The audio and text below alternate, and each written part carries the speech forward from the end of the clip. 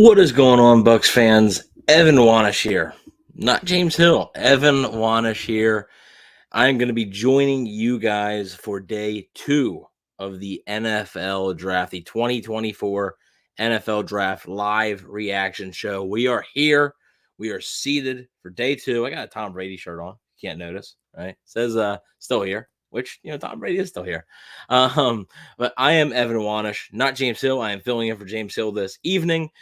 I'm Evan Wanish from the Cannon Fire Podcast, also write for Bucs Nation of SBNation.com. So if you want to check out my written work, head over to BucsNation.com. But having said that, I am more than excited to get rolling here. Always love doing this with James, and I'm pleased and really excited that he's given me the opportunity to be able to do this on my own, to be able to do it solo and be able to provide you guys with a lot of cool content. So day 2 of the NFL draft, Buccaneers have 3 picks today.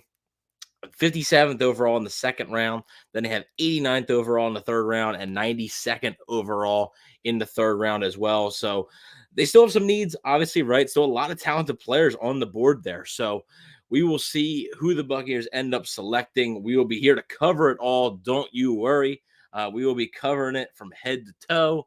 And I'm a draft fanatic, right? So love the draft, love these 3 days, right? And it's so fun. So really excited to be able to spend it with you guys. Let me know if you're in the chat. Let me know where you're from in the chat. I always like to know. Always find that cool. Let you guys, like I said, you guys can check out my work on BucsNation.com. You can check out my podcast, Cannon Fire Podcast, that I do with Rhett Matthew. I know I've appeared on this channel a number of times. I know I actually was working for this channel a couple months ago, and the support you guys had for me was unbelievable back then. So, and I know Rhett has also been on the show, multiple times. So, with that being said, I want to hear what your guys' thoughts of yesterday's was. Not just the Bucs pick, right? I want to hear what you think about Graham Barton and the fit with Graham Barton in Tampa Bay. But I also want to hear about what you guys think of the first round overall. Of course, we're going to be talking about Michael Penix Jr. going to the Atlanta Falcons, right? That's a big one, right? that is a big one. The shocker of round 1, I guess you could say. Donnie is from Kansas. Shout out, Donnie. Thank you for joining me tonight. What do we think of Michael Penix Jr. going to Atlanta Falcons? I mean, to me, it doesn't make any sense. I don't get it. I understand there's some people that are trying to justify it. It doesn't make any sense to me, but let me know what you guys think as we get rolling here. Still have about 27 minutes until the second round begins. So just going to be hanging out here, sort of talking about what happened last night, what could happen tonight before we really get down and start breaking down these picks. So with that being said, more than happy to, share this with you guys, and really excited to get rolling here. As I'm going to get some stuff out on socials here, get some more people in here. 18 people already in the chat. Really, really excited. Really happy with that. Stick around. If you guys want to hang out, see my reactions to the picks, right? I mean, might not be as crazy as James. James has some crazy reactions. I remember day 2 a few years ago, me and James were on, and when the Bucs picked Kyle Trask, that was a really fun reaction from James. Donnie said, I was asleep, but love the pick, laughing at the Falcons. I don't think you were the only one laughing at the Falcons. Scott Reynolds, the Pewter Report, actually said that the Bucs front office was shocked when the Falcons selected Michael Penix Jr. So, and I'm sure they weren't the only front office. And freaking Kirk Cousins, the quarterback who they just signed, was even shocked. So, yeah, that's definitely interesting. It's definitely interesting. Like I said, I don't understand it. I get that Kirk Cousins is older, has a major injury, but Michael Penix Jr. is not young. And he's about to be 24 years old. Kirk Cousins just signed a 4-year massive deal. I don't see the appeal. I really don't see the appeal. By the time Michael Penix Jr. is going to be potentially starting, he's going to be 26, 27 years old. I don't see the appeal there. Let me know what you guys think, though. I don't want to hear what you guys think just about the Michael Penix Jr. pick, but I want to hear what you guys think about the draft as a whole so far.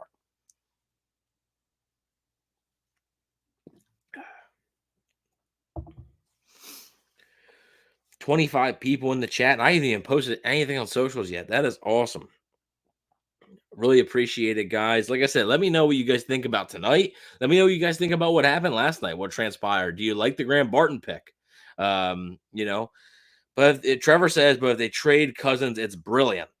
But they're not. Are they going to trade Kirk? Like, when are they going to trade him? They're not going to trade him, obviously, this year. So, like, I don't know, and I don't know. I just feel like there was an opportunity that you could have really helped yourself out, and instead, you kind of, you kind of got a guy who's going to be holding the clipboard for a little bit. Xavier Worthy needs to be a Buck. Xavier Worthy was selected by the Kansas City Chiefs last night, so unfortunately, he is not available to the Buccaneers.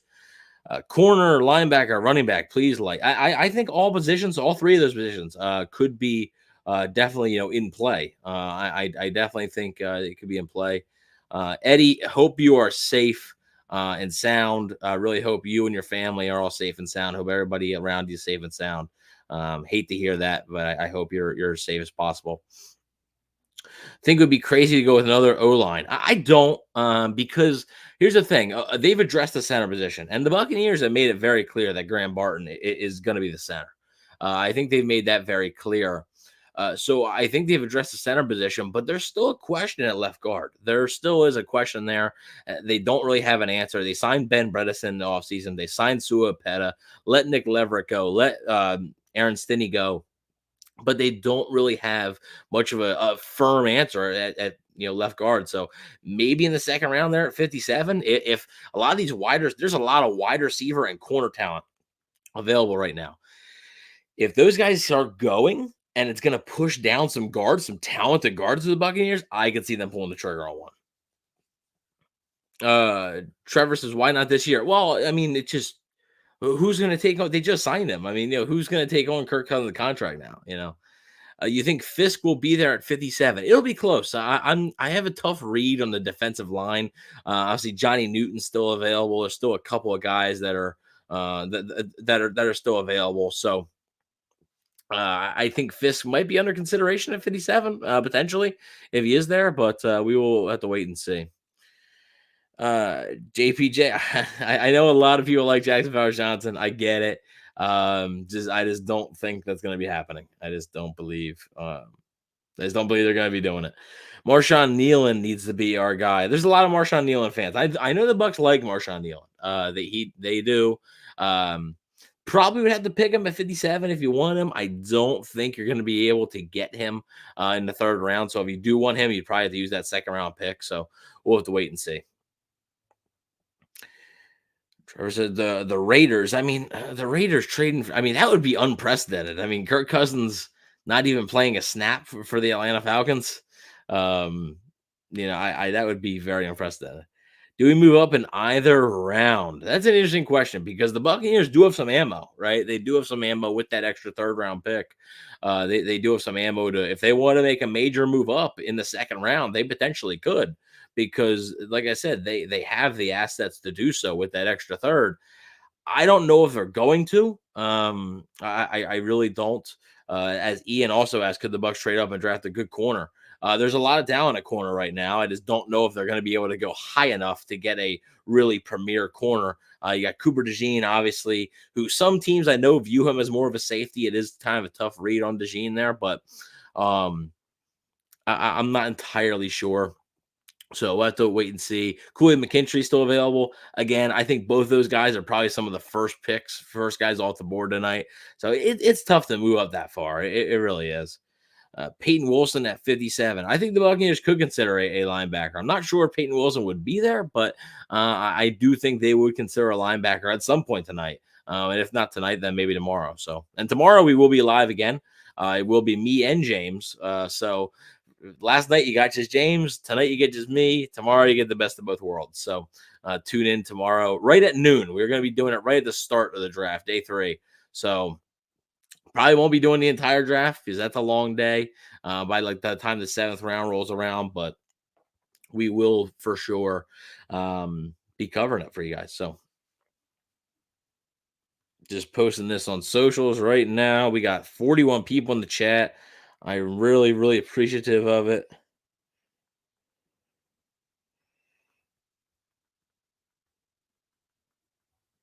TJ Tampa might be there at 57. Kerry Jackson, 89 or 92. Jackson's an interesting one. Oregon corner, lengthy guy. He's an interesting one. TJ Tampa, I think he's a solid player, but I also think I think there's some people that want him just because his last name's Tampa. Like if his name was DJ Dallas, like do we really think he'd have as much fans? I don't know. It would be cool. I mean, it'd be interesting to see last name Tampa, on a jersey. But Donnie James out being a pimp, yeah, yeah, he's got a whole world going on, man.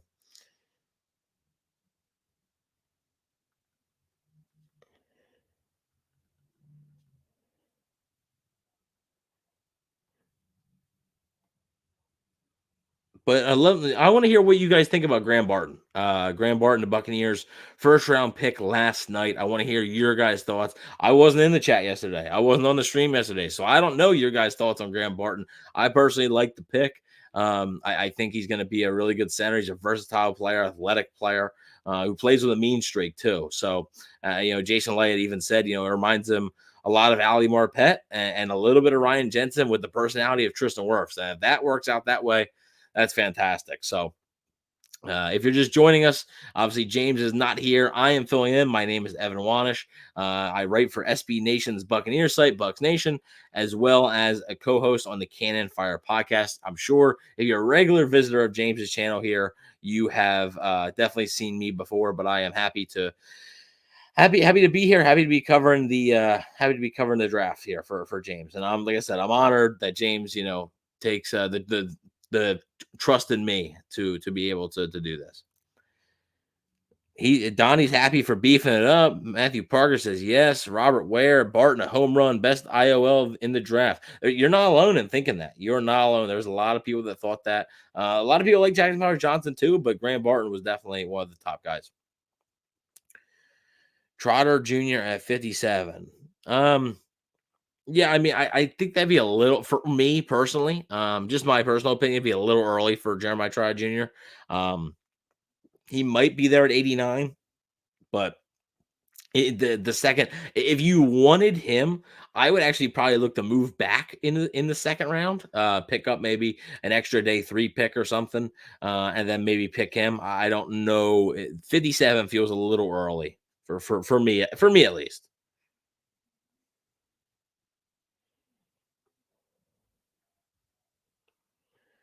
Let's see. What else do we got here? Uh,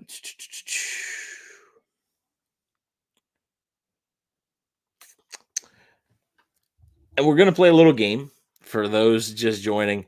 Uh, Neil says not a sexy pick, but needed. I agree. Whenever you draft offensive lineman, look, it's never going to be the flashy thing, right? But it's I don't think any Bucs fans right now are regretting the day Tristan Wirfs went to the Buccaneers, right? Um, Hoping Johnny Wilson falls to 125.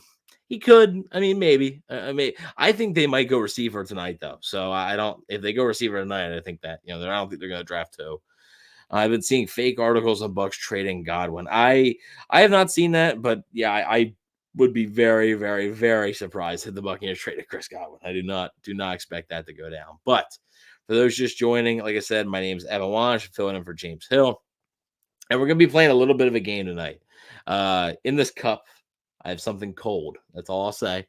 But I have something cold, and for every super chat I get, super chats are absolutely not required. They're appreciated, but not required.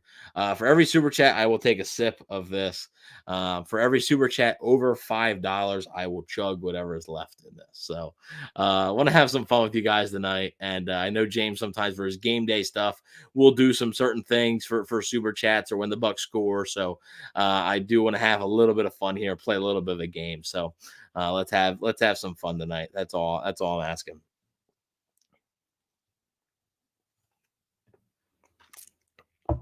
What wide receivers left are worth a second? There's a lot of depth at receiver left. Uh, obviously there's going to be some guys that won't be there. AD Mitchell won't be there.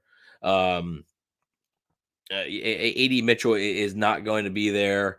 Troy Franklin is not going to be there. and Lad McConkey is not going to be there, but there's going to be some guys there. Roman Wilson from Michigan could potentially be there, even though feels destined to be a charter, in my opinion. We'll see if that comes to fruition, but Roman Wilson could be there. Keon Coleman, I know a lot of people like from Florida State. And then Malachi Corley from, I believe, Western Kentucky. So there's some talent, and I mean there's a couple other guys, like I said, that are left. I do have a draft book next to me for reference, so we'll be looking up. If there's a name I don't recognize, I'll be able to look it up in the book here. Might end up screen sharing some stuff for you guys here as well. Wouldn't mind us drafting JPJ. Hey, I mean, look, I'm not expecting it. I know you're not alone. There's a lot of people that like Jackson Powers Johnson. I get it. Like I get it. I would be very surprised though. I would not be expecting it. Have to replace Shaq and White. Yeah, I mean, look, it's tough because they did sign Randy Gregory. And at the same time, the depth in this edge class isn't great. So I agree that they should draft an edge. However, I'm not sure the quality of player you're really getting even today, right? I mean, when the Bucs were up at 26, all the edges were gone. Like Latu's gone. Jared Verse went. Dallas Turner went. Even Chop Robinson went. So those guys were all gone. I'm just not sure how much depth is there. How good of a player are you actually getting, even at 57? So, and as far as, Devin White, they do like KJ Britt. I mean, they like the work that KJ Britt did down the stretch, and I think they want to give him a shot. So,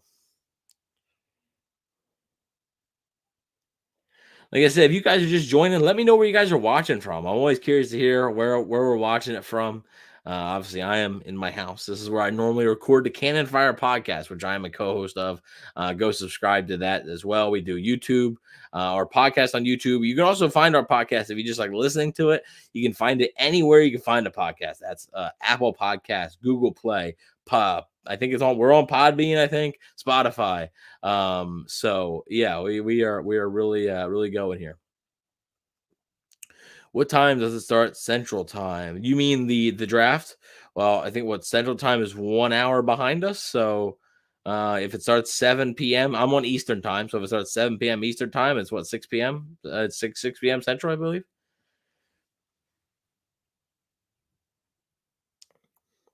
Sorry, but our linebacker overrated. I mean, hey, that's your opinion. I think that the Bucs really like, the Bucs really do like KJ Britt. So that is the case right now, I think.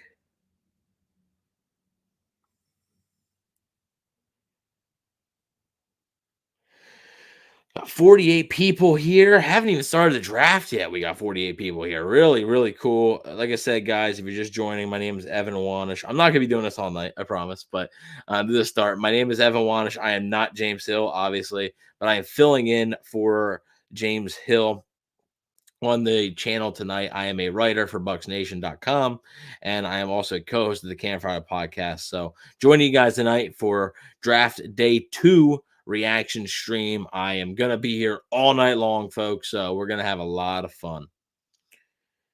Wow, you just put a whole list of names there. Kool-Aid, Cooper DeJean, Ennis Rakestraw, Marshawn Nealon, Jackson Powers Johnson, Donnie Mitchell, Johnny Newton, Mike Sandstill, Andrew Phillips, Malachi Corley. It's good. That's a good list. I mean, it really is. Anyone else see Chris last night? Wow. I know I did not. I did not. Was it on like a draft stream? Like did they do like did whatever, or did he do Pro Football Talk or whatever? Was there like did they do like a stream or something?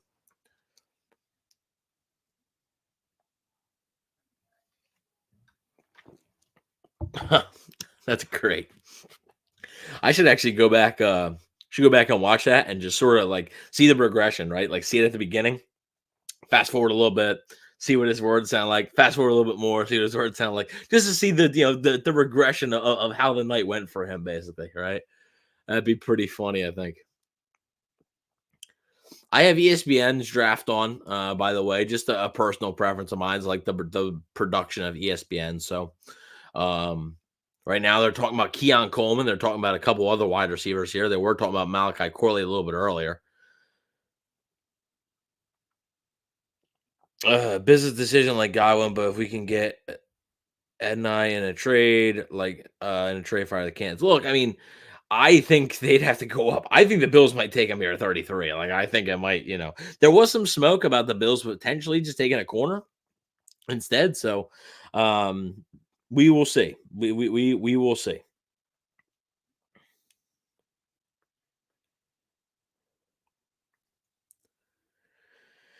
Let's see.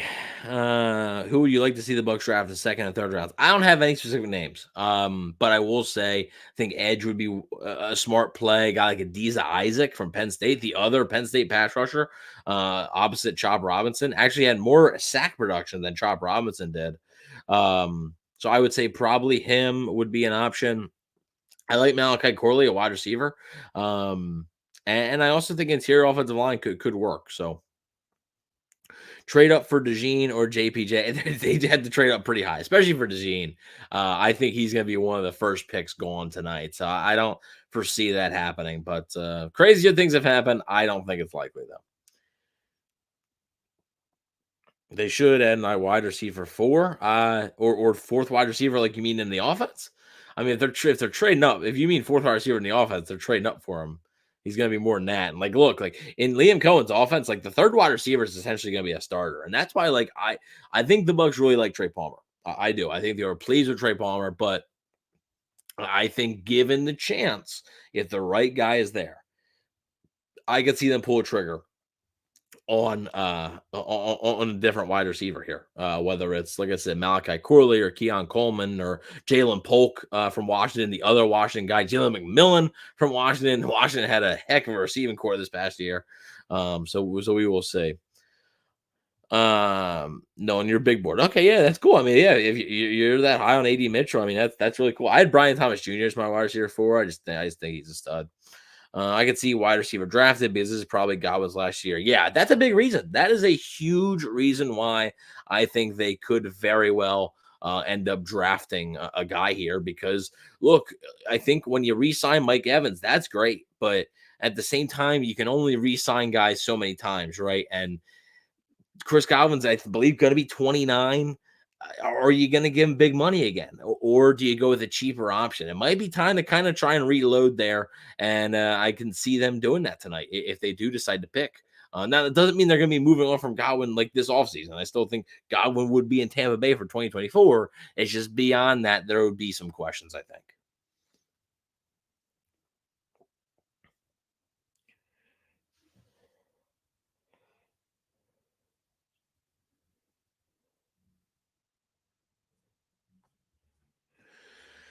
Let's see. Washington had a QB that elevated the wide receiver opposite of LSU. Yeah, well, I mean, but I think Rome's really good. Like, Rome's a stud. I think Jalen Polk's pretty good, and Jalen Millen's pretty good. I like all three of the receivers. I mean, Rome is ridiculous. Also, if the inside linebacker falls a bit, we could trade up to get the first inside linebacker of the draft, even though we liked what we have. Yeah, I do think the Bucks like what they have. At the same time, though, if the right player's there, look, they will consider it. They will absolutely consider it.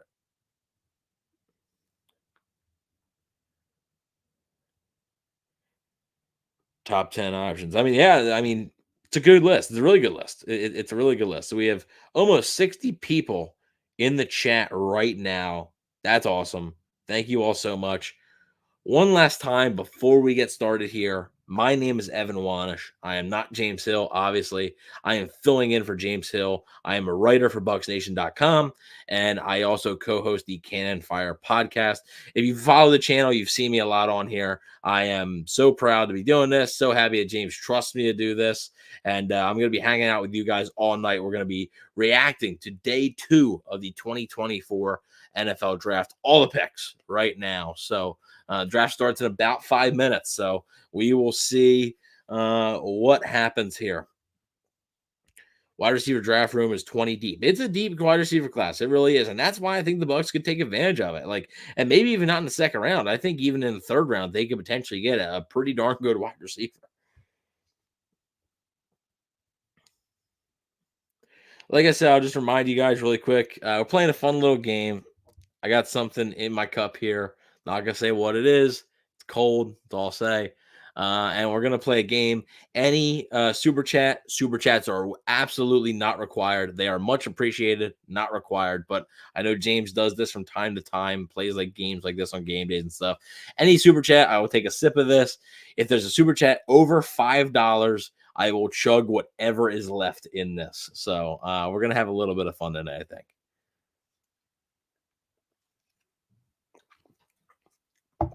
Brian wants Keon. Eric wants Keon. Eric wants Keon, Ray Davis, and Jeremiah Trotter Jr. Ray Davis, obviously the obvious connection there, with being at Kentucky and Liam Cohen being there. So there is an obvious connection. So I could see Ray Davis. I could see Ray Davis for sure. Chris Braswell, Muhammad Kamara. I like Muhammad Kamara a lot. Yeah, I do. I do enjoy Muhammad Kamara. Oh no, he hacked the system. If you're super chat $10, please do two $5.01 chats instead. Oh boy, oh geez, that's actually pretty good. That's good. JPJ and Kool-Aid to the Bucs. I don't think even one of them is going to happen, let alone both. I would be surprised. Both. Peyton Wilson's a really good player. I'm not sure he's going to be there at 57, but Johnny Wilson is a bigger, faster, stronger Keon. I'm not the biggest Keon Coleman fan. I don't know. Like I said, I'm not the biggest Keon Coleman guy. So, what's up, Big Hoss? Happy to see you here, man. Happy to see you. Yeah, Muhammad Kamara though. Muhammad Kamara is really good. If you look at it, he has a very similar build to Shaq Barrett. He really does. He has a very similar build to Shaq Barrett. Yeah, I mean, also, yeah, went to Colorado State. So, pretty good. I mean, it's pretty, it is pretty good, and it makes a lot of sense, I think. So, Muhammad Kamara, and he might be honestly a guy that, which by the way, Shaq Barrett went to Colorado State. Just saying, but he might be a guy that's even available maybe in the fourth. I mean, he's a pretty good player, but might be available in the fourth. Trey Benson in the fourth. I don't know if he's going to be there in the fourth. I think because you got to remember the Bucs are going to have they're going to have a late fourth, right? So I think if the Bucs want him, they're going to have to take him in the third. It would be a disservice to the league if TJ Tampa went anywhere but the Bucs. You're not wrong. You're not wrong. Gonna go DT with the next pick. Could be. Going pass rush or corner next. I mean, if you're asking a question, I would lean more towards pass rush, but I think both will be on the table. As we are under 2 minutes until the NFL draft resumes, day 2, we are about to get this thing kicked off. Like I said, really excited and happy to be here. So let the madness begin, right? Always day 2 is always my favorite. Let me know in the comment section before we get started with the official draft. What is your favorite day of the NFL draft and why? My favorite day is day 2. I like the amount of picks. I like the amount of action. There's more trades. I just think it's more fun to watch day 2. The picks go faster. Let me know what your favorite day of the draft is and why before we get started here on day 2. If we go with a D-line, Jerzon Newton should be the pick. If Graham Barton, and I think Pewter Report reported this, if Graham Barton wasn't there, I think the Buccaneers would have taken Johnny Newton at 26. So there's no doubt that they like him. I don't see how he's available when the Buccaneers pick, unless they're going to trade up, which is always possible. Jalen Hunt is an amazing project. He is. He is really. If you want a guy who is not ready at all right now, but is could be ready in 2 years, Hunt is definitely a guy to keep an eye on. I think Bucs like Britt and Dennis at linebacker with David. But I can see it drafting another one late in draft. Yeah, I can see that too. I think you're right on. A lot of people like day 2. Yeah. A lot of people like day 2 in the chat. I do too. Yeah, like you said, the uncertainty of it. A lot of guys, there's a lot more madness that goes on. I feel like in day 2. So pretty fun stuff here. It's officially 7 o'clock, so we are getting ready to roll here, my friends. As the NFL draft is kicking off right now. Like I said, stay tuned for what is to come next as the NFL draft. Day 2, rounds 2 and 3 of the NFL draft is about to be kicked off here. We are live on YouTube, Mr. Bucs Nation YouTube channel. I am Evan Wanish, co-host of the Campfire Podcast, writer for BucsNation.com. You can go check out my written work on BucsNation.com and check out my podcast, Campfire Podcast, I host with Rhett Matthew. Kyrie Jackson is a good third round option. Yeah, I like him. Like I said, I like the amount of length he has. I think it's pretty good. Day 1 should be around 1 and 2. See, day 1's long enough to me. Like they make day 1 so much of a spectacle that I don't know. I don't really know. Hit the like button for James Peeps. Yeah, seriously. Yeah, hit the like button, guys. You're supporting me, but you're supporting James, So I am happy to fill in. Yeah, please hit that like button. It is much appreciated. Really do appreciate it. I'm gonna try and do half the job that James does on these. He knocks it out of the park every single time, and I'm gonna try my best to do the best I can.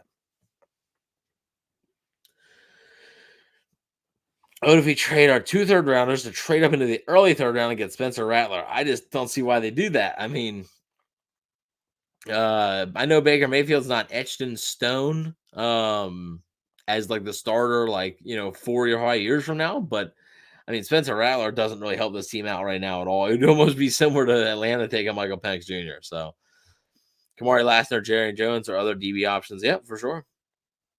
What's up, James 2? Am I James 2? I wouldn't consider myself James 2. There's only one James Hill. There's only one. He's one of a kind, right? He's a one of one. So I appreciate it though. If that's what if you're referring me to James 2, why do we trade up for Rattler? Yeah, exactly. Baker's the perfect one to coach up Rattler. That's okay, but here's the thing, they have other needs, right? They have other needs, and I just don't know if that would make a lot of sense, especially when the scenario was trading up. So that doesn't to me that doesn't really work well. That doesn't really fit well for me, and I would be shocked, like beyond shocked, that they did that too. Wouldn't be surprised if they take another O line with one of the picks. Yeah, I agree. I do agree.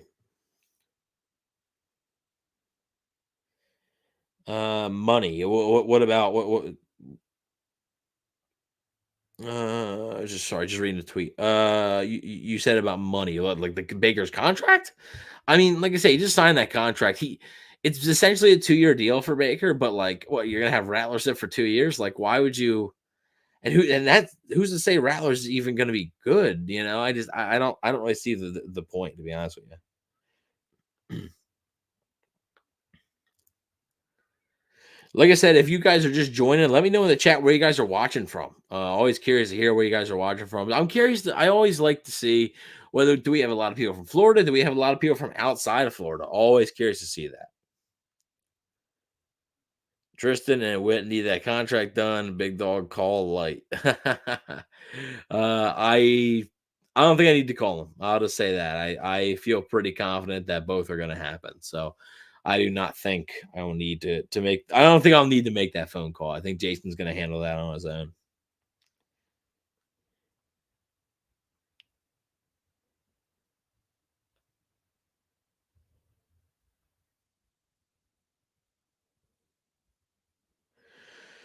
Watching from Tampa. All right, Washington State, nice. Washington, we got 2 Washington States. Nice. Awesome. Baker deal was good. The draft class wasn't deep this year, especially at 26. Oh, Hawaii. Awesome. That's awesome. Who's to say any QB is going to be good? First round QB is the biggest bust potential. Sure, but like the later you get, the less likely it is to be good. I mean, I personally am not the biggest fan of Spencer Rattler, so I don't see the point in signing Baker Mayfield to a 3-year deal and in the same offseason, picking Spencer Rattler. A lot of people just clown the Atlanta Falcons for picking Michael Penix Jr. after signing Kirk Cousins. So see what Baker can do in 2 years and draft a QB if it don't work out. Exactly. Disa Isaac, I believe, I'm sure spell check got the best of you there, Timothy. But Adisa Isaac at 57, that's a possibility. And like I mentioned, actually, he actually had better sack production this past year and in his career than Job Robinson had. Job Robinson was a first round pick. So the other Penn State edge could be an option for the Buccaneers. I mean, but that is a first round pick and it is a third round pick. But it's okay. But you're in that scenario, though, you're trading 2 of your thirds for 1. So you're minusing a pick. And then so you pick Graham Barton, you pick somebody else in the second, and then you're picking a quarterback in the third when you could have picked a corner or a wide receiver or a guard, somebody else to help you out now. That doesn't make much sense to me. Super Bowl, I'm calling it now, 12 wins, and we're kicking KC this year. Hey, that's bold. I like it. That is bold, though. I do like it. Rattlers a no goal, go. Can't talk. Rattlers pulling a Falcon. Definitely need a cornerback or edge rusher. There's Roger Goodell up on the stage. I see Jerome Bettis. No, not Jerome Bettis. That's Brandon Graham, I think, maybe. But he's got a bunch of little kids up there with him. A lot of fun stuff. I cannot hear it. I have it on mute, so I will not be able to hear it. I've had all the correct. Yeah, I figured. Hey, but D's Isaac's a good player. Bo Parade or nothing. There you go. Falcons did because Kirk is old. Baker is young still. Yeah, but I mean, even when the Falcons did it, didn't really make much sense. I mean,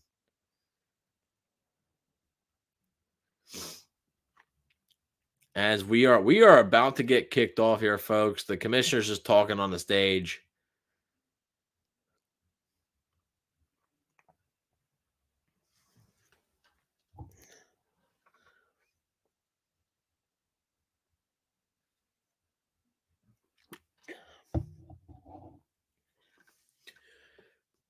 Is there any specific? A lot of people are naming positions, and I get it.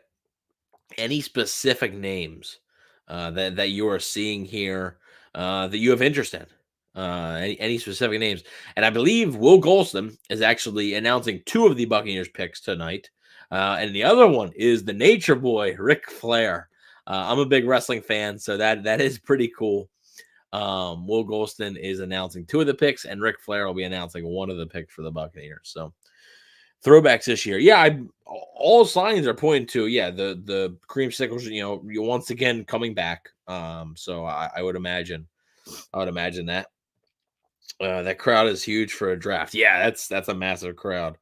Is that Kevis Moore? What's up, brother? Is that sketch? Am I supposed to what's up, brother? There you go. There's my sketch impression. There you go. But thank you all for joining. Like I said, really, really excited as looks like what we got. The Michigan Wolverines. It looks like they're carrying the college football championship, the national title up there. Schedule release on May 9th. Is that official, Timothy? Was that announced? Like I said, I cannot hear it. So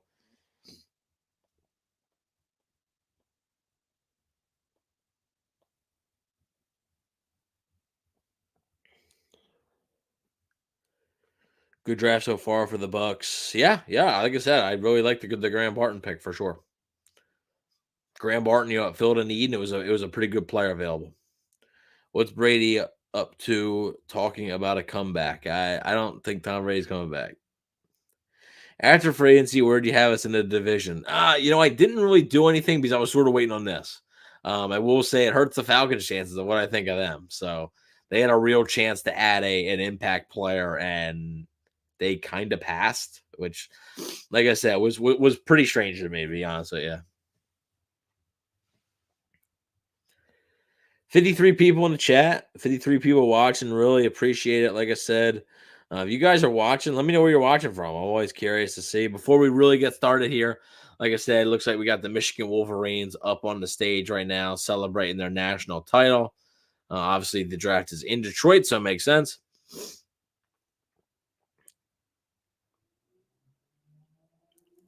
If we go DB, McKinstry, Rakestraw. If we go Edge, Nealon, or Isaac and Newton. Yeah, I just don't think Newton or McKinstry's probably going to be there. Timothy's watching from Houston. Very nice, very nice. And the Buffalo Bills are on the clock, and the clock is rolling, folks. So we are off and running tonight. We are off and running tonight. The Buccaneers are not scheduled to select until 57th overall, barring a trade up, but we will see what happens. If Cooley McKinstry falls to the middle second round, do you think we could trade up to pick him? I would say probably not, but you never know. Jason Light, historically, has made most of his moves on day two. Right, he has been aggressive, potentially in the past. So jumped out my skin when Atlanta didn't take an edge. Yeah, I thought they were going to take Dallas Turner. I had them taking Dallas Turner in my mock draft. So definitely. Anybody traveling to games want to do LA, Dallas, and Kansas City? Yeah, the Bucs have pretty interesting road schedule this year for sure. 28 hours away from Tampa Bay. Wow, that's pretty. That's interesting.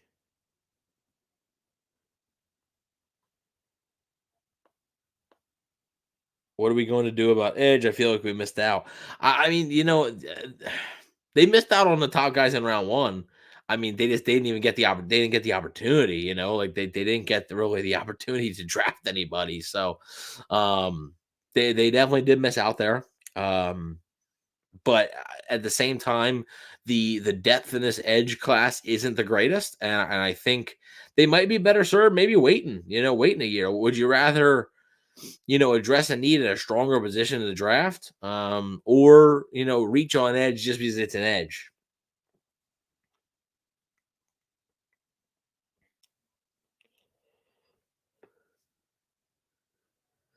We should trust in Yaya edge. He could be the edge of the future. Sure, yeah, for sure, but you need two edges in the NFL. You just, especially in today's NFL, when so much of it is offense, so much of it is passing.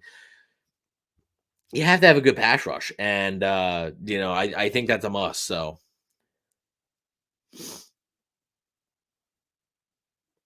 guess we're gonna have to hope for the best with JTS. Yeah, I mean potentially. I don't know. Like Randy Gregory might be the starter. We'll see, but need to get a cornerback in round two. They could. I don't know. I wouldn't be shocked if they picked the corner, but also wouldn't shock me if they don't. Like they really like Zion McCollum, and like I get it that people think that like it seems like people have thought forever that the Bucs secondary just sucks, and yet they win a ton of football games. Which if their secondary truly sucked, they wouldn't win a ton of football games. So, but I we'll see. I know they do like Zion McCollum a good bit.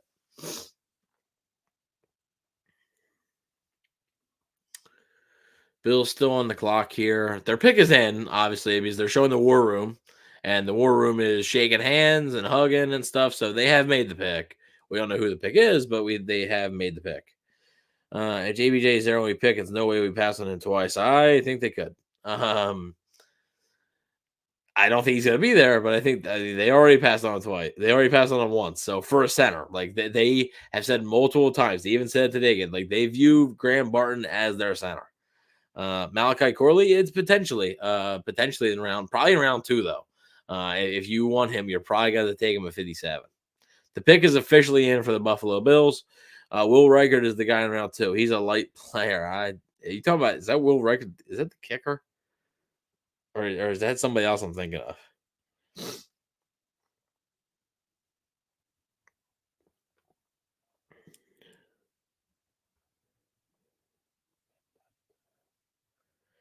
Need reliable, healthy starters at corner.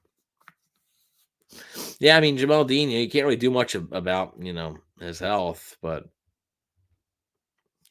and also like you can't predict injuries with any player. I mean, any of these guys can be injury prone.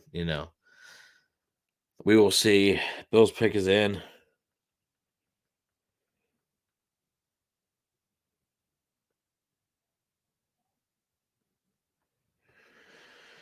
Bucks round two kickers always worked out. Yeah, for sure. For sure. And also, if I see the pick, whether it is Buccaneers, whether it is somebody else, I will not be spoiling it. James does not spoil his picks on when he does the streams, so I'm not going to be spoiling it for him either. So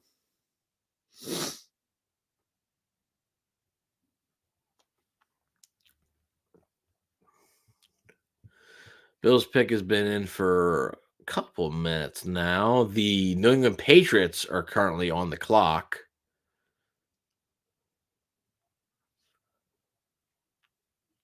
Always love that ESPN chime, you know. Do do do do do do do do. It's always great. You guys watch on ESPN or you guys watch on NFL Network? What do you guys prefer to watch the NFL draft on? Like I said, I just like the nostalgia of ESPN. It was around, before NFL Network, and just like I said, that jingle that they have and Mel Kiper Jr. and stuff. It's I always prefer ESPN, but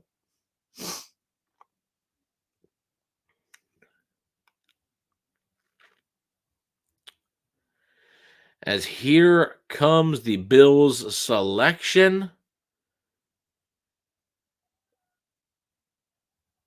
The Buffalo Bills. Yes. Hey, I mean, everybody's got their own flavor, For draft coverage, I do like the ESPN coverage.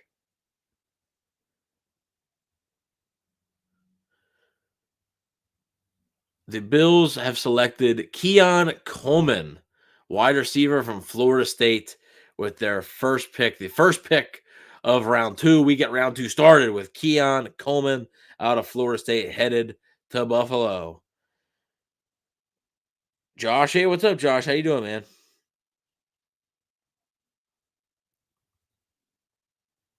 It's weird not seeing Todd McShay. Yeah, it is. It is for sure. Patriots are now on the clock as the Buffalo Bills go with Keon Coleman. So you can cross him off your list for potential. I know there was a lot of people that were hoping that Coleman would be able to be a fit for the Buccaneers. He is off the board here, though, headed to Buffalo as we have opened up round 2 officially.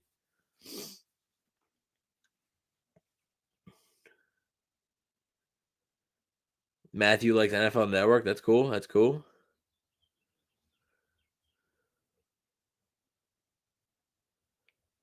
Bills are in an interesting spot, obviously. It is because they're always going to be a contender, right? Because I'm of the mindset if you have a good enough quarterback, you're always going to be a contender, and they do. Josh Allen is one of the best quarterbacks in the NFL, but they got some holes. They got some serious holes on their roster. We got a trade alert. A trade alert. The New England Patriots are trading this pick number 34 to the Los Angeles Chargers. I do wonder if this is for a wide receiver here. I wonder if maybe they're coming up to take A.D. Mitchell here. Potentially. I don't know. But they need wide receiver help. Or I could have, I thought Jim Harbaugh was going to take Roman Wilson. With them trading up here, potentially not. But we do have our first trade. This is why I love day 2, folks. We already got 2 picks, not even just after 1 pick, we got a trade. So the Chargers have moved up to 34 overall. We will see who they are looking to grab.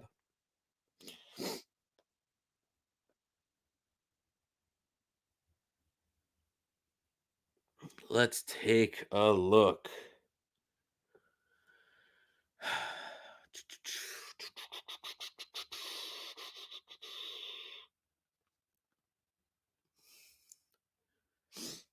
The Patriots traded 34 and 137 to the Chargers for 37 and 110. So Patriots have a minor trade back here.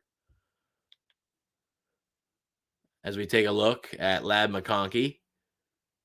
He's smiling, but it doesn't seem like he's smiling on the phone per se.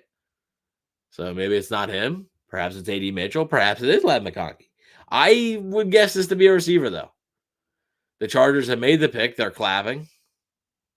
Always fun to see the war rooms. I'm always curious to see the different war rooms, right? Because some of them look like dungeons in a basement, and others look like they're like thousands of dollars worth in that room. So Chargers look pretty basic, though.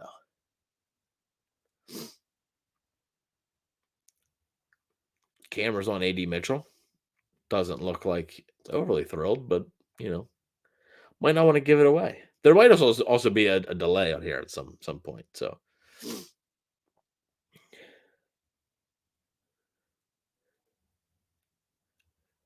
we will see who the Chargers are selecting. Are we going to get another wide receiver here? I think we do. We will have to wait and see who that wide receiver may be. If it is a wide receiver. I mean, they have a need at corner. They have a need on the defensive line they could go with. So it's not just wide receiver, but I have to imagine they got their eye on somebody. Obviously, they got on the phone pretty quickly with New England and moved up to this spot. So we will have to wait and see what goes on and how it goes. As here we go, the Charger selection is in.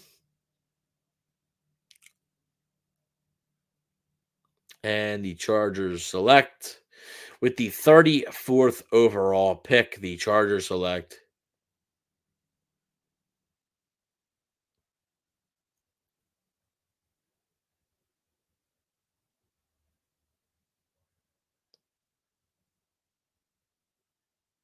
Ladd McConkey to the Los Angeles Chargers. They select the wide receiver. It is not A.D. Mitchell. It is Ladd McConkey. The Georgia wide receiver is headed to the Chargers, folks.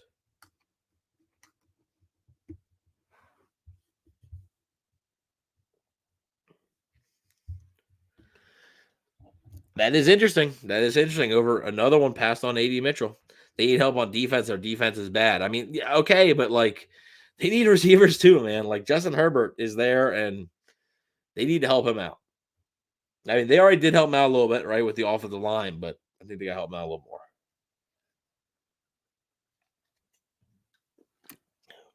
more. Arizona on the clock now, 35. They picked Marvin Harrison Jr. That's how they started off their draft, and they pick, I believe, Darius Robinson in the second of their 2 first-round picks.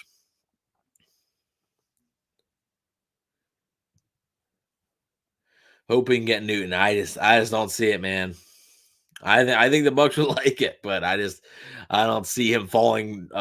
Still would have to fall 22 spots.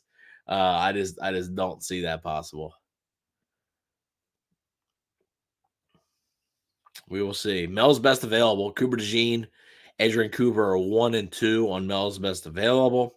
Then we get into Kool-Aid McKinstry at 3, Adonai Mitchell, A.D. Mitchell, aka at 4. Obviously the wide receiver from Texas. TJ Tampa at 5. Johnny Newton at 6. Buck Wild, aloha, Evan. What's up, man? How you doing? Glad for you to be joining us tonight. 7 is Adisa Isaac. 8 is Malachi Corley. 9 is Romo Wilson, and 10 is Kamari Lassiter. So we will see. I mean, yeah, you're right. You are right, Ja'Cory. All right, you're right. You never know with the NFL draft, but man, it would be quite the slide. At that point, I would think in my head, like, okay, this is too good to be true for a reason, right? Like, there is some injury concerns, I believe, with Newton. He has an injury that's apparently like pretty serious. Trade alert. We have another trade. Here, the Arizona Cardinals have traded this pick to the Atlanta Falcons. This might be Spencer Rattler, folks. Oh, boy. If we're talking about Tampa Bay trading for Spencer Rattler, I think the Falcons might have beat the Bucs to it. I think they might have. Why would the Bucs need a wide receiver? We already have one of the best wide receiver groups. Well, it's about now and the future. Trey Palmer is decent, right? But I think there's a couple guys that are better in this class than him.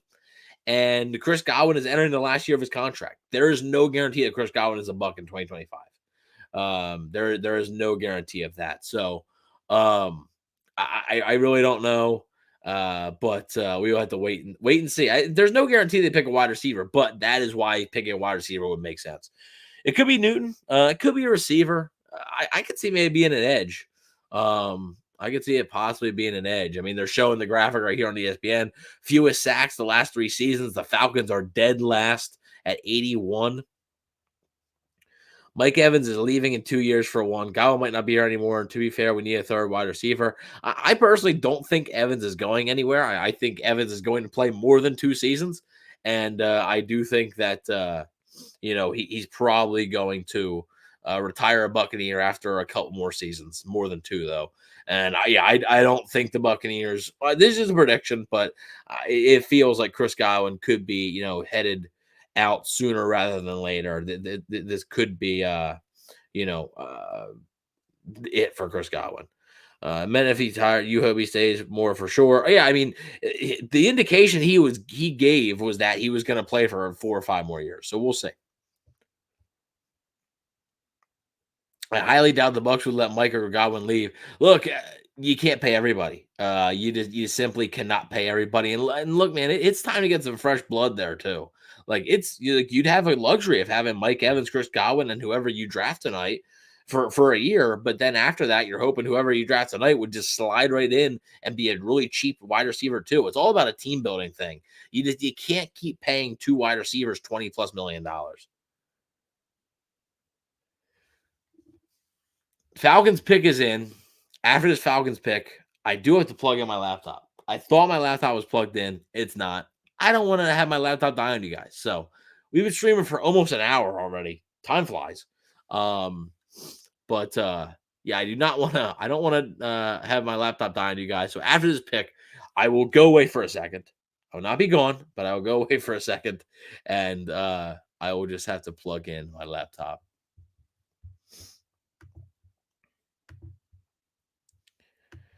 Let's see.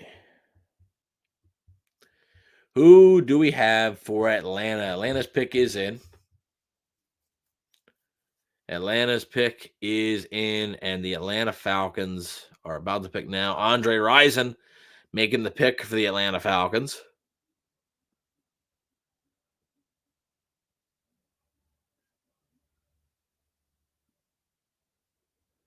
The Falcons select.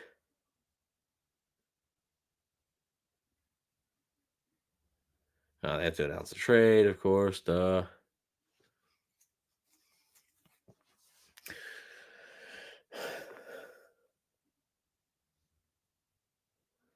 The Atlanta Falcons select.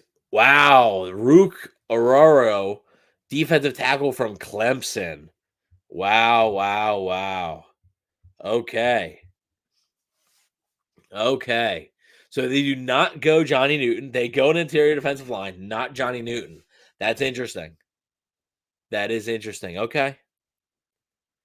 I mean, it makes sense. I would, if you're going to go an interior guy, I'd go Johnny Newton, but Rook is definitely interesting. He's a guy I think the Bucs could have had their eye on for sure. They go on the interior and they trade up for him. So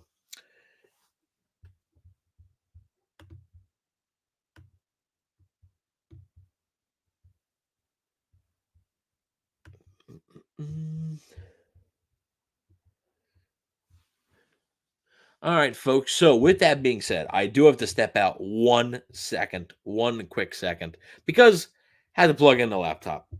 Don't want to you know, don't want to have it die on you guys. I remember James talked about him. I was like, I'm not trying that last name. Yeah, I guess I'm just more brave than I don't know. Like I said, it's Horo. That's Horo. I don't know. It's that is a tongue twister. That is a tongue twister for sure. Arthur Blank looks a little more happy with management tonight than he did last night. Ja'Cory, you're on the money. I mean, hey, maybe you're on the money with Johnny Newton to the Buccaneers, possibly. Even though you did think it was Johnny Newton to the Falcons. But all right, folks, I'll be right back in just a second. Don't go anywhere.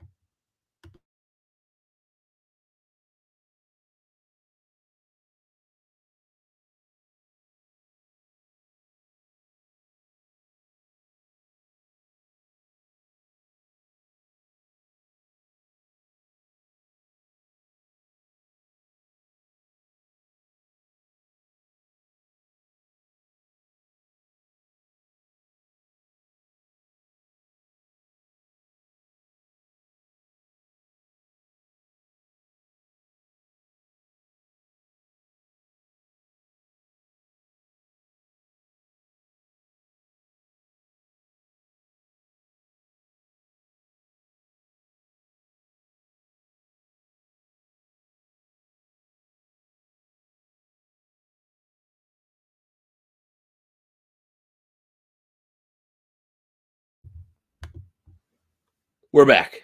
We're back, and the laptop is charging. So we're back, folks, and we are now with the Washington Commanders. The Washington Commanders pick 36 is in. We will see who the Washington Commanders select with pick 36. Like I said, we are playing a little bit of a game tonight. I do appreciate super chats. They are appreciated, but not required. Any super chat, I will take a sip of whatever I have in my cup here. And any super chat over $5, I will have to chug whatever is left in the cup at any given time. So,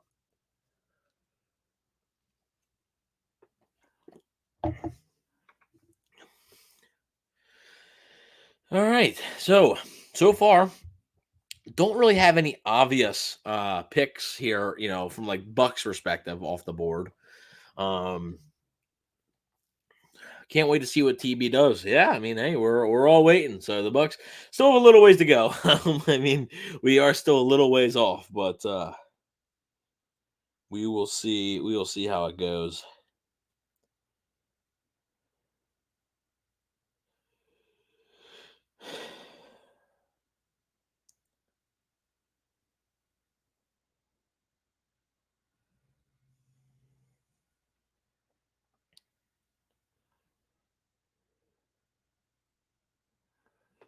Let's see. So if the middle rounds, light really hits on those. Yeah, the only thing that is interesting,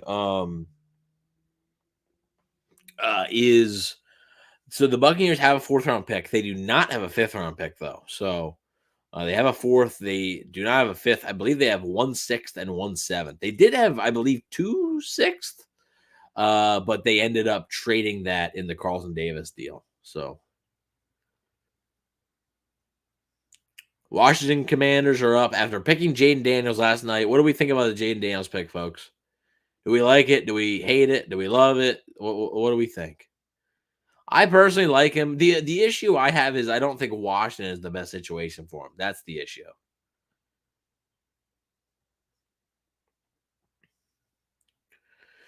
So here we go. The Commanders. Roger Goodell is actually coming to the podium with somebody here. Assuming they're going to announce something, but the Commanders selection is in, and they're about to make it.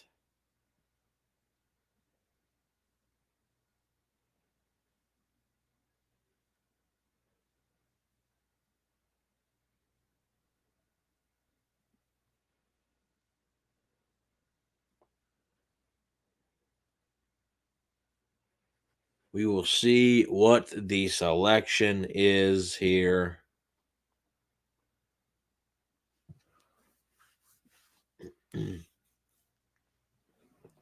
Commanders got to go edge, or they're losing Young. They're losing Young and Sweat. Yeah, but what edge? Any edge right now is a reach. They pick an edge at 36. Who? I mean, Isaac. That's the only possible one I could be talked into here. Like the only one. They got fleeced for Davis, dude. I didn't think the Buccaneers were even getting a third for Carlton Davis. I thought they were getting a fifth. I thought they'd do well to get a fourth. I mean, a corner who in the final year of his contract, and I mean he's a solid player, but I thought they did pretty well to get a third. To get another top 100 pick for Carlton Davis, I think that's pretty good.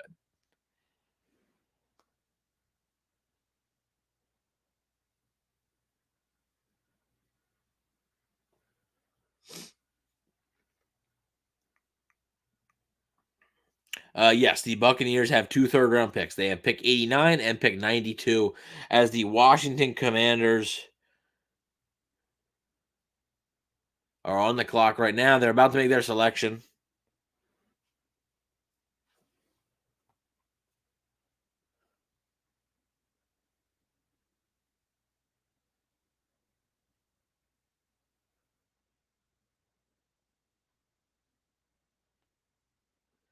And the Washington Commanders have picked.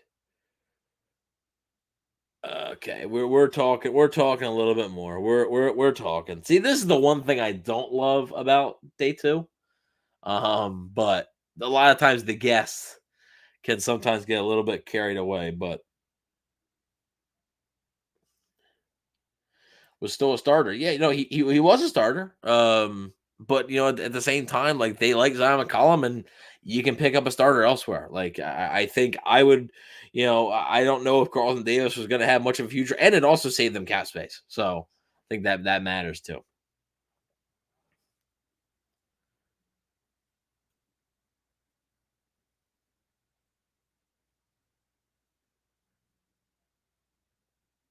The Commanders select Johnny Newton. Johnny Newton is off the board, interior defensive lineman from Illinois. Johnny Newton gone, headed to Washington. Headed to Washington to be a Commander. We're starting to get backed up here, folks. I just checked Twitter, and I have the Patriots pick here as well. So I will not spoil picks. James does not spoil picks, and I do not spoil picks. Today's NFL needs 3 starting corners. The Bucs feel they might have that with Jamel Dean, Zion McCollum, and potentially Tavier Thomas or Bryce Hall. So, and they can still consider a cornerback tonight. I mean, there is no doubt that they could consider a corner tonight. But Johnny Newton headed to Washington. It's a great pick for Washington. I mean, if Newton can be healthy, I think his tape was like top 10, top 15 stuff in this entire class. But he falls, and Washington picks up a good one. Wonder if Light would trade the 2/3 to move into the second. I don't think so. Just my opinion. That's just my opinion. I think he'd rather have the 2 picks. Jason Light loves the draft, man. He loves his draft picks, and I don't think he would trade up if the price was right? But I just think any move that involves the 2/3, I think might be a little steep for him.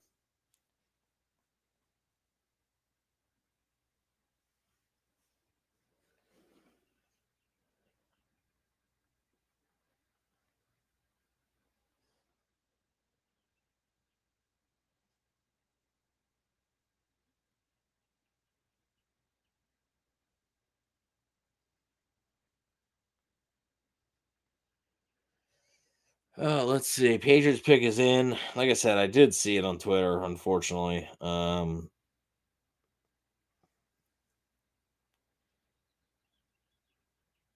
Is what it is, but it's the only way I'd see that if there's someone that he just loves and thinks they'll be gone. Yeah, look, there is always a chance. There's always going to be a chance. I'm not saying there's not, but most likely not. Let's put it that way. Patriots picks in. The selection is coming right now. Patriots drafted Drake May, 3rd overall. Could they potentially get him some help? Potentially.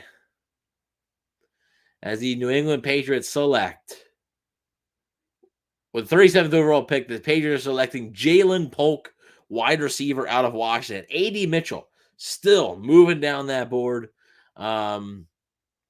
We have 3 wide receivers selected so far. None of them have been A.D. Mitchell. So the slide continues for the wide receiver out of Texas.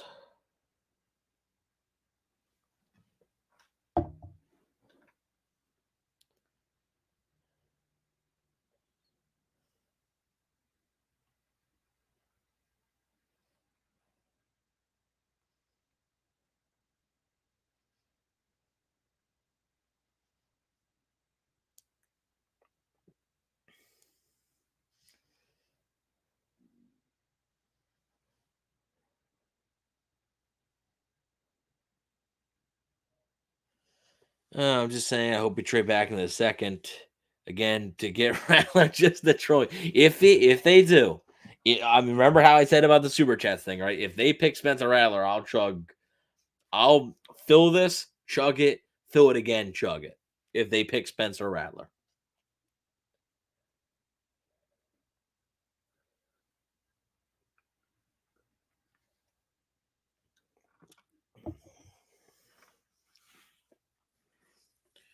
Oh man, take the hat off for a minute. Tennessee's on the clock, 38th overall. They went with J.C. Latham, 7th overall in the first round last night. A lot of people thought that was maybe a reach. I would have maybe picked Roma Dunze. Obviously, Joe Alt being there would have been, I think, the dream. But since he wasn't there, I think Rome probably would have been the best bet. But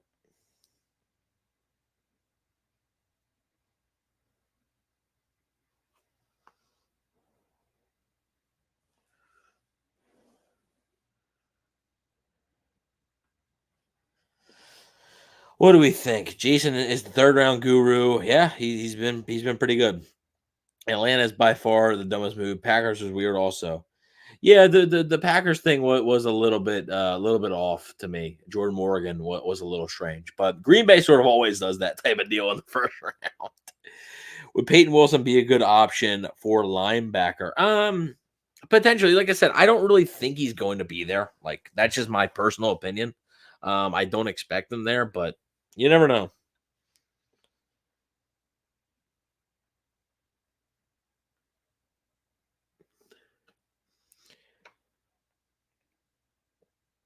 Ba, ba, ba, ba, ba, da, ba. All right. So the Tennessee pick is in because I saw it on Twitter. So the Tennessee pick is in. It says there's about 4 minutes, a little over 4 minutes on the clock. The pick's in though. So like I said, I will not spoil it. James doesn't like to spoil. I won't spoil. Technically is his stream. I'm just running it for the night. So you'll see me again tomorrow. You will see me again tomorrow on day 3, the day 3 stream. Me and James will both be here. So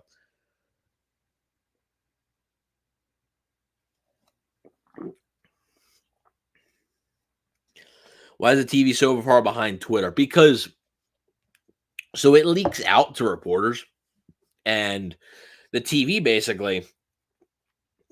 running for TV, right? So they're trying to show all the picks, but TV still has to do commercials. So right now it says the Titans picks in, but there's a commercial on right now. So they have to. So now they have to wait for it to come back from commercial. And then they got to get out there and they got to announce it. And like I said, sometimes with the guest announcers, they really drag it out.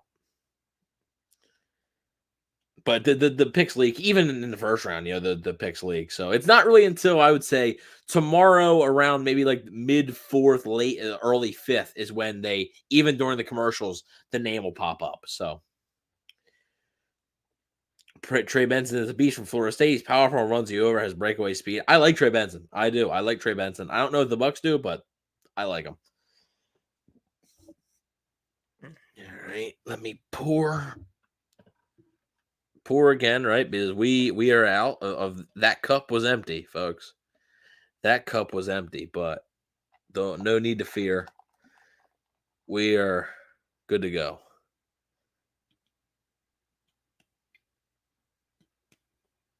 I had to do that off camera, but it's okay. We're full again.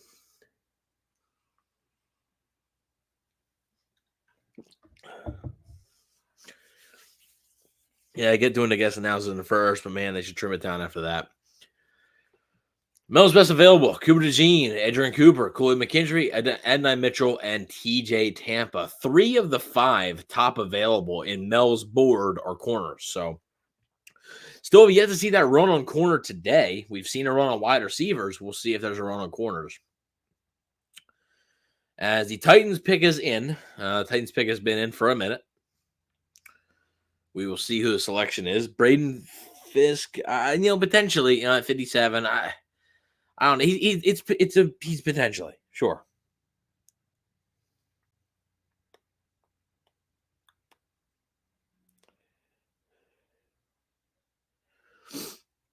The Titans pick is in. They are picking right now. Warren Moon is the guy picking it. Warren Moon, great quarterback. And Warren Moon is still talking.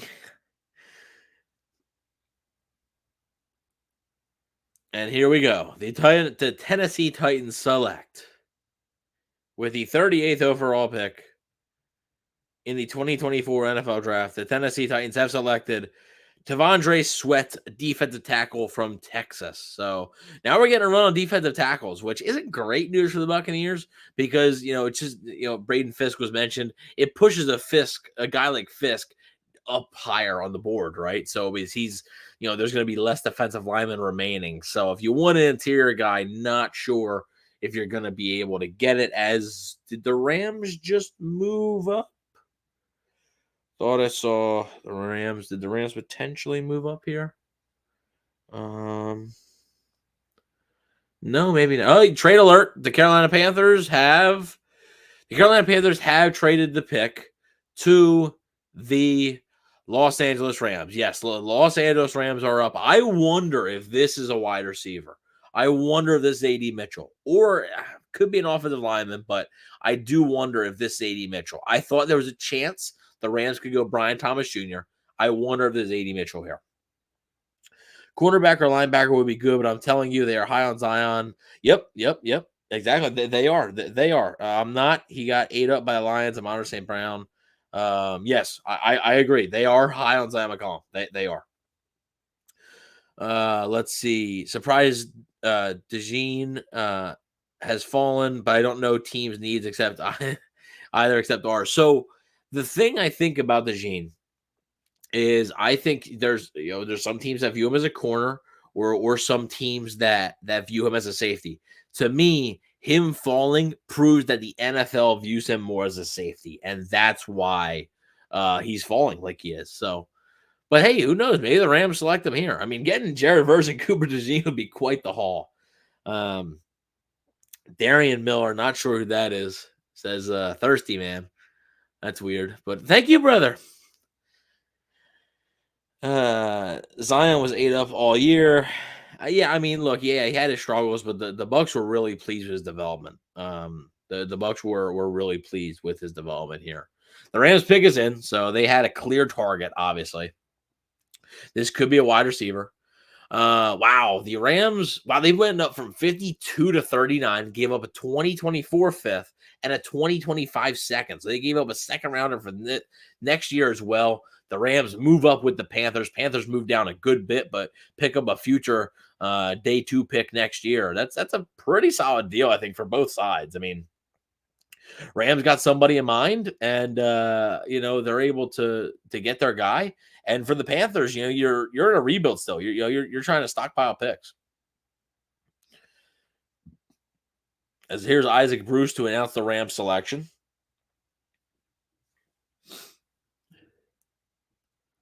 The Rams select with the 39th pick after moving up and giving up, a future second round pick and this year's fourth. The Rams have indeed selected with the 39th pick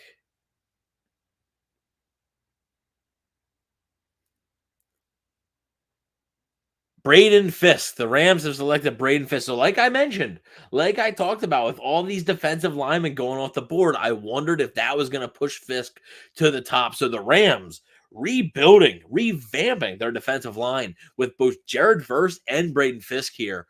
Really, really good stuff for the Rams. Look, man, they knocked it out of the park with Cody Turner and Byron Young last year as well. I think the defensive line, losing Aaron Donald sucks, right?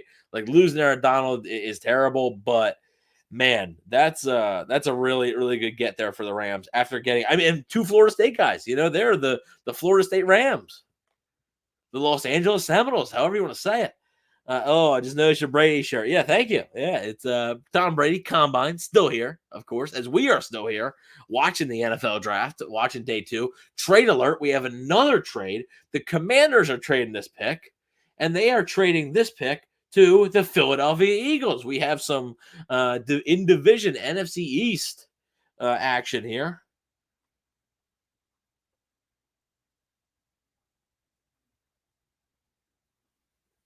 Eagles were said to be pretty aggressively looking to move up in round 1.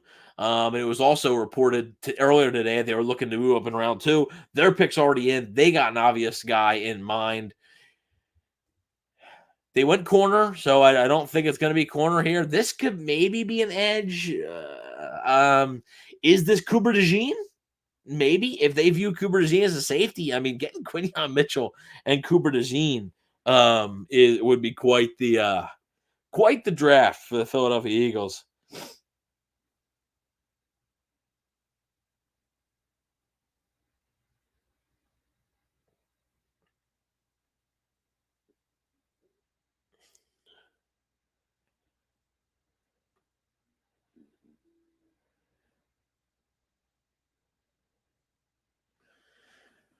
What edges are left? There's not much. I mean, there's not much depth in the edge. I mean, Adisa Isaac is probably your best edge.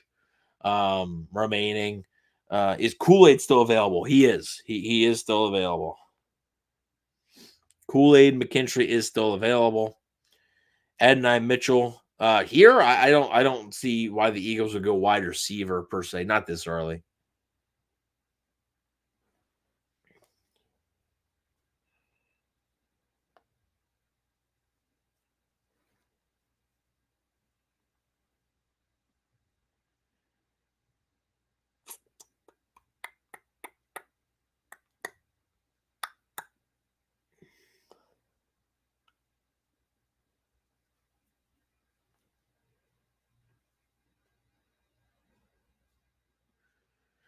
Eagles picks in.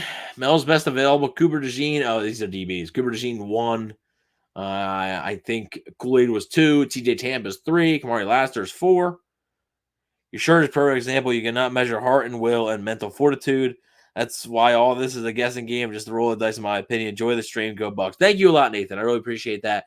You're 100% right. The draft is a crapshoot, folks. Like, the draft is a crapshoot. However, it's a fun crapshoot, let's say, right? I think it's pretty fun.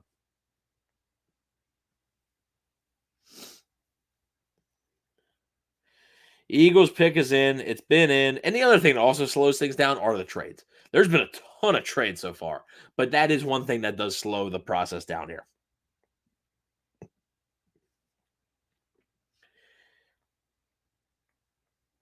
By the way, you've been a great host so far. Thank you so much, Spencer. I really appreciate that. I'm trying my best here. I cannot fill the shoes of the one and only. I called him a one of one earlier.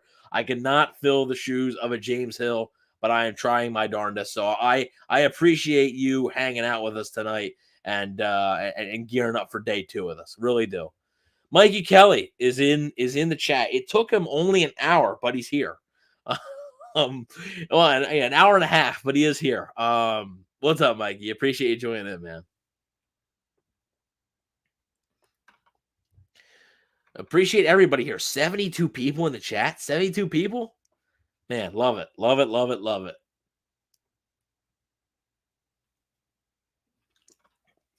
Tampa Bay is not scheduled to pick for a little bit. Maybe they trade up. There's been a ton of trade up so far. Maybe the Bucs get in on the action. The Eagles moved up with the Commanders.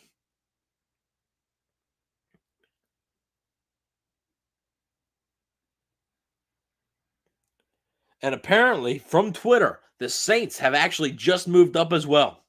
The Saints have just moved up as well. Oh, boy. And the Saints think Spencer Rattler. Hey, man, they could. They could. Apparently, they were one of the teams looking to move up for Michael Penix Jr. last night. So,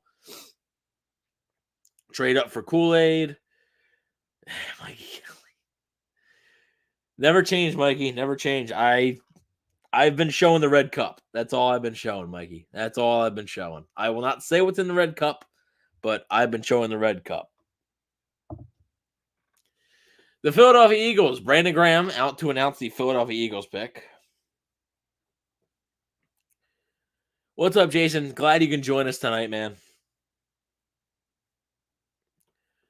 The Philadelphia Eagles with the 40th pick after moving up with the Washington Commanders. The Philadelphia Eagles with the 40th pick have selected. I did see it on Twitter, so I know who it is, but Brandon Graham, Super Bowl champion, as they note there, sacked my guy in the Super Bowl. Sucks. And Brandon Graham's talking. Oh, come on. Let's get to the point here. Don't tell James I like you better. I won't. I promise. I might. Just kidding. I appreciate it. Look, there's nobody like James. As the Eagles select Cooper DeJean, cornerback out of Iowa. The Eagles get Quinyon Mitchell in round 1. Now, for reference, I had the Eagles picking Cooper DeJean at 22nd overall in my mock draft. They get Quinyon Mitchell out of Toledo at 22. Then they go back in the second round. They trade up for Cooper DeJean. Wow. That is could be quite the turnaround for Philly's secondary. Could be.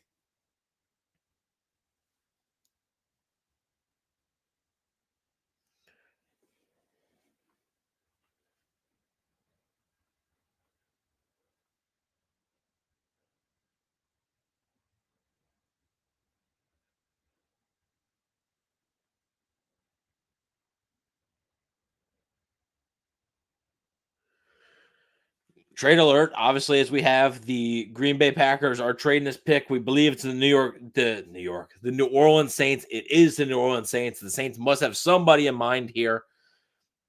Saints went Talis Fuaga, the offensive tackle out of Oregon. They should tell these guys not to make a speech. They should. It's wasting too much time. It is. That the speeches and stuff, all the pageantry and everything, that's for day 3. Like, honestly. Like, you have a lot of the fun picks or whatever, right? Like, I think Sketch is doing a pick. That's where they have, like, didn't the Bucs a year ago or whatever have a parrot do a pick or something? Eagles drafting crazy good. They always do. They always do. They always kill it. Always kill it. Quinyon Mitchell round 1. Cooper DeJean round 2. Unreal.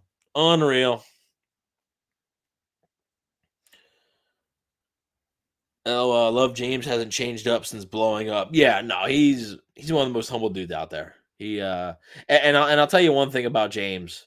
He's a humble cat. He is a humble dude. He's always looking to get better. He's not content with anything, and he's always pitching me ideas. And there's a ton of ideas where I'm like, oh, dude, like, come on, But Taysom Hill, I know Bucs fans' favorite, Taysom Hill to announce the Saints pick. He's listed as a quarterback. I don't know about that. But the New Orleans Saints, with the 41st overall pick, they trade up to get Kool-Aid McKinstry. So the New Orleans Saints go corner. They go to the Alabama corner here. They go Kool-Aid McKinstry, and he heads to New Orleans.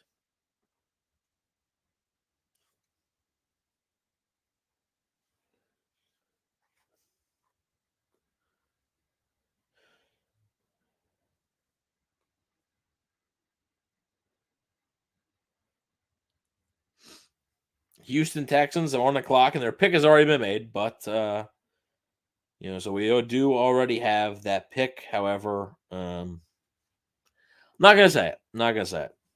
They are all flying. They are all trying to be a Pat McAfee. Oh, who?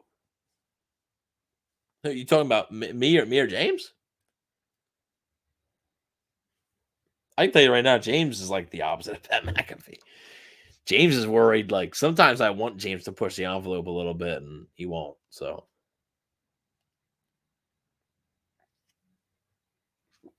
Jason, okay, trade up for who? Like who is left that you'd want to move up for? You got to find a trading partner first to make it happen. Yeah, I mean, look, and just because it's not happening doesn't mean the Bucs aren't making calls. But at the same time, like right now, the Bucs still have 15 spots until their pick.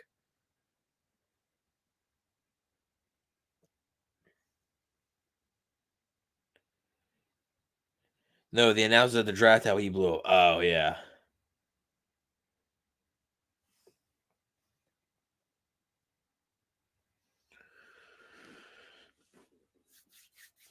This is actually the Texans' first pick of the NFL draft.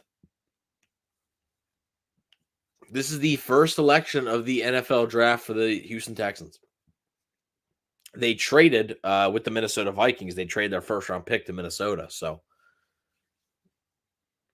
and their original first round pick ended up in Arizona because the whole Will Anderson thing last year. So, we will see who the Houston Texans are selecting. The pick is in. Somebody is going to the podium. I don't know who it is yet because I cannot see who it is yet. Is that Christian Harris? Yeah, it is Christian Harris. Let's go. Christian Harris to announce the Texans' second round pick. They're technically their first pick of the draft.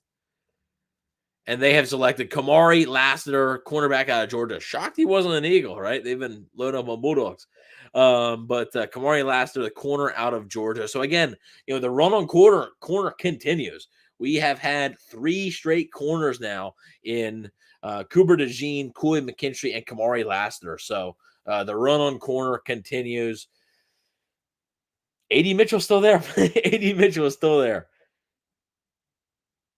Yeah, did make a whole speech. Got right down to it. Christian Harris, can you announce every other pick, please? I would love it. Trade for a wide receiver or defensive line or the DB, inside linebacker, edge rusher. Look, there has to be somebody there worth trading up for. So like who are you targeting? Because whenever you're moving up, you are targeting somebody very specific.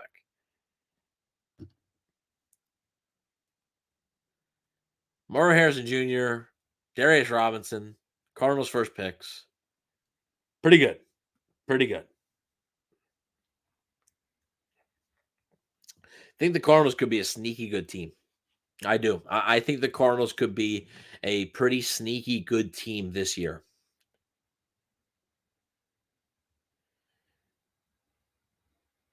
Jackson won't be there at 89 with this run. I mean, there's a lot of corners going off the board right now. And just like with Braden Fisk, what it's doing is it's pushing every other corner right to the top. So, I don't know if there's going to be, if the Bucs want a corner, they might have to pick one at 57. I'm not sure how much talent is going to be left in the corner realm at in the 3rd round. Well, that's 6'7" wide receiver from Florida State. Can't remember his name. Johnny Wilson. I don't think I don't think he's probably not going to be picked tonight. So maybe tomorrow if they don't pick a receiver. Trade up for Peyton Wilson. I mean, Peyton Wilson's a good player. I don't know if I'd be trading up for an inside linebacker. But he's a good player. I'm not saying he's not. 62 people in the chat right now. Appreciate you all right now.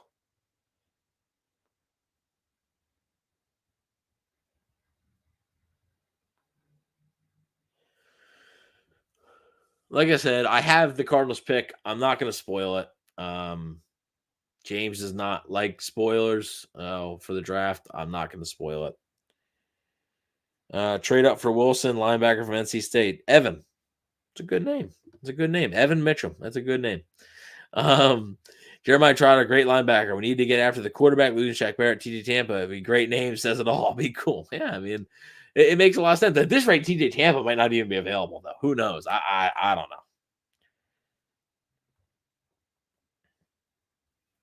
Jason loved the Buccaneers. There you go. I think everybody in this chat loves the Buccaneers, right? I think so.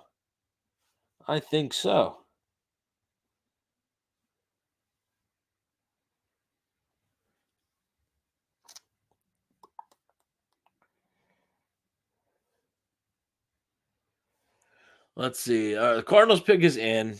Next 2 are Vegas and Green Bay.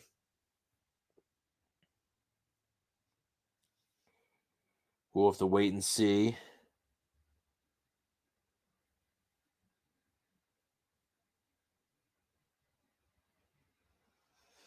What exactly happens here? Who doesn't love Tampa? There you go. Marshawn Neal would be a great pick for our defense. Yeah, I could see Nealon. If they're going to go edge, I could see Nealon being a consideration. Mel's best available. Number 1, Edgerrin Cooper. Number 2 is A.D. Mitchell. 3 is TJ Tampa. 4 is Adisa Isaac. 5 is Malachi Corley. 6 is Roman Wilson. Then we have 7 being Cooper Beebe, the guard from Kansas State. 8, Javon Bullard. And the final 2 are Benson Ott, the tight end from Kansas State. Wow, he's got him high. And Chris Braswell, an edge from Alabama. So there's a few edges in that list there. So Mike Sanderstill or Andrew Phillips. Sanderstill would be pretty good. Again, though, I think in the ideal world, that would be a 3rd round pick. And it doesn't seem like that's going to happen because, I mean, these corners are flying off the board.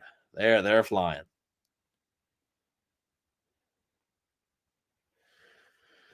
We have a halt in the action here because we have a commercial break. So, like I said, that's sort of the bad thing about day two.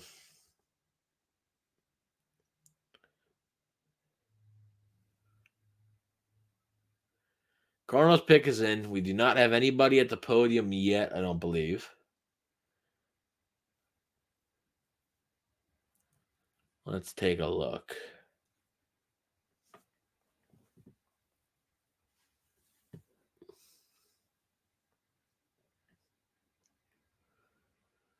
A lot of people in Detroit. I think somebody mentioned that in the chat earlier, but there is a ton of people in Detroit as the Arizona Cardinals selection is coming in right now. Somebody is walking to the podium.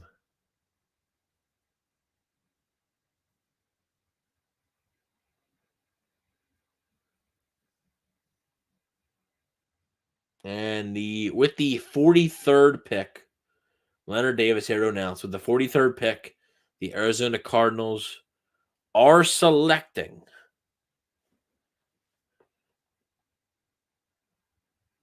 We got a speech. We got ourselves a speech.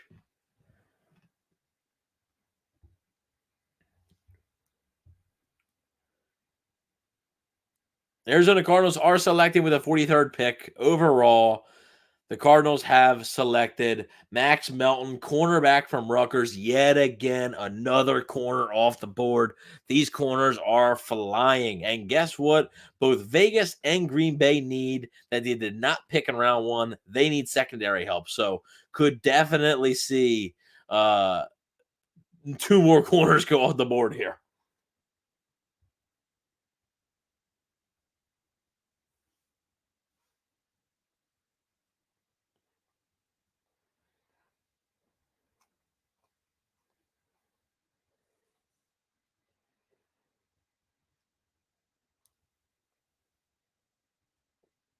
We shall see. But again, there's another corner off the board to the Arizona Cardinals. So the Cardinals continue to work on that secondary. Do we even move up at this point? No, and I didn't expect the Buccaneers to move up. I thought it was very unlikely that the Buccaneers were going to be trading up. If anything, it would be a minor trade up. This is still 13 spots. I mean, that's a pretty major move. I wouldn't expect that, but I think maybe once you get into like the 50s, maybe you move up from 57 to 53 or something, if you like a guy. But we'll have to wait and see. As the Raiders pick is in, they are getting a guy to the podium, I believe, right now. The Las Vegas Raiders, after picking Brock Bowers in round one, which was a surprise.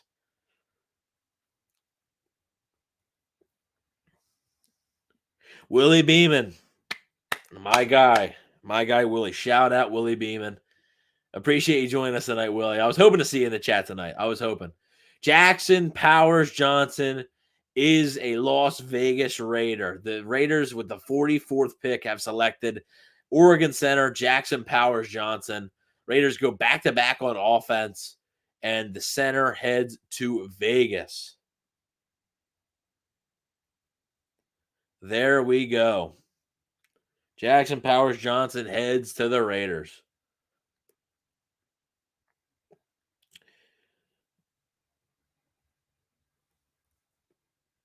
A.D. Mitchell only trade up. I think if the Buccaneers take A.D. Mitchell, Trevor might throw himself a party, Yeah,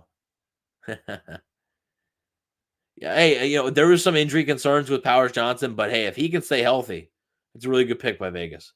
I love Brock Bowers as a prospect. Love him. But it's a little bit of a questionable pick for me. Personally, it's a little bit of a question for me to pick Brock Bowers when you're the Raiders, but we will see how it shakes out, especially when you got Michael Mayer. And I think they picked Michael Mayer in the second round last year. So we will see. Willie, yeah, I appreciate you here, man. I appreciate you being here. I really do. I appreciate everybody hanging out. All 68 people. I can't believe there's 68 people in here right now. Went down to 67. But hey, if we get Johnny Wilson up there, wide receiver room would be set. I don't think Johnny Wilson's getting drafted tonight. Maybe in the back half of the third round, but we'll see. Green Bay's pick is in. Green Bay had the youngest starting offense in 2023. That's interesting. Drafted 8 wide receivers or tight ends in the last 2 drafts, most by any team in 2-year span. But I bet you none of them are in the first round. Like, they just don't draft wide receiver or tight end in the first round. Did we pick? The Buccaneers have not selected. The Buccaneers are scheduled to select 57th overall, so we still have a little bit to go. Still probably have, we have at least 12 picks, so lot can happen.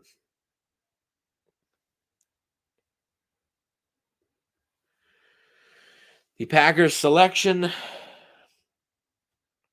And the Packers with the 45th overall pick. We're starting to move at a little bit of a better pace here, right?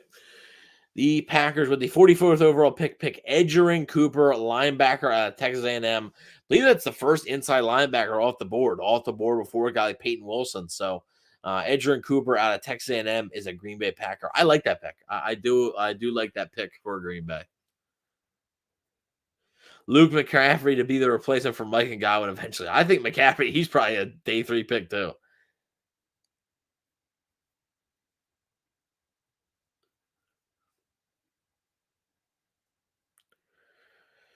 We will see. We will see. Our edge rushing options: Adisa Isaac, Marshawn Neal, and Muhammad Kamara, Chris Braswell, and Jalix Hunt. I agree. I think those are probably the best edges available. Like regardless, Colts on the board, 46 overall.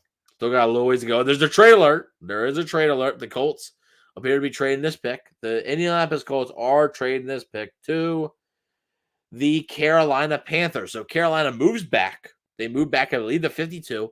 Now they're moving up for somebody. Could this be a corner? They do need a corner. Wouldn't shock me. They wouldn't shock me if it's an edge. They trade away Brian Burns. Would not shock me if this is an edge rusher either.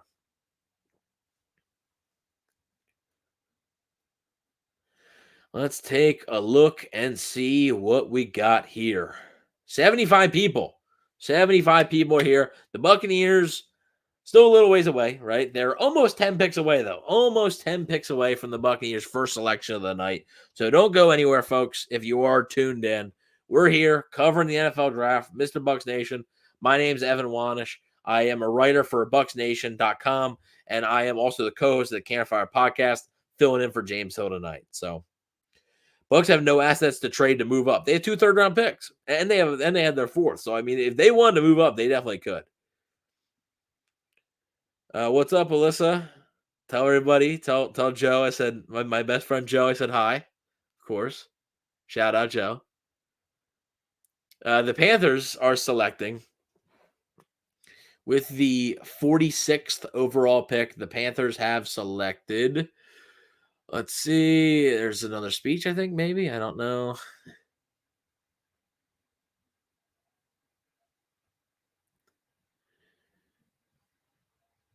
Panthers moved up. They did move up here. They moved up to get this guy, so they had a guy in mind. Clearly, they had a guy that they did like.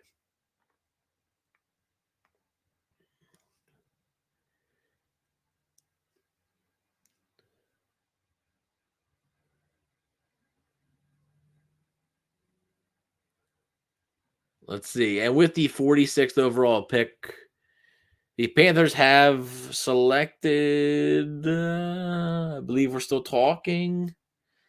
Yeah, this is brutal. The Carolina Panthers have selected with the 46th overall pick. They have selected Jonathan Brooks. Jonathan Brooks. Wow, the running back from Texas. Carolina moves up to draft Jonathan Brooks. That's very interesting. That is very, very interesting. But they won't because 3rd and 4th round is Jason's money round. Well, okay, sure, but that doesn't mean they. You said they didn't have the assets. They do have the assets. Should the Bucs sign any remaining free agents like Odell Beckham Jr.? There are still good free agents available. I don't think they're going to draft a sign Odell. Sorry, I'm in draft mode. I don't think they're going to sign Odell. Maybe a guy if they didn't add. See, they view Graham Barton as a center because if they didn't view him as a center, I would say maybe Brian Allen as a potential pick, but I don't really expect that. So We take best available at this point and just hope it fills a hole. Get ass Ray Shaw Jr. Ray Shaw Jr. would be an interesting fit. With the run on corners, I'm not sure if he's going to last because, like I said, it's just the more corners go, the more it's going to bump those corners up. So those other corners that are still on the board. I mean, you got TJ Tampa and NX Ray Shaw Jr. probably as your top two guys. Let's see. I mean, like no one wants the later round picks, is what I mean. I won't trade players.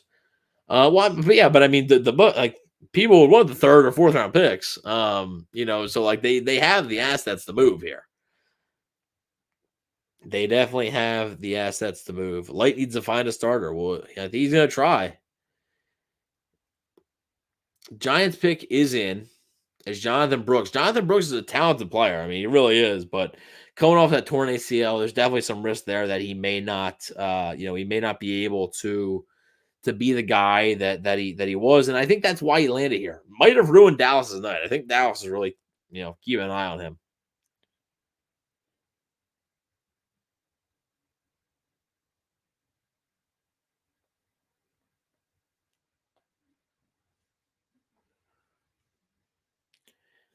Uh-oh. Uh-oh. Uh-oh. Uh-oh. Uh-oh. Yes, sir. Oh boy. 10 away. Yep, the Buccaneers selection is in 10 picks, 57th overall. So we are getting there, folks. We are getting there.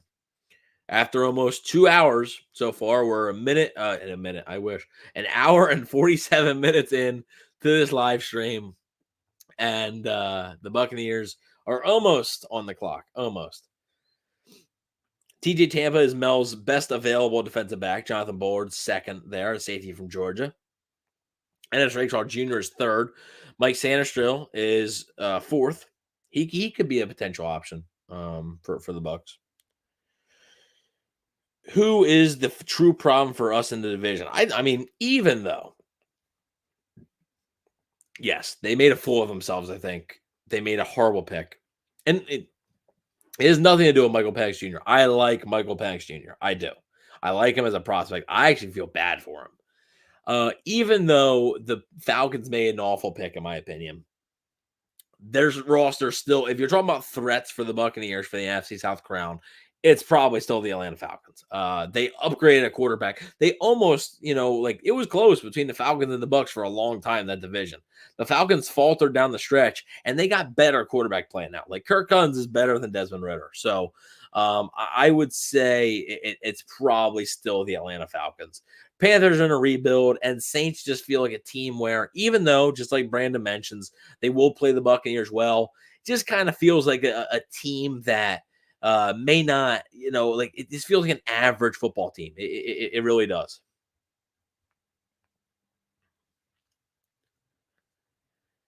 Braylon Allen at 89. I don't know if the Buccaneers, I don't know how they feel about him. I wouldn't be shocked if they go with a running back. I just don't know if it's Braylon Allen. That's all. 82 people in the chat right now. 82 people watching. Appreciate all you guys. Thank you all so much. I really do appreciate it.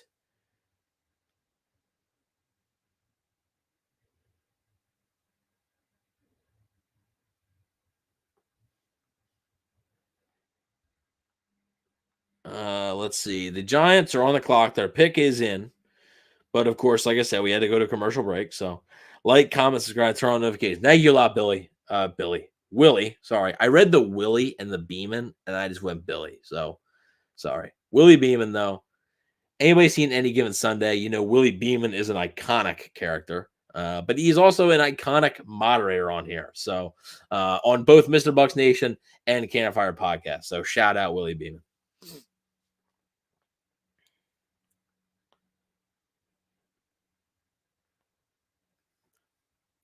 See Giants going QB soon. Maybe they go Spencer Rattler here. Who knows? I mean, Daniel Jones should not be locked into sort of anything, besides his contract, I think his contract is the only reason why he's still on the roster, to be honest with you. After Mike's current contract, do we extend him? I thought we should have gave him 5 years. I mean, 5 years for a guy who's, over a little over 30 years old would be a lot. I don't think even Mike would have want to lock himself up for that long. So I would think that they probably would like to, if Mike would like to continue playing, I'm sure after the 2 years. The Giants select Tyler Nubin, safety out of Minnesota. So depending on how you see Cooper DeJean, this could technically be our first safety off the board here. Tyler Nubin, the safety out of Minnesota, headed to the New York Giants. They lost Xavier McKinney to the Green Bay Packers, so safety does make sense for them as a need.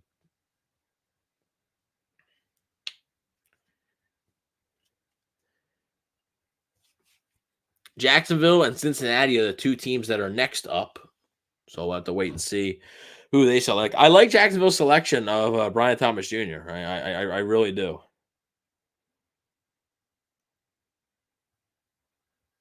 Yeah, I really do. I really do like the selection of Brian Thomas Jr. in the first round. I think it gives Trevor Lawrence a much needed weapon. Obviously losing Calvin Ridley to the Titans.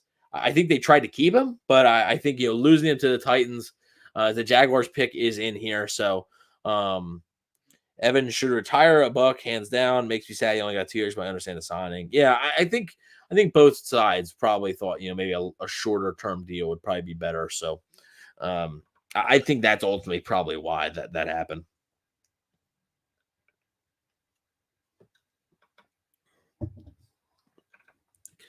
Jaguars pick is in.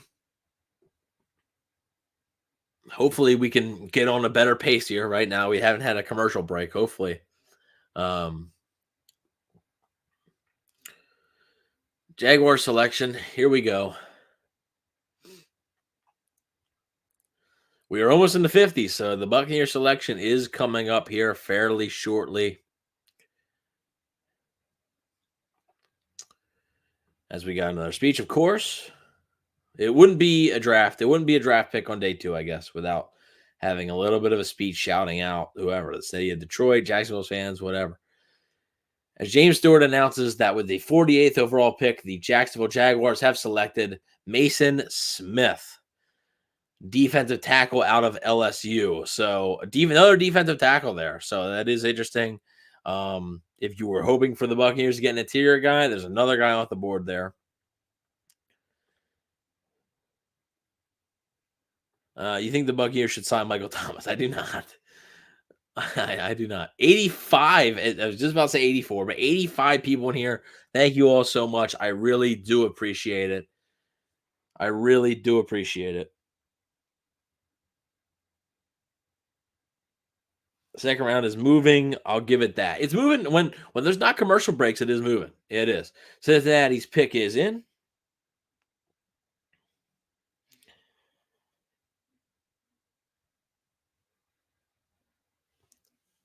Cincinnati's pick is in.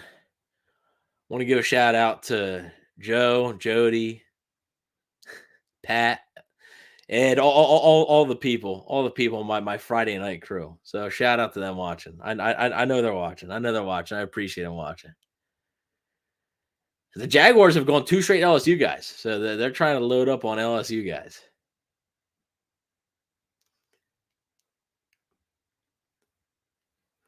Cincinnati, 49th overall. Their pick is in. I don't see anybody at the podium yet. Somebody's coming up to the podium now. Trade light from worth a phone call.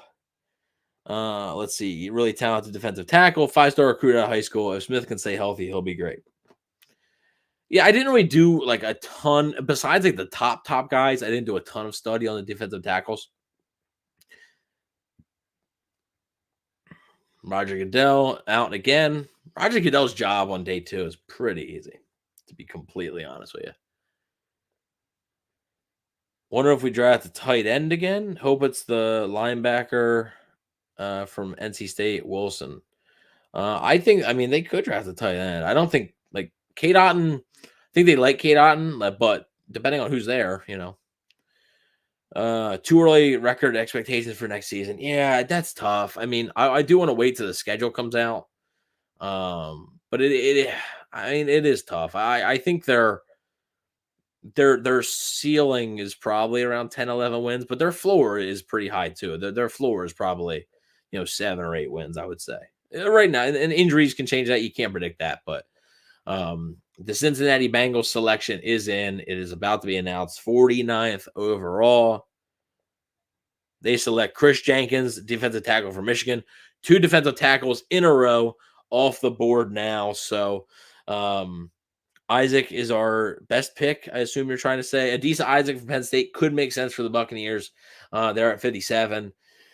You got Washington, Pittsburgh up next. The 2 ones up next here. Let's see. There hasn't been as many. We slowed down on the trades a little bit. We have slowed down. I just remember AD Mitchell is still available. AD Mitchell is still available. I wondered if Cincinnati would maybe go with a wide receiver. The whole issues they've had with T Higgins and everything. I kind of did wonder if they were going to go with a wide receiver, but instead they take a defensive tackle, which they needed. They definitely did. Washington has their pick in, so I believe this is their second pick of the night. First pick was Johnny Newton, who obviously home run. I think if he can stay healthy, if that injury concern that sort of pushed him down the board, if he can stay healthy, I think you're looking at a really really good draft pick there. Because I think the talent, the talent and the tape says like top 10, 15 talent, in my opinion. Just I think he had some injury concerns, and that's ultimately why he fell, I believe, to 36 overall.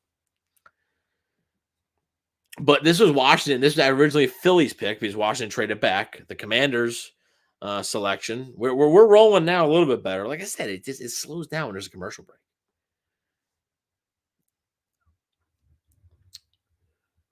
As Troy Vincent, the NFL EVP of football operations, is here to announce the Commanders pick.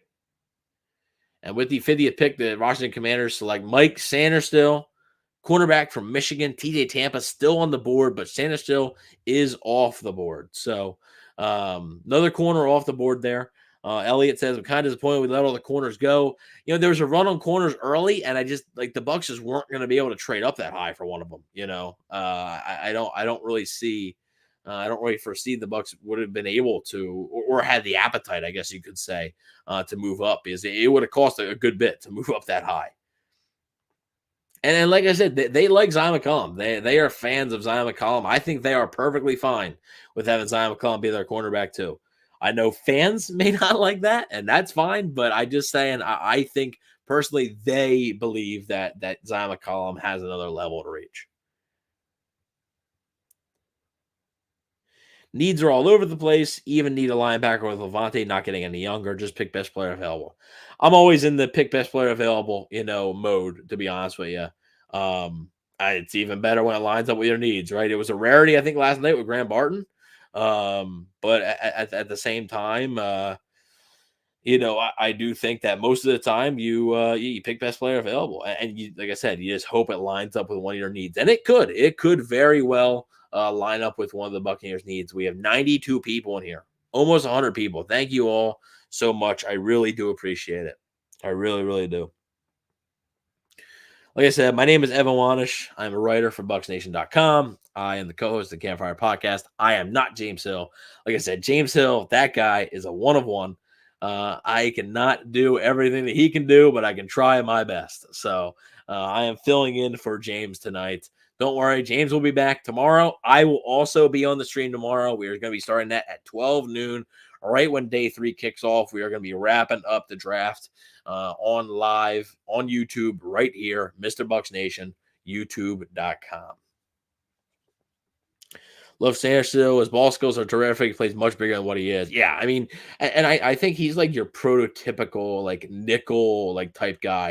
And I think somebody mentioned in the chat earlier, but now, and I agree. Nowadays in the NFL, you need 3 wide receivers, right? 3 starters, basically a wide receiver. But that also means you basically need 3 starters at corner. So cornerback 3, that position is more important now than it was, let's say, 4 years ago, or even 3 years ago. I think the evolution of wide receivers and what offenses have been able to do and move them around in certain spots. I think it's really been a big time difference in the from the past. The let's see, can't fix your whole roster in one draft. That's true. They can't. You can't fill every need every offseason. You're not going to be able to fill every single need you have, and you're not going to be able to pick every single player you want in every single draft. It's just not how that works. So they have 3 picks though tonight. So they have 3 chances to get some talent here on the board.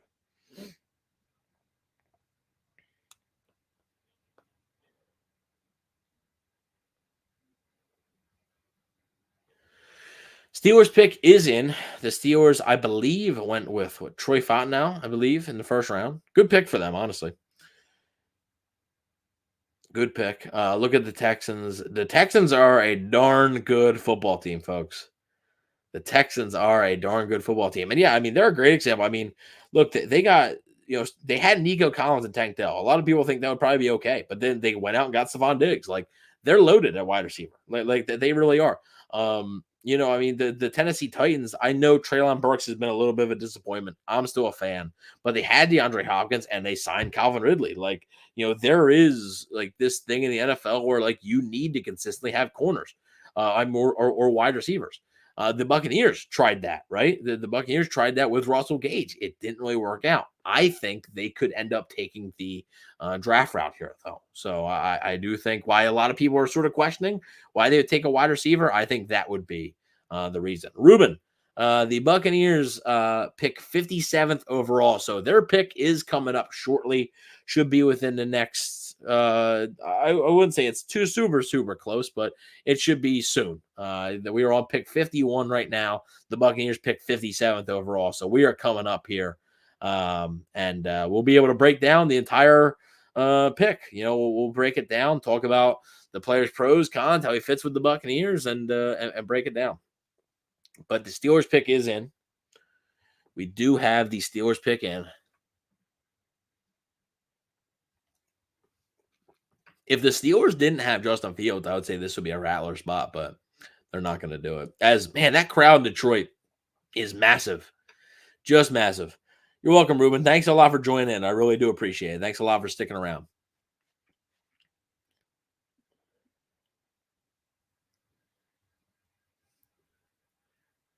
The Pittsburgh Steelers with the 51st overall pick.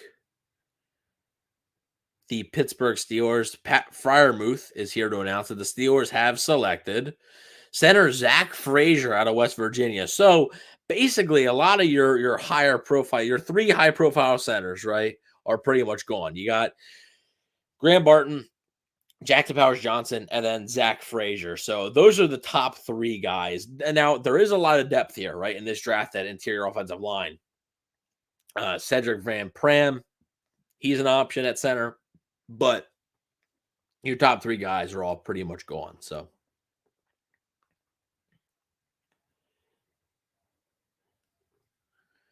52, the Colts are now on the clock. What pick are we on? We are on pick 52. So the Buccaneers are coming up. The Buccaneers are coming up.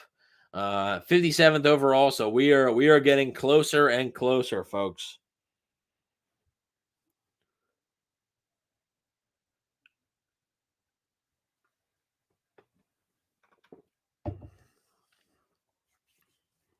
Love the Frazier pick. Mason Cole is horrible. He needed to go. Yeah, they need a center. Pittsburgh needed a center. Makes a lot of sense for them. I thought they were going to consider a guy like Jackson Powers Johnson or Graham Barton in the first round. I'm sure they probably would have loved Jackson Powers Johnson here. But Zach Frazier is no slouch either. So he's a pretty good player. 52 Colts. They got a young quarterback. Wonder if they're going to give him some help. Here.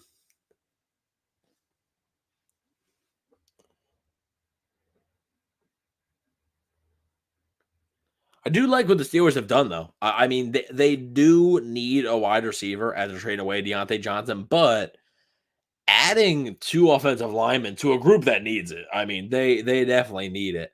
Adding that, I think, is pretty darn good. So I definitely I do like the plan so far that Pittsburgh's taking here. and the route. I mean, look, Russ and Justin Fields, they have a lot of questions, right? They have a lot of questions at quarterback, but I think their offensive line is slowly starting to turn the corner here. They picked Broderick Jones last year in the first round. He had an up and down rookie season, but I do like the potential. And then obviously Troy Fountain out last night, and then Zach Frazier tonight. So definitely makes sense. So, I mean, Steelers centers, no notable draft picks. They've had a heck of a centers. Mike Webster played. Went to 9 Pro Bowls, is in the Hall of Fame. Dermontti Dawson went 7 Pro Bowls in the Hall of Fame, and then Marquise Pouncey 9 Pro Bowls. So, if you're a Pittsburgh center, it works.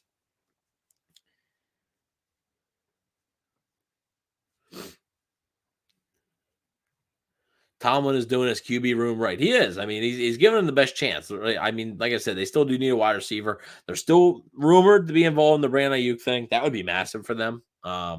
If they were able to do that. As Zaire Franklin, Colts linebacker, is here to announce the Indianapolis Colts pick, the 52nd overall pick. We are getting closer and closer to the Buccaneers selection.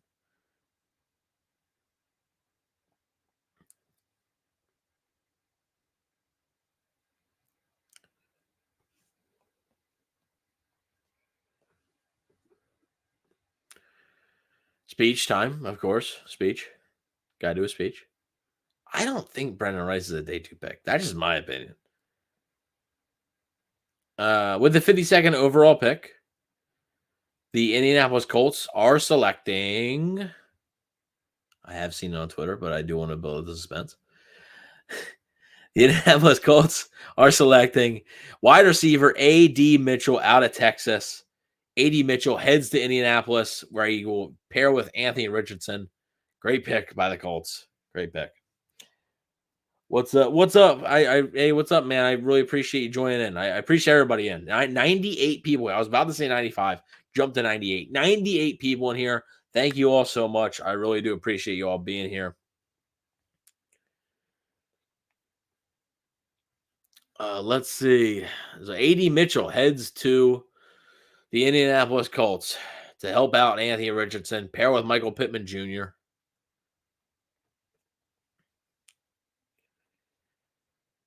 Who are you hoping for here? I mean, if I'm the Buccaneers, if I'm sitting there, I would like to have Adiza Isaac as an option at edge. I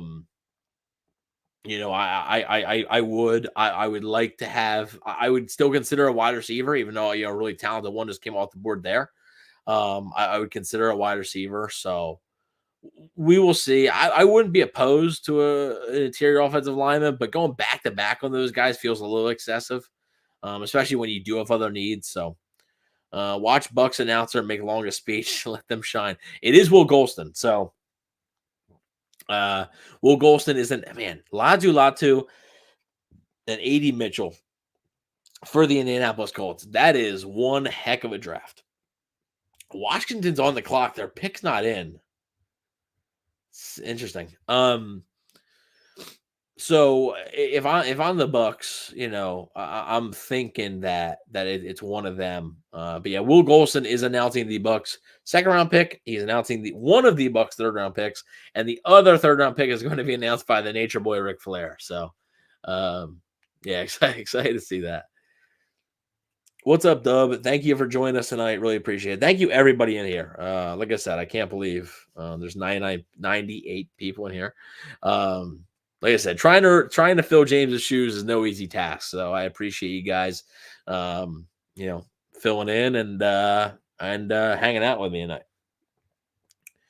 The Buccaneers offensive coordinator is Liam Cohen. Chris Braswell could be an option. I think I like Isaac a bit more. I just think Isaac might be a little bit more explosive. Braswell kind of worries me because I think he's more of a power profile guy. And those types of guys always have limited ceilings to me. So I think if I was drafting an edge, I'd probably go Isaac, but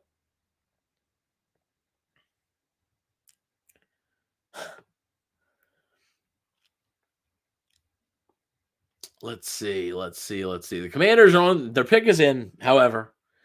We've got a commercial. So you know what that means. You know what that means. And also, did the Eagles? I could have swore the Eagles had 50 and 53. Did they trade both of those to move up for a Cooper? Wow, they did. Okay, so the trade that was from Philly to Washington was Washington received pick 50, 53, and 161. Philly received pick 40, 78, and 152. Not terrible. Not no, I think a pretty fair deal for both sides. Thank you, Nathan. I really appreciate that.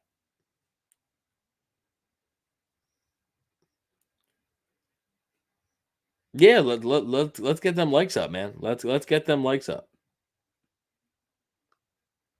No, yeah, I appreciate it regardless, bro. I appreciate you tuning in. I don't, the likes are cool, but I just appreciate you guys tuning in. Really do.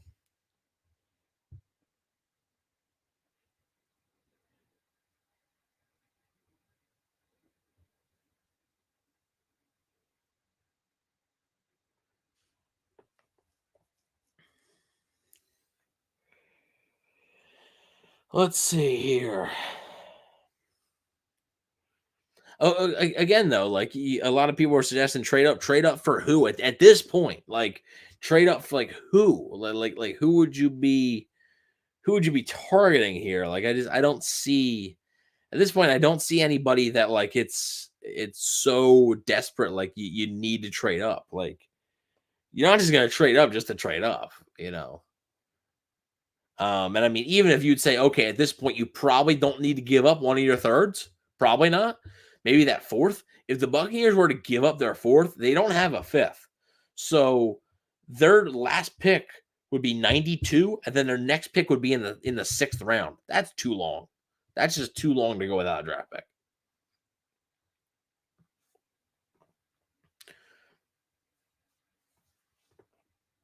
Tell you what, I mean, Jaden Daniels, I get it. Like a lot of people don't love him. I like the upside. Johnny Newton and Mike Sainristil today, the Commanders have really crushed it today. Really helping out their defense. I really like it.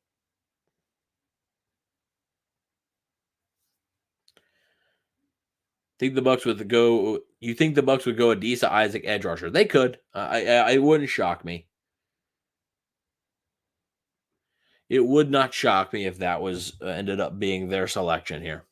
But we'll see. I think they're going to have a few options. I mean, they're going to have a couple options. And I mean, hey, a trade. I know nobody wants to hear it, but a trade back is always an option.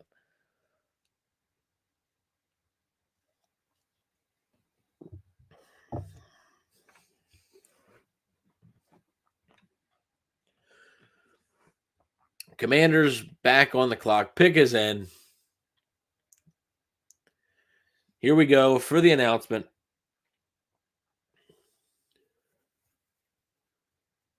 Daryl Green here to announce it the second time, or maybe third time he's been out. No, I think it's the second time. Second time he's been out. They've selected Ben Sanat, tight end out of Kansas State. Wow. He went way earlier than I thought he would. I like him, but man, that's early. That is early. I mean, I mean, I do like the player. It's not that I don't like the player. I do like Jatavion Sanders from Texas a little bit more. It's you're talking just tight end, but man, that's pretty early. 101. Wow, we passed the 100 threshold in the stream here with views. I really appreciate that, folks. I really do. Man, oh man. Trade back with the Cards for 66 and 71. Don't think you're getting 66 and 71 just to move back 9 spots. I don't think you'd be able to get 71. Maybe you pick up like their fourth or something, but I don't think you'd be able to pick up with and their fourth is going to be pretty high. I don't think you'd be able to pick up 71. That'd be nice. I mean, if offered, the Buccaneers should probably take it, but I don't think you'd be able to. Cleveland's pick is in. We are very close to the Buccaneers selection. 57th overall, folks. We are very close.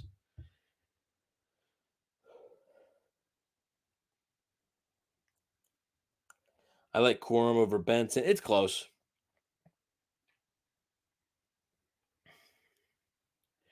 Didn't catch the beginning of the stream. Thoughts on round 1 and draft so far? I like the Graham Barton pick for the Buccaneers. The shock pick, obviously, the round 1, Michael Penix Jr. head to the Atlanta Falcons. I don't know, man. Let's put it this way. I believe he's called NFL Scout or something like that on Instagram, and he did draft grades for every team after last night. Every team got a letter grade. Oh, as former Buccaneer, Carl Nassib is out here to announce the Cleveland Browns pick. But every team got a letter grade. The Falcons got a question mark. That's what I think about the Falcons pick too. So Carl Nassib, former Buck, twice former Buck, out here to announce the selection. Yeah, I think he's like 6'7" or 6'8". He's super lengthy. Yeah, that lady looks like miniature compared to him.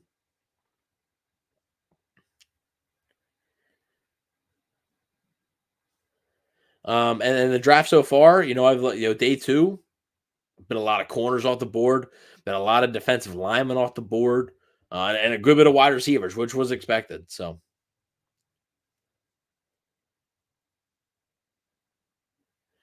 the Browns select Michael Hall Jr., defensive tackle from Ohio State. So yet another defensive lineman off the board here. Just a few picks ahead of the Buccaneers.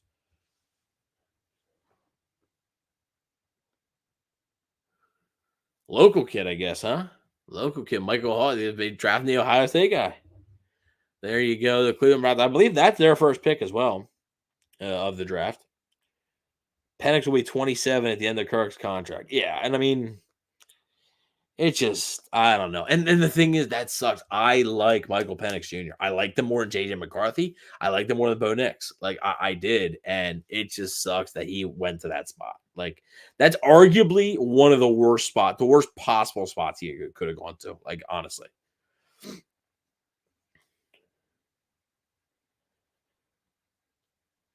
Getting hyped. Oh, yeah, we are close, folks. We are close. I can see Tampa. I can see the TB on the little ticker right there. Right. So it's Miami at 55, Dallas at 56, and then Tampa Bay right up at 57. So Tampa Bay is going to be on the clock before you know it. We have 101 people in the room right now. Bucs are almost picking, folks. Bucs are almost picking. Miami letting the clock run a little. Trades have slowed down. The trades have slowed down. But that's okay. We're moving at a decent pace. The Dolphins pick is in.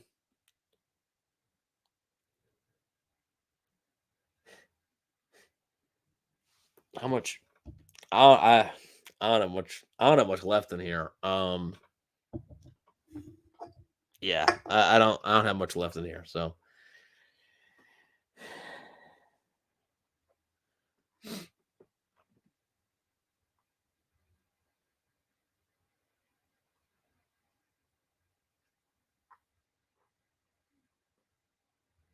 we will see who the Dolphins select. Dolphins got Chop Robinson in the first round. I mean, it's a little high for me for Chop, but it makes sense. They Bradley Chubb's injured, Jalen Phillips injured. They did shine, obviously, former Buck Shaq Barrett, but is Shaq Barrett really going to be the determining factor? Like, is he going to stop you from drafting an edge? Probably not.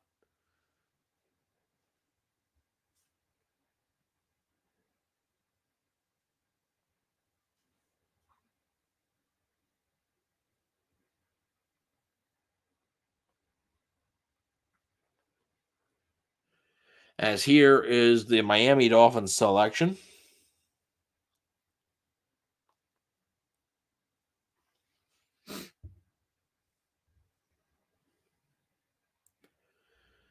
The Miami Dolphins, Richmond Webb, 9th overall pick in 1990. Pretty good. The Miami Dolphins with the 55th overall pick. The Miami Dolphins have selected Patrick Paul, defensive tackle from Houston, another defensive lineman. So that is very interesting. We are getting a run on defensive lineman here. Oh, no, I'm sorry. Offensive tackle. I read that wrong. Wow. Anyways, Still was a run on defensive lineman, but Buffalo helped the Chiefs. They did. Buffalo did trade their pick to the Chiefs. So the picks, which by the way, I did call the Chiefs taking Xavier Worthy. I just had a feeling they were going to try and find their Tyreek Hill. Just had a feeling. Imagine we get Travis Hunter next year. The only way the Bucs are getting Travis Hunter is to get like a top 5 pick, I think. So if things go horribly wrong, maybe.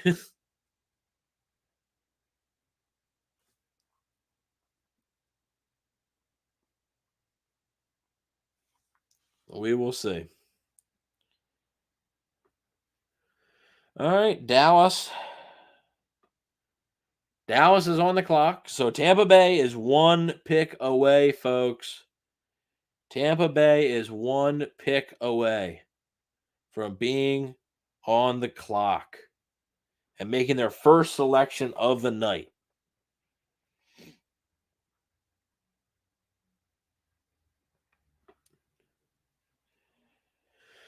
Dallas letting the clock run a little.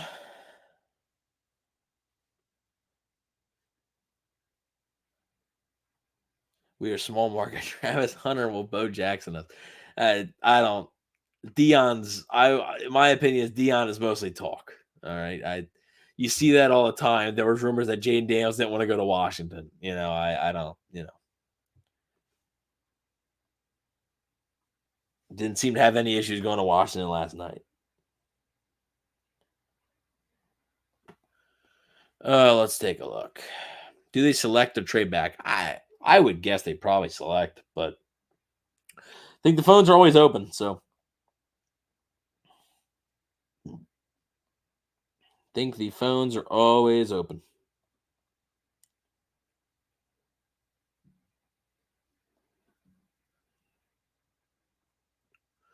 Dallas's pick's not in yet. Still going down. Micah Parsons, Edgerrin Cooper would be nasty for Dallas. Edgerrin Cooper went already. Edgerrin Cooper was picked by the Packers a little bit earlier, so would have been nasty. But Edgerrin Cooper, and I don't know. It looks like Jerry's asleep. I don't know what's going on there.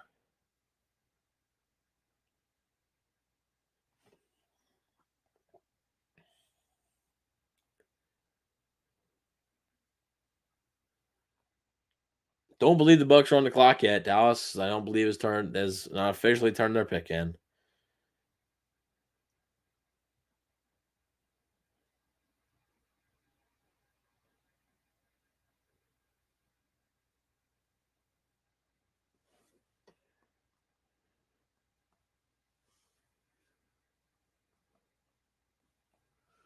Dallas is letting this clock run. I'll tell you that.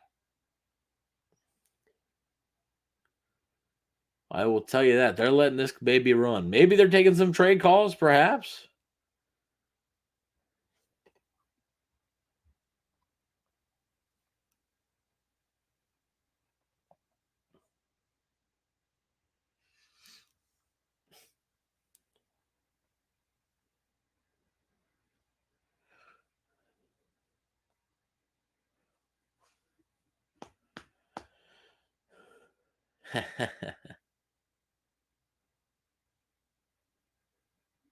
Jerry Jones, he's like, Coach GM. Yeah, I mean, hey, Jerry, did you guys see when Jerry said in the press conference that since the Cowboys are picking 24th, it means that Dallas is the 24th best team?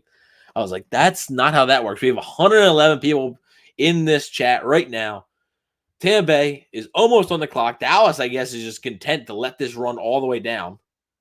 All right, the pick is in. Dallas Cowboys pick is in. They're clapping. The pick is in. Tampa Bay is on the clock, folks. Tampa Bay is on the clock.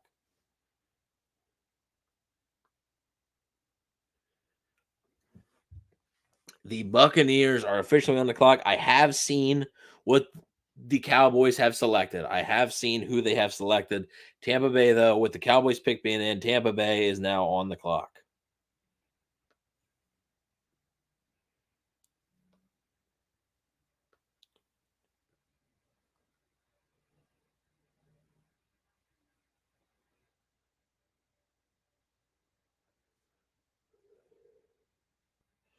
Who do you guys think it is? Let's hear some predictions on who you guys think it's going to be. Not necessarily what you guys want it to be. Who do you guys think it's going to be?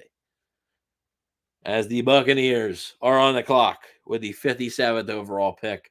Dallas Cowboys do have to make their pick first, but the Bucs are currently on the clock. The clock is ticking.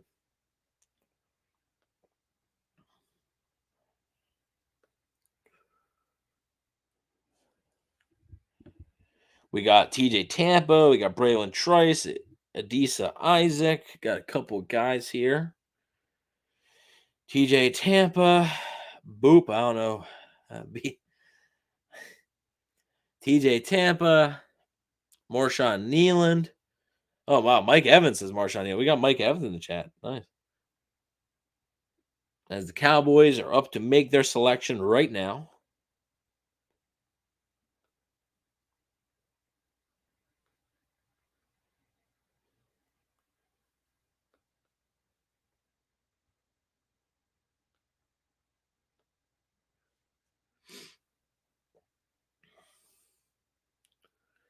The Cowboys with the 56th overall pick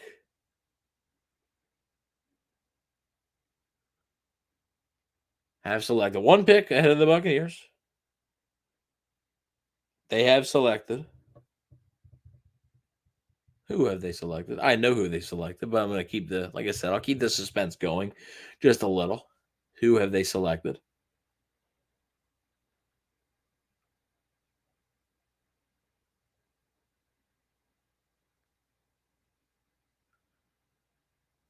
The Cowboys have selected with the 56th overall pick. They go with speech. Okay.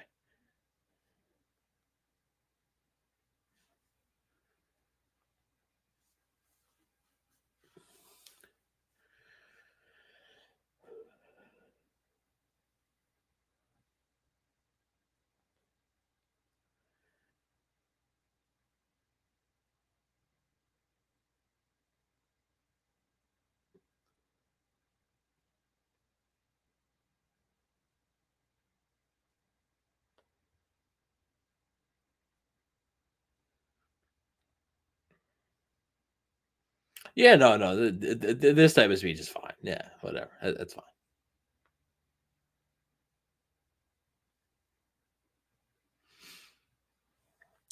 All right, I think we're announcing the pick now. 56th overall, Dallas Cowboys. Right ahead of the Buccaneers. Dallas Cowboys have selected Marshawn Nealand, edge defender from Western Michigan.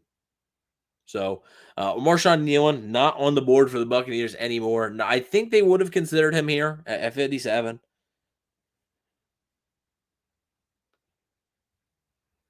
Marshawn Nealand off the board. Dallas goes with the trenches yet again when Tyler Guyton last night. Marshawn Nealand today. Now the Buccaneers, any moment, the pick could be in. We'll wait and see. Marshawn Nealand's a pretty good football player. I am personally not. I am not spoiling it. I do look on Twitter because I have to post it on my Instagrams. But I will not spoil it in this chat. 128 people right now. Buccaneers on the clock.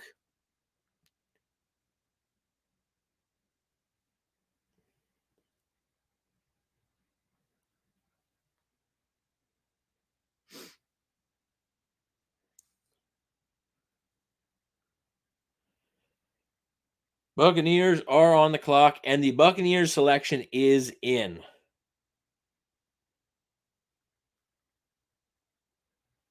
The Buccaneers selection is in, folks.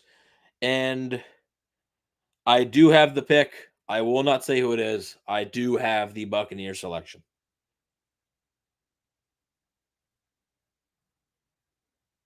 But yes, I do have the Buccaneers selection. The Bucs have made their pick.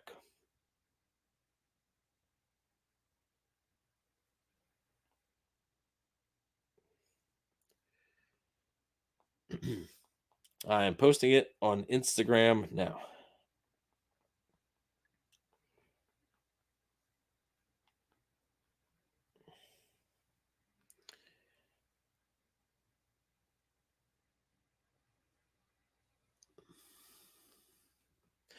But we go to commercial first, of course. So there's going to be a long time. Kool-Aid McKinstry is not on the board. Kool-Aid McKinstry went to the Saints.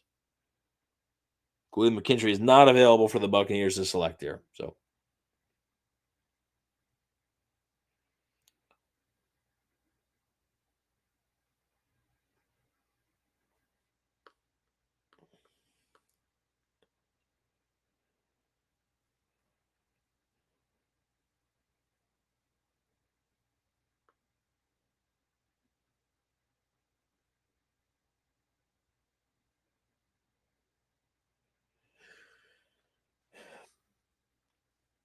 let's see. Let's see.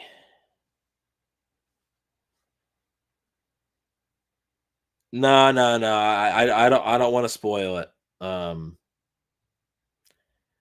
Yeah, James does not like James doesn't like spoiling the picks on the stream. I want to honor that. So yeah, I'm not going to spoil it.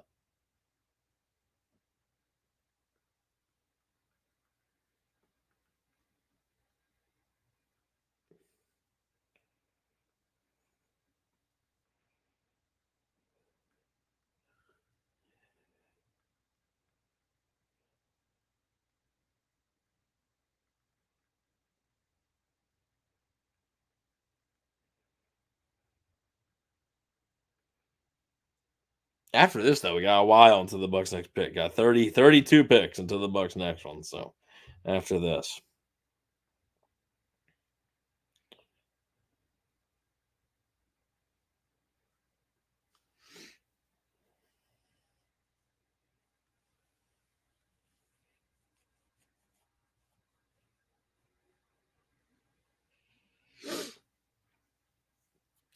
Who do we got? Who do we think? Who do we think?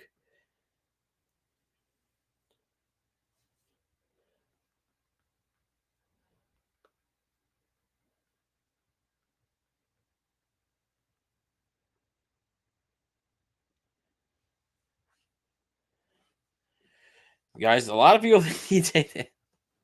A lot of people think TJ Tampa. I do wonder, like I said, if his name was TJ Dallas, do we still think that? Or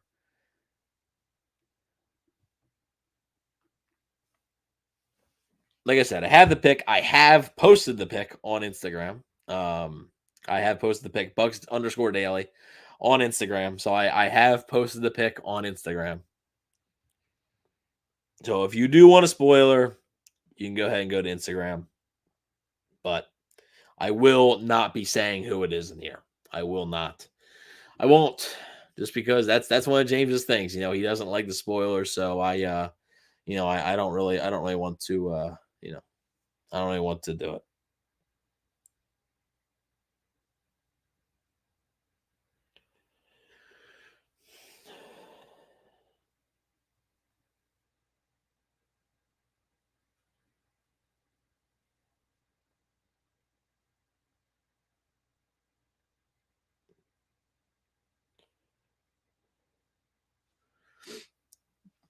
With the 57th pick, the Tampa Bay Buccaneers, Will Golston, Buccaneers defensive lineman, Will Golston is up on the podium right now to announce the Buccaneers selection. And with the 57th overall pick in the 2024 NFL Draft, the Tampa Bay Buccaneers have selected Chris Braswell, edge out of Alabama. So the Buccaneers go with a pass rusher. They go with Braswell out of Alabama. They pass on a guy like Adisa Isaac, and they go with Chris Braswell here. The position makes sense. Obviously, we knew that they were going to be targeting an edge. He had 8 sacks in 2023, tied for the 5th in the SEC. The Buccaneers end up with an edge here at Braswell. I do wonder if they were going to take Marshawn Nealon, and the Cowboys taking him one pick before. But hey, the Cowboys allegedly really like Graham Barton, and the Bucs got him. So the Buccaneers go with Chris Braswell right here. And the Buccaneers grab their edge. They need another edge, and they grab one right here. So Braswell is the pick. The Green Bay Packers are now on the clock. Obviously, the Buccaneers' first 2 picks are now Graham Barton and Chris Braswell, both trenches basically. So really put an emphasis on that, of course. What do you guys think of the pick? Give me a quick grade. Okay, give me a quick letter grade right in the chat. Give me a quick grade of what you guys think about the Buccaneers selecting Chris Braswell with the 57th overall selection. Do you think the Bucs regret not moving up? Probably not. I think the Bucs are basically going to view it as like they can get 2 starters in the 3rd round. Basically, glad they got him. Alabama plays NFL style team, so he's NFL ready. We've got A, B, A. I dig it. B, good pick. Good job. C, F. Love the Braswell pick. He's a baller and gets after it. His development from high school to college has been amazing. Put in the work. Will Anderson got drafted. A. TJ Tampa from Norristown, PA. Shout out Norristown. Woohoo, we have both thirds. They do have both thirds. It'll work. You don't get on the field in Alabama without being good. We could have done worse. And then we have another A. So overall consensus, I would say, is pretty positive from the chat on Chris Braswell. My personal thoughts, I wasn't like the biggest fan. I don't think it's the worst pick in the world. If they were going to go edge, I probably would have gone to Adisa Isaac instead. But, Braswell to me is a guy just, it's safer, I think, than Isaac. So I think maybe the Buccaneers wanted to go for that. So B plus, B, A. Anyone not from FSU is a great pick for me. All right. B. So yeah, like I said, the overwhelming consensus here is that it is positive. So that is cool. As the Packers pick Javon Bullard, safety out of Georgia, pretty good pick for the Packers. Their 1st round pick with Jordan Morgan was questionable, but Edgerrin Cooper and Javon Bullard are pretty good. A reach though, C. Okay. Hope TJ Tampa fall to us. Not at this point. He's not falling another 30 picks or whatever. I don't think so. Next pick might be TJ Tampa. Christian Harris on the clock here for the Texans. This is the guy. He got right to the point the last time. And Blake Fisher, the offensive tackle out of Notre Dame, goes to the Texans. So, yeah, that is it. The Buccaneers have selected Chris Braswell with the 57th overall pick. They land their edge rusher there and some much needed depth. So next, for the 3rd round, I think their options are pretty open. Wide receiver, running back, maybe another interior offensive lineman, corner. So I think those are the positions you could definitely see. So, anyways, want to give a quick shout out. One quick shout out to everybody watching in here. A quick shout out to, like I said, everybody, Willie Beeman, all the moderators here, everybody from Carvey's Tavern. Shout out Carvey's. Shout out Joe. Shout out Pat, Jody, all them, and everybody there. Shout out. Really, appreciate everybody being here. Like I said, 100 people still here. The Bucs have already selected, and there's still 100 people here. So definitely appreciate it. And now we roll on. Now we wait for the next selection for the Buccaneers. And like I said, that will be at 89th overall, barring a trade up, of course. So we will see how things go. But the Buccaneers go with Braswell here at 57th overall.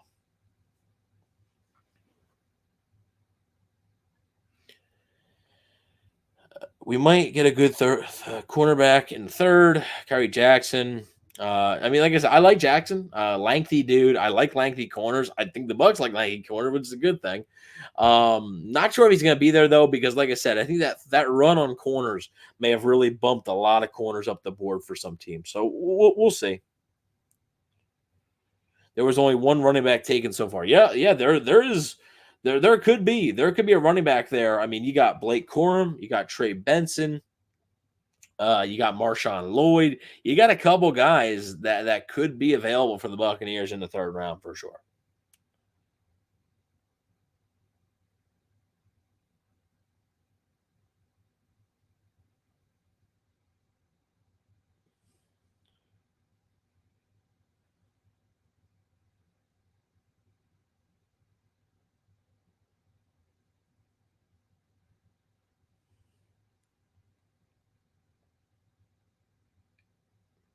Praying for Spencer Rattler. Oh my God. That's funny, man. That's funny. If Blake Corum is still there, we need him. We should sit him behind Rashad, and we can finally have two decent running backs so we don't have to rely on Rashad. I do think that's a big point, right? I think taking the load a little bit off of Rashad White, especially later in the year. So I think that matters. You know, they put a lot of tread on Rashad White's tires last year. And I do think that matters. Can a player say no to a team if they draft them? I mean, technically, I guess. I mean, Bo Jackson did. Bo Jackson did, to the Buccaneers. Eli Manning technically did to the Chargers, but it is very, very, very, very, very rare. So you don't see that often. Mel's best available. Number 1 is TJ Tampa. Kool-Aid McKinstry did get picked. He got picked by the Saints a little bit ago. Number 2 is Adisa Isaac. 3, Malachi Corley. 4, Roman Wilson. Roman Wilson's still on the board. Pretty good player. 5, Cooper Beebe. 6 is Roger Rosengarten. 7 is Troy Franklin. I forgot about him. 8 is Ennis Rakestraw Jr. That's another corner I can see coming off the board here soon. 9 is Peyton Wilson, and 10 is Kingsley Suamadada. I might have butchered that name, to be honest with you. But yes, the Buccaneers go with their edge rusher. So now, like I said, the board kind of opens up for them now, right? Now you got the interior offensive lineman. You got the edge. I think the board opens up for you a little bit more here. So it makes a lot of sense, I think, to go in a lot of different directions. So they can do a couple of different things here.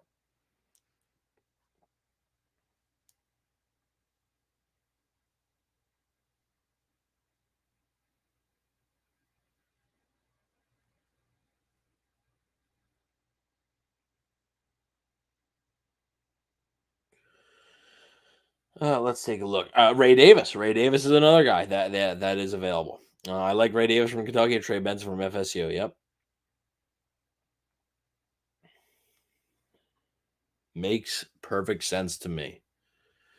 The Bills are on the clock. Their pick is in.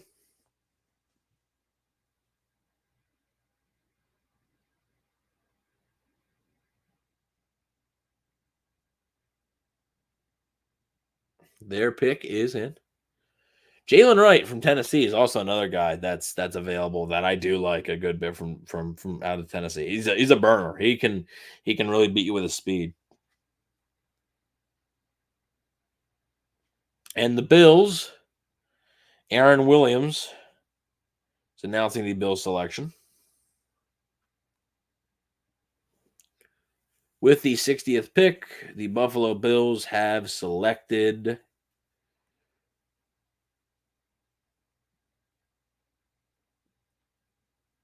Cole Bishop, safety out of Utah.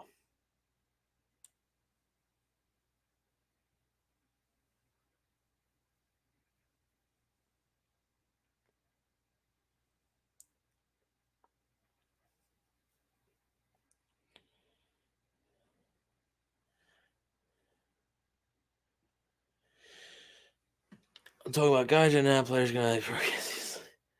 What's the setup? Audio sounds great with no professional mic. Wow. Well, I do have a. I mean, it might. Is it not connected? It should be connected. So, yeah, it is. I mean, I got the Yeti, the Yeti mic here. I got the Yeti mic with the pop filter. So,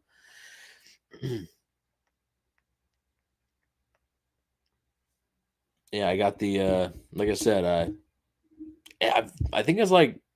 I used to have there's a Yeti Blue Snowball. I used to have that, and I moved on. I moved on from that a little bit. So I appreciate the I appreciate it.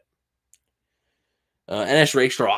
Rakestraw is a dude who I just don't know if he's gonna be. I mean, I'm not the biggest fan of him, but if he's there at 89, tell you what, pretty good. As here comes Barry Sanders to announce the Lions pick. Barry Sanders in a Barry Sanders jersey.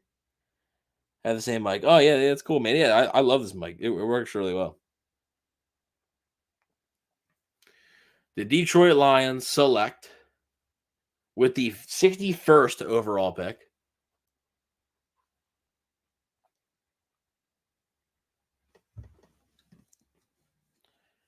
With the 61st, Barry's going to talk a little bit. Hang on. Okay, then he's going to toss off this guy. Gotcha.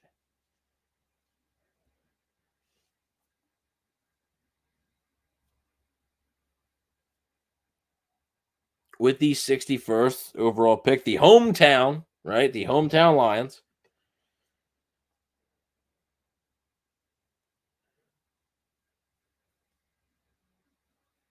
The hometown Detroit Lions select. I did see the pick.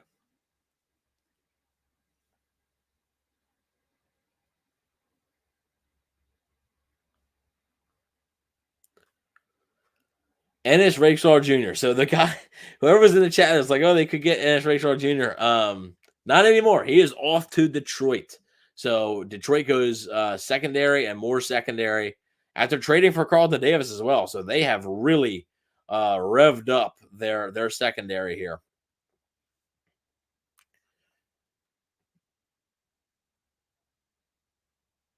They have really, really revved up their secondary.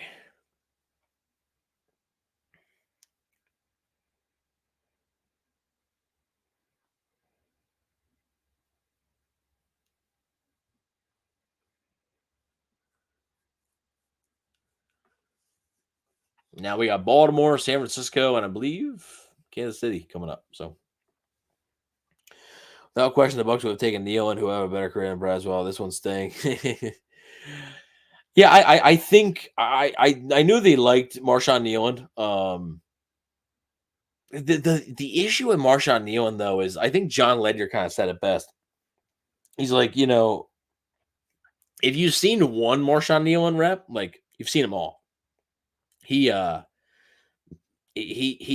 like he just doesn't have that much of a pass rush bag. What do we need right now? Well, it's up to you. That's your opinion, but so I would say the Bucs have have an interesting options here, right? They can go corner next. They can go wide receiver. I don't know if they'd go corner, to be honest with you. The wide receiver is going to be an option. Interior offensive line, they can double down on that. That could be an option. And I would say maybe running back. I think those four are I think if I had to guess, I would think their two picks is going to be a combination of those four. Just my guess. A combination of those four.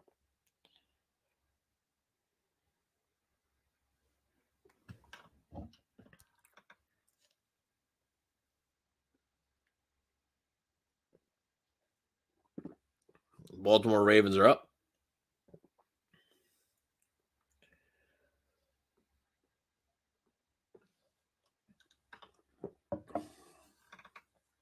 $62nd overall. We are just about done the second round, folks. Just about done the second round.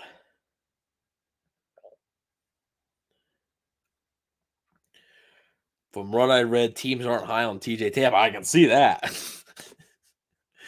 No, yeah. I mean, look, teams have different valuations of all players. As the Ravens go with tackle Roger Rosengarten out of Washington.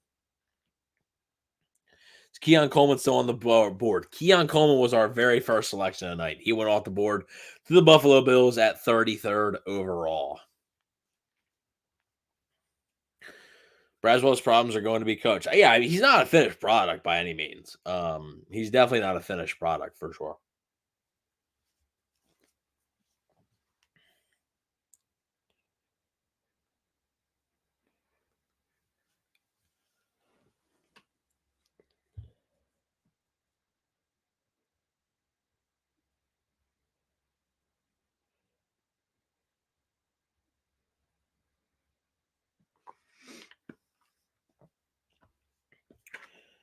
Let's see. One thing I have to commend Light was center guard, left guards are biggest need, then edge. Light draft both of those in order. Kudos to Light and Co. Yeah, I mean for sure.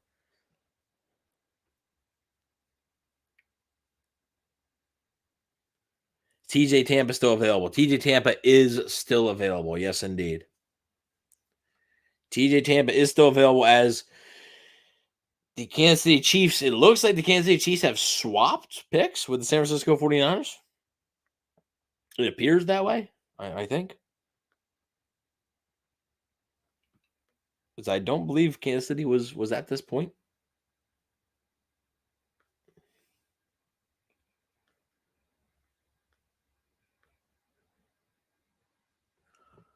Chiefs pick is in though. We are almost done the second round. So the Chiefs are picking 63. San Francisco is going to pick 64. That's going to conclude the second round. I will be taking a quick 5-minute break, maybe even less than 5 minutes, just to regroup, get back into it, get to the third round. So, is Peyton Wilson still available? Peyton Wilson is still available. Kansas City Chiefs are on the clock. Their selection is in. They are making the pick right now. Jamal Charles, I believe, is making the pick for them. Yep. When is the draft for mascots and cheerleaders?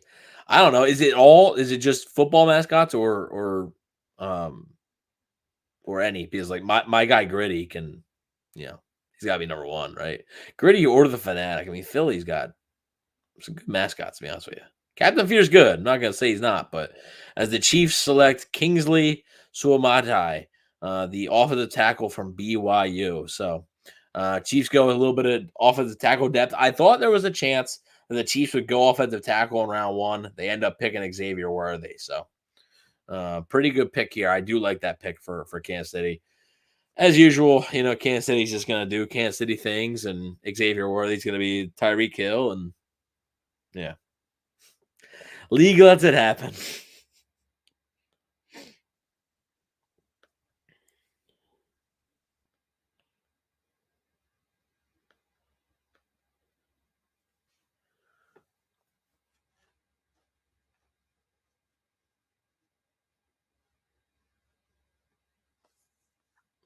Let's see.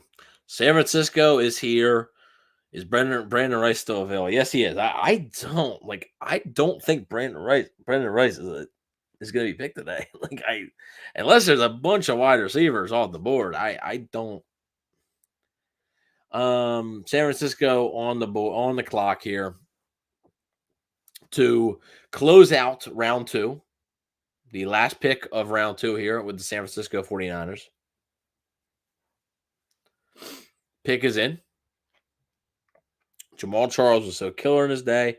Played on not so great teams and was always amazing. By the way, running back drafted in the first two rounds. NFL genius learning trends first. Yeah, for sure. Yeah, I mean, there's a lot of talent at running back available. If the Bucs want a running back, it's a good chance there's gonna be one. And honestly, I would even wonder if the amount of running backs, let's say there's like 3 or 4 running backs that the Bucs like that are available at 89.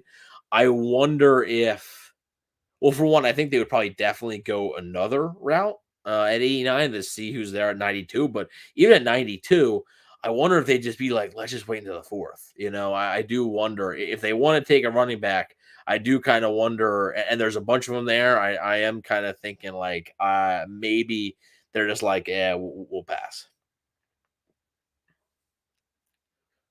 I mean, yeah, Jalen Wright out of Tennessee. I like him. Braylon Allen. I know there's been a few Braylon Allen fans in the chat tonight. He's pretty good. So we'll have to wait and see. We will have to wait and see. As San Francisco, we are on a commercial break, of course, but Jadavion Sanders still available out of Texas. I like him. Like I mentioned earlier, I like him more than Ben Sinnott. It's not that Ben Sinnott's not good. Just I like Sanders' explosiveness. He's almost like a third wide receiver, basically. Yeah, what do we think of the 49ers drafting Ricky Pearsall in the first round? That was a fun little pick. I don't know if we have any Gator fans in here, but that was a fun little pick for them.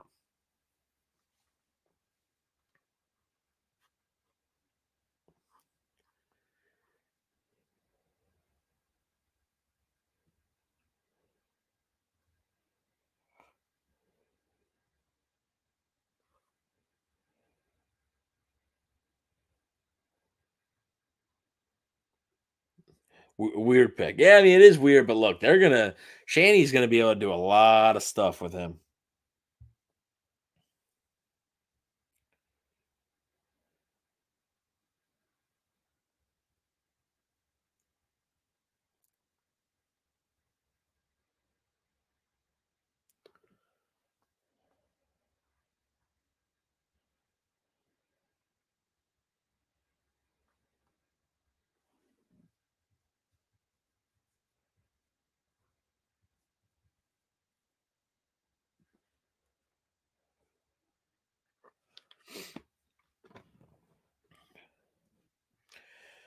Yep. He'll be good in the slot, but he's not number one on any team, nor I think you ever will be. No, I'm like, I don't think the 49ers are drafting him to be a number one. Like, I don't at this point, I don't expect both Debo Samuel and Brandon Ayuk to be on the 49ers. Like, I think one of them is gonna be gone. There was a report, I think, from Mike Silver, used to be at NFL Network. There was a report from him uh earlier today or late last night that the Niners are now actually more likely to trade Debo. I don't know about that. I just think Debo does so much for them that I don't know if I necessarily buy that, but we'll see. But I mean, Pearsall, man, they're gonna be able to do a lot of fun stuff with him, I think, in that offense. As like I said, the 49ers are gonna be rounding out the second round for us here. 64th overall, and they're rounding it out. I think they drafted him to be a slot guy and maybe a number two sometimes, switching here and there. Yeah, I mean it makes sense. If that's his role, like that makes sense to me.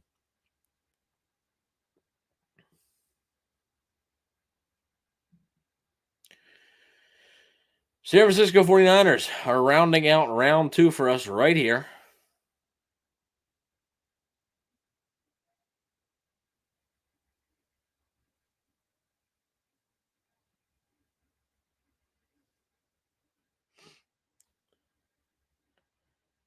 6 second round trades, some good action. Yeah, no, it is. It is. I mean, we actually the trades slowed down a little bit in like the middle, but the trades have definitely slowed down a little bit, but it was pretty good. As the 49ers pick Renardo Green, cornerback out of Florida State. So they pick a corner. That corner is not TJ Tampa. So yet another corner going off. That dude's got a spreadsheet. I love that guy. That dude's got it. He went to the draft, got his notebook, and the entire notebook is filled with prospect. That's awesome. That'd be me if I ever went to a draft. Oh man. Shout out to that guy. But Renardo Green goes, Florida State alum. Renardo Green heads to San Francisco. It is not TJ Tampa. So another corner that's not Tampa that is going off the board here. And with that, folks, that concludes round two. And with that, I will be taking just a quick 5-minute break.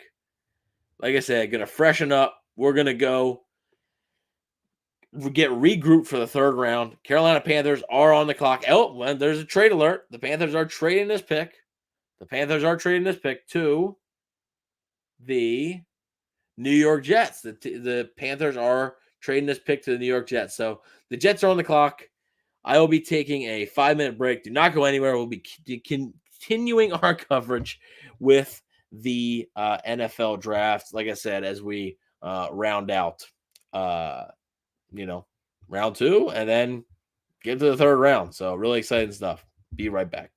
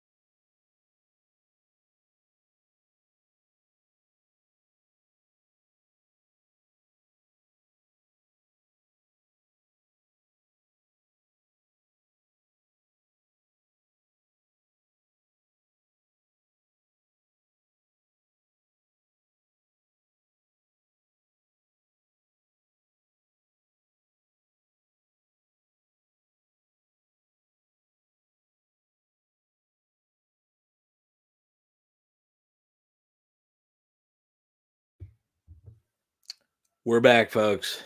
We are back. And I didn't miss a pick. I didn't miss a single pick. We are back. The Jets trade up with the Carolina Panthers, first pick of the third round, 65th overall.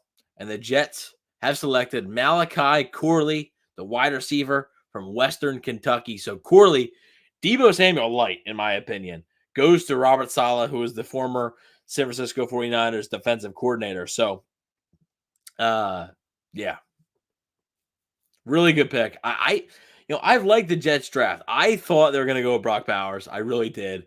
But, man, they didn't, and they picked the Olufashanu. Now they get Corley here. Really, really like what they've been doing. Really, really do.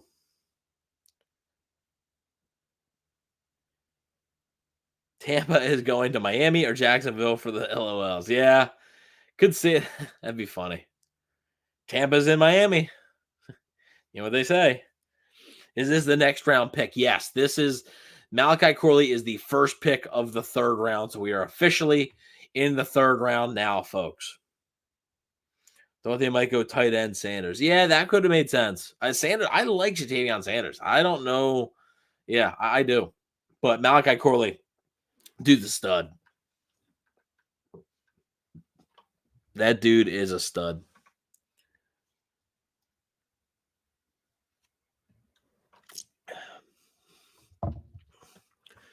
Arizona's on the clock. Their pick is in. Arizona's killed the draft, too. I've really, really enjoyed their draft. I mean, Marv, who arguably could be, I think he might be the best player in the class. I think, if we're talking to pure best player, not positional or anything, I do think that Marv could be the best player in this draft class. And they got him at number 4. So, really, really good job by the Cardinals. And they were smart not to trade out, in my opinion. They were pretty smart to not move out. Ooh, this little closer. Leonard Davis on to announce the Buccaneers. Wow. The Cardinals 66th overall selection here was the pick for the Buccaneers. The Buccaneers have 2 third-round picks as the Cardinals select Trey Benson, running back. So the second pick of the third round is Trey Benson. We're starting to get some skill positions off the board again here. Had a little bit of a run on defensive linemen and offensive tackles, but now we got a wide receiver and a running back back-to-back. The Buccaneers have 2 picks in this third round.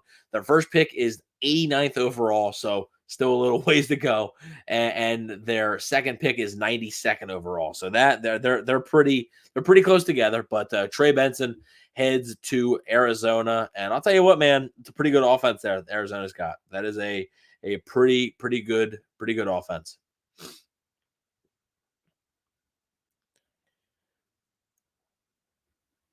It's always funny to me. I can always tell, when we got Florida fans in here, we got Florida State fans in here. Because they always really, one thing that especially Florida State fans do, they always really advocate for their guys, they always really want the Bucs to pick the Florida State guys. Usually when a running back goes in the mid rounds, they all start to go, yeah, I mean, truth teller, you are telling the truth, brother. Yeah, you could see a run on running backs here soon. You definitely could.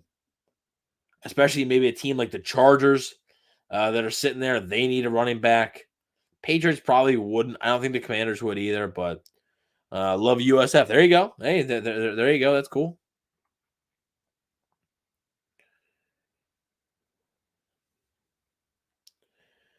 FSU produces some great running backs. They do. I mean, Dalvin Cook, even work done. But I mean, I'm just talking recently. Dalvin Cook, Cam Akers. So I mean, 2 pretty good. I know Cam Akers hasn't had as much success in the NFL, but Dalvin Cook had a stretch where he was one of the best running backs in the NFL. Honestly, Florida State alone, they produce a lot of good talent.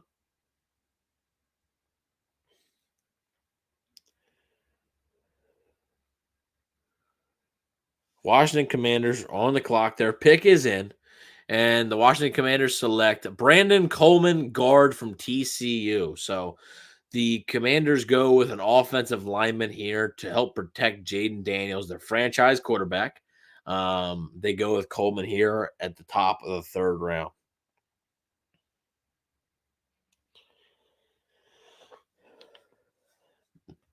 Trade up. Okay, trade again. We sort of did this last round. Like, okay, trade up for who?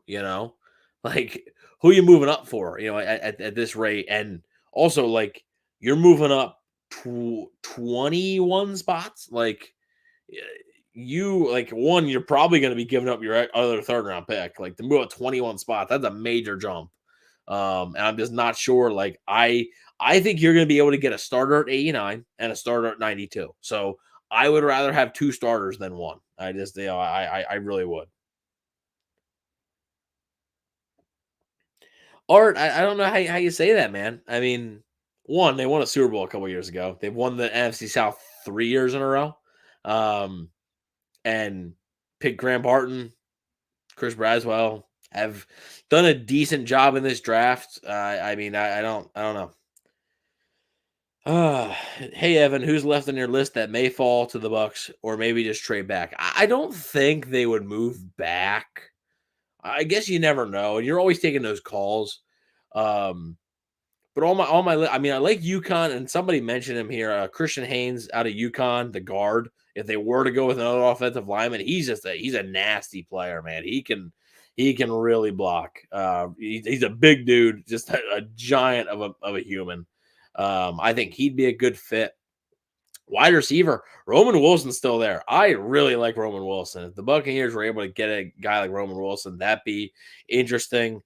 Corner, I mean, TJ Tampa's there, but like I don't expect him to be there. So we'll see. I would say those are probably the three right now.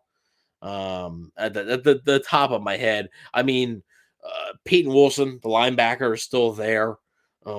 Cedric Gray, linebacker from North Carolina, is still there. So there is some talent at linebacker you maybe consider. So Troy Franklin, he's okay. I mean, if he's there at 89, I think it's a great value pick. I don't expect him to be there. I mean, Junior Colson, also, I just saw him actually pop up on Mel's best linebackers. I think Junior Colson would be a pretty good pick there too, a linebacker from Michigan. Johnny Wilson, 89 or 92. A third round pick of Johnny Wilson's a little too rich for me. Just a little bit. Just a little too rich for me. That's all. Who got the better defensive player in the second round, Cowboys or Bucs? I like Nealon more than Braswell, so I would say probably the Cowboys. But it's not to say that Braswell's bad. I just like Nealon better.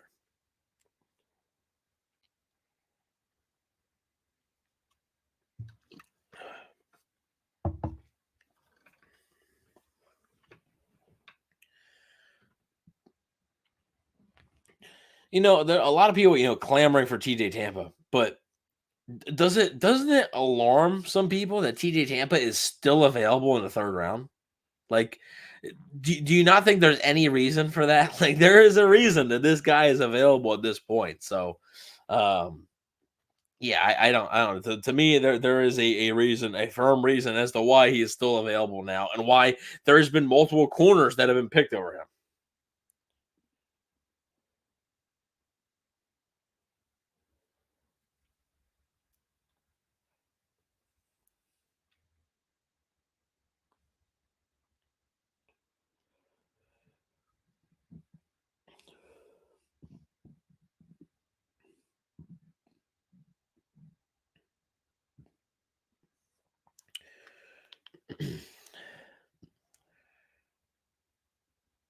Have you looked at Tyrone Tracy Jr., running back out of Purdue, runs with the same heart as All-Star? I have not. I haven't really done much. Is he sort of like a later round guy, or is he next year? Because I honestly, I don't even recognize the name, to be honest with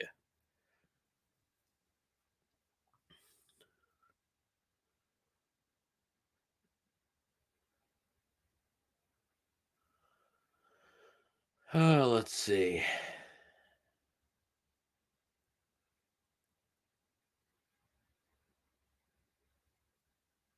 He's in the draft this year, probably a fourth rounder. I haven't done like extensive work on the running back class outside of like basically the players that are going to be picked today. I do like Aldrich Estime out of Notre Dame, but he's sort of been like a trendy pick too. Like a lot of people have liked him. I don't think he's going to be available tomorrow when the Bucs pick in the 4th round, but you never know, I guess.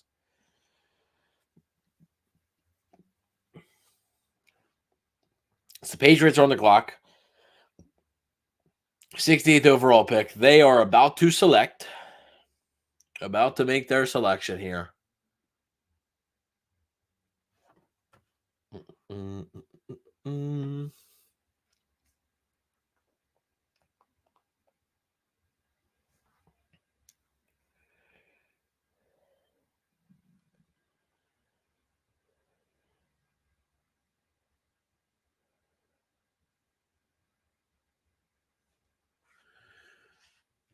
With the 68th overall pick,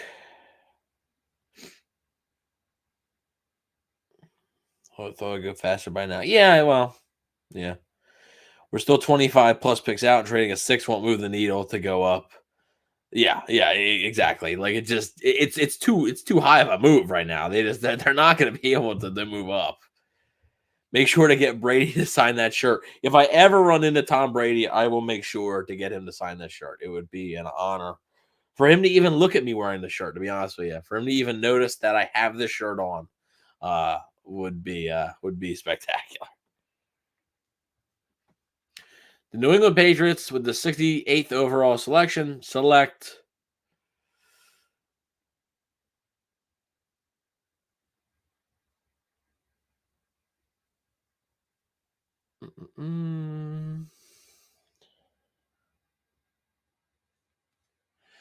New England Patriots select Caden Wallace, offensive tackle from Penn State. So Caden Wallace headed to New England. They're getting an offensive tackle.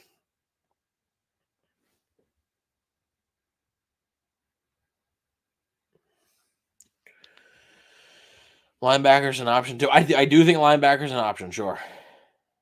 Yeah, I do think linebacker could be an option for them. It depends on who's available. There's a few good ones available now. Cedric Gray from North Carolina is available. Peyton Wilson's still available, so there's a couple good ones still here. I think they consider it. And also, the cool thing about having picks so close to each other is you can sort of, if you know well enough, right? Jeremiah Trout Jr., that's another one. If you know well enough who's on your board, right? If you know well enough who's on your board and the teams behind you who they might have on their board, if you get good enough intel, you can really sort of maneuver the way you want, right? You can pick at 89 the guy you want because you know there's a good chance that player X is going to be available at 92. That's the beauty of having picks pretty close to each other. As the Los Angeles Chargers at 69, nice overall.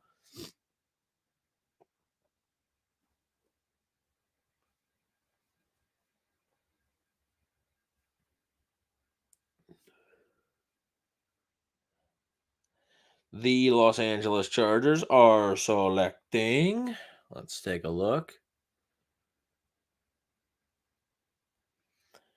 Man, we were doing good. This 3rd round is starting to drag a little bit. Oh, man.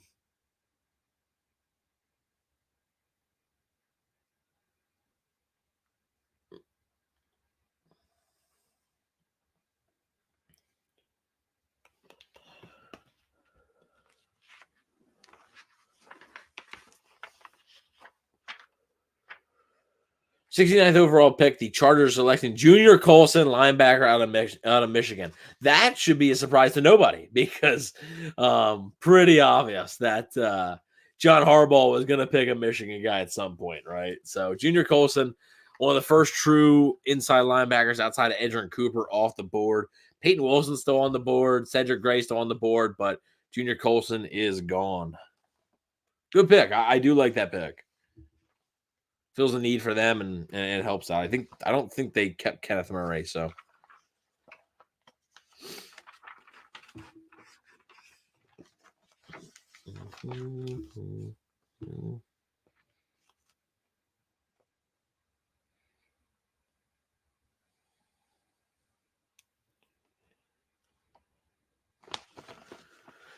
Giants and Cardinals are up on the clock next. It feels slower than the second. Yeah, it does. I don't know why. Maybe the networks rang into the draft, and maybe the networks rang into the draft and was like, "Hey, we gotta slow this down.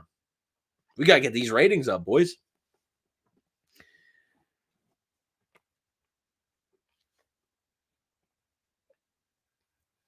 NBA playoffs are going on too. Oh, the Pacers beat the Bucks in a wild one. OT. Pacers beat the Bucks by 3. I take a 2-1 series lead. Nice. Good for them. Anybody watching the NBA playoffs or trying to, divert a little bit from the draft talk for a second here? Anybody watching the NBA playoffs? Anybody watching the NHL playoffs? In 1976, the draft was 17 rounds, 487 players. Dude, that's glorious. That's great. that really is great.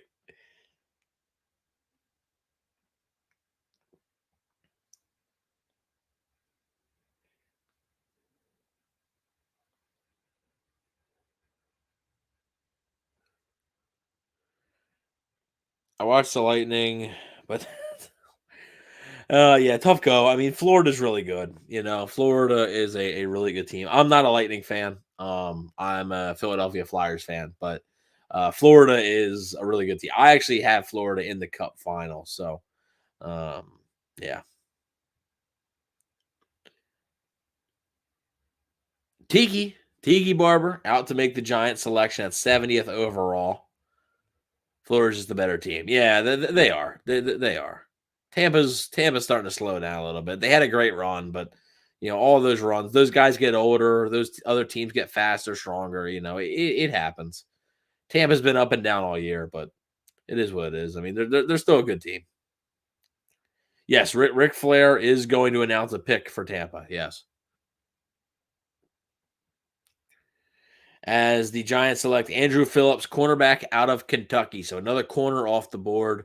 The Bucs want a corner. There's one less one there. Another corner drafted that is not TJ Tampa. So I think people are confused, but I don't know if you can get much confused because it just seems like the NFL is clearly not high on TJ Tampa. I do wonder if a team like Arizona, though, I wonder if they end his fall here.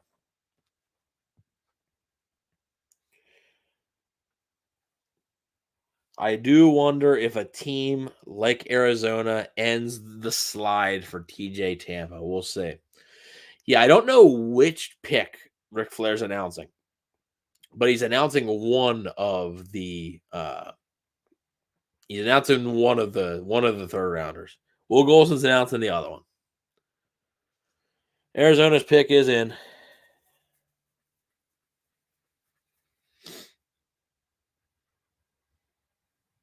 Pick is in.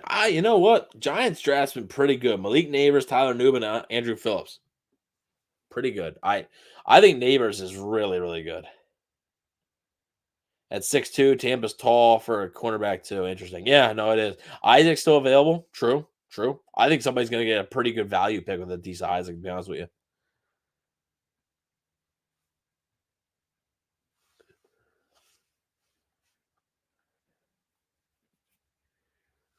Troy Vincent announcing that the Arizona Cardinals have selected Isaiah Adams, a tackle out of Illinois. So tackle off the board. Guys like, Roman Wilson are there. As we get a little closer to the Bucs pick, still not very close, but a little bit closer. There's still some talented guys there, obviously. But Isaiah Adams out of Illinois, 2-year starter and 2023 team captain. What's your guess for the 2 third-round picks? I'm going cornerback and wide receiver. I think either one of them makes sense. I think you could be right on both. I think wide receiver depend on who's there. I could see maybe if a Roman Wilson's there, Jalen McMillan out of Washington if he's there.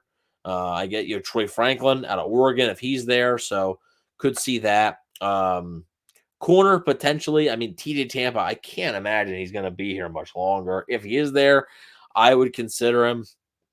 And then, I still think they could go with an interior offensive lineman again. I think Christian Haynes out of Connecticut makes a lot of sense for them. Cooper Beebe, Mason McCormick. Mason McCormick is a Buccaneers guard to a T.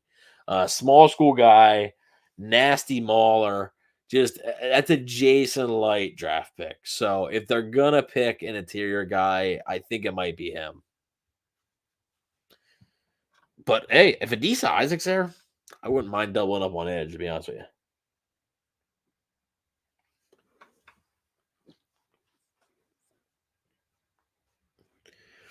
Panthers pick is in, but of course we have a commercial, so you know how that goes. Once we trade it up, who are your favorite Buccaneers right now? I mean, everybody likes Mike Evans, right? I mean, like, so I started watching football in 2012. So that was a Levante David rookie season, of course. But so, I basically grew up with Levante David and Mike Evans pretty much. So those are the guys where, if you look at it, I'd say probably, two of the favorites. Of course, if you would ask me that question 2 years ago, would have been a little different, but that is a good move doubling up on edge. Yeah, yeah.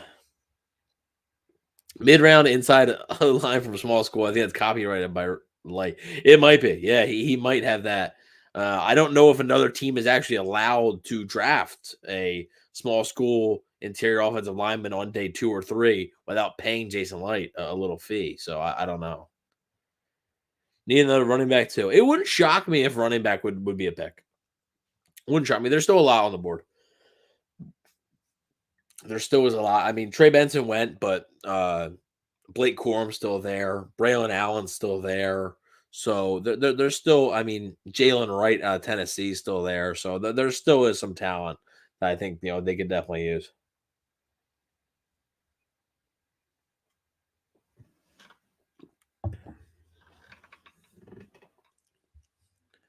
Mel's best available. It's updated a little bit. 1 TJ Tampa, 2 Adisa Isaac. Those two haven't switched in a long time. 3 Rowan Wilson, 4 is Cooper Beebe. 5 is Troy Franklin. 6 is Peyton Wilson. That's another one that I think the Bucs could consider. Peyton Wilson, linebacker of NC State. 7, Christian Haynes, the guy I just mentioned. 8, Jalen McMillan, wide receiver out of Washington. And then 9, Mo Kamara. And 10, Jalix Hunt. So I know there's been a couple of Jalix Hunt fans in here. Do you like Josh Newton or TJ Moore? I mean, I like TJ Moore, but I didn't think TJ Tampa was going to last this. I thought he was going to be like a mid-second round pick. I am surprised that we're getting darn near the middle of the 3rd round almost, and he's still, he's still there. But I have to imagine his slide's going to end here soon. Carolina maybe could see Atlanta maybe at 74. That could make some sense. Yeah, I like I said, I have to imagine the slide for Tampa is going to end here shortly.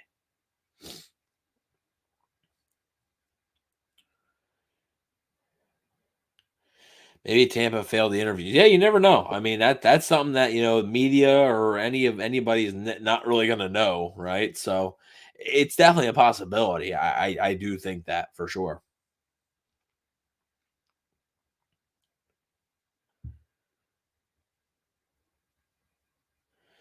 The Carolina Panthers at 72 overall.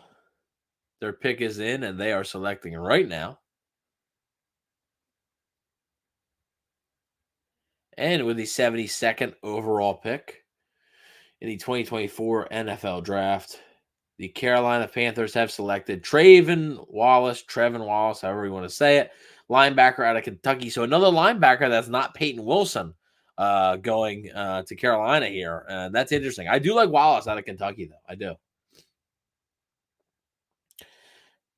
Panthers definitely need a center. Bozeman got blew up in the A gap. So they didn't go with center. They went with the linebacker. So after going with Jonathan Brooks, they go with a linebacker here. I mean, Wallace, I like Wallace as a player.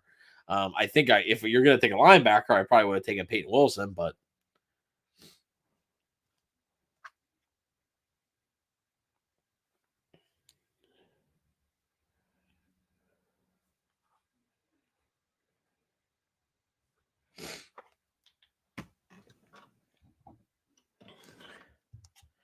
Bryson Sanchez, dude.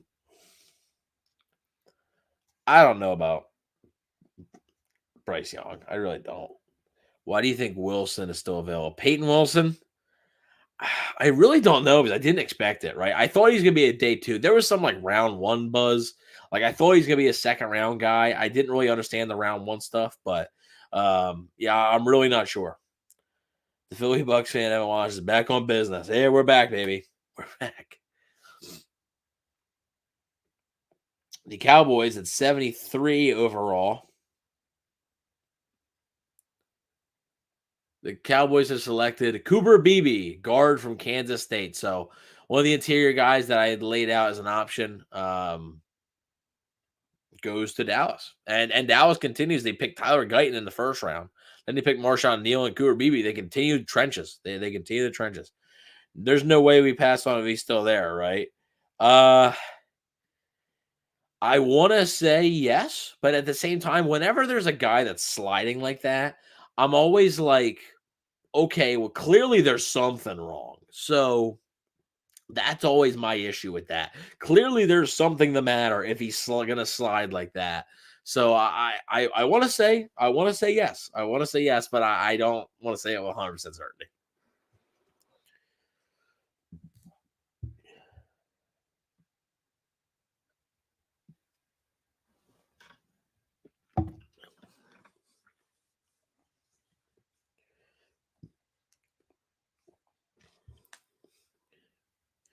The Atlanta Falcons here at 74th overall.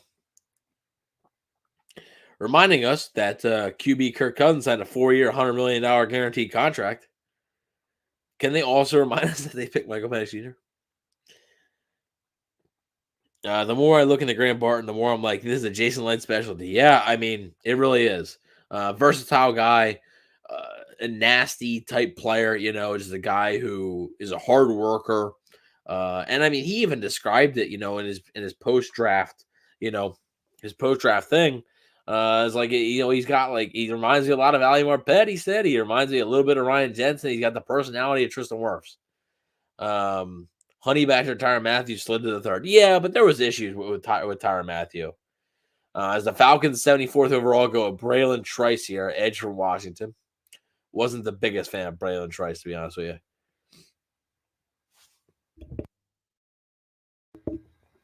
I think you guys are just a little bit higher on him because of his name. I do think, although, okay, you could be a little bit higher on him because his last name is Tampa, sure. But at the same time, I am surprised he's still available. I think he's a better player than being picked in the middle of the 3rd round, I think. Just my opinion.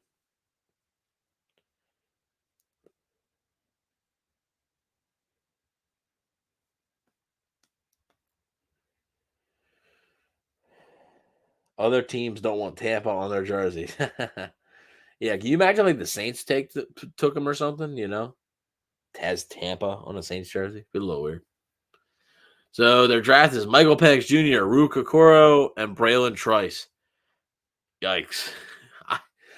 I do not like that class so far, man. I don't know. Oh, boy.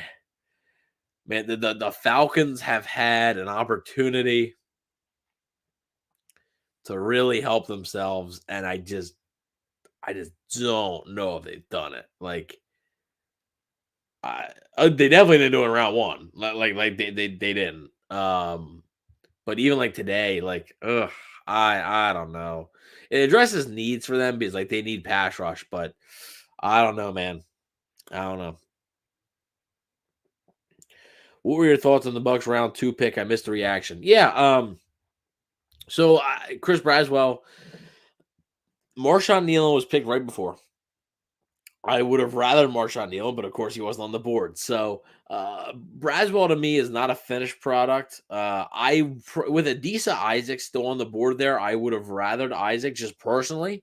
But Braswell to me is not a bad pick, but there was a few guys there I probably would have picked over him.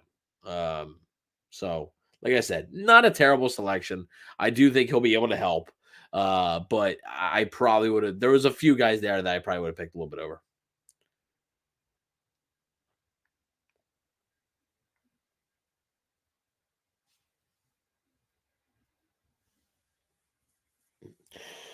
Yeah, no problem, man. I appreciate all you guys joining in. I really do. Buccaneers are almost. We got about 14 picks or so until the Buccaneers are on the clock again. So, Buccaneers, we're almost there, folks. We are almost there. And there's gonna be a few extra third round picks because the comp picks. So, there is a little bit longer of a third, and we will stay until the entire draft is finished. So once the Buccaneers pick at 92. That doesn't mean when the stream stops, we're going to stay until the end of day 2. I mean, that's just what it's going to be. So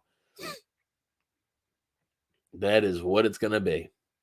Bears pick is in, but we got a commercial. So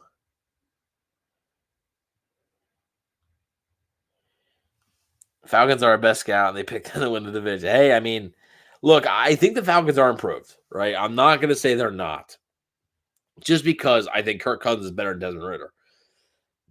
But, man, I don't know. Like, this draft is just not good.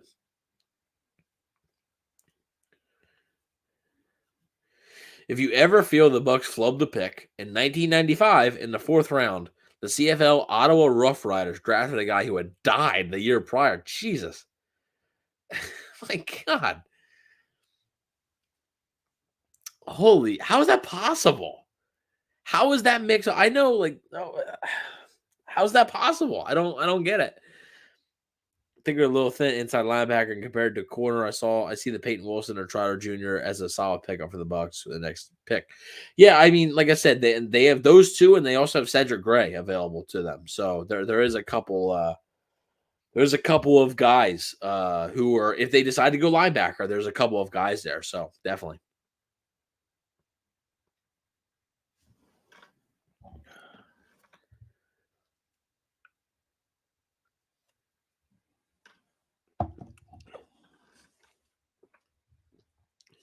Falcons bombed this draft, in my opinion, was great for us. That's true. If I'm the Buccaneers, if I'm Jason Light, I'm sitting there like applauding every Falcons draft pick.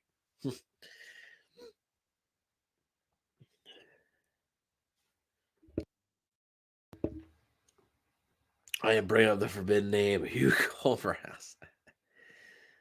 What about the Ravens or whoever that didn't get their pick in and several teams jumped over them? I think the Vikings were the team. I think it happened to twice. I'm pretty sure it happened twice to the Minnesota Vikings.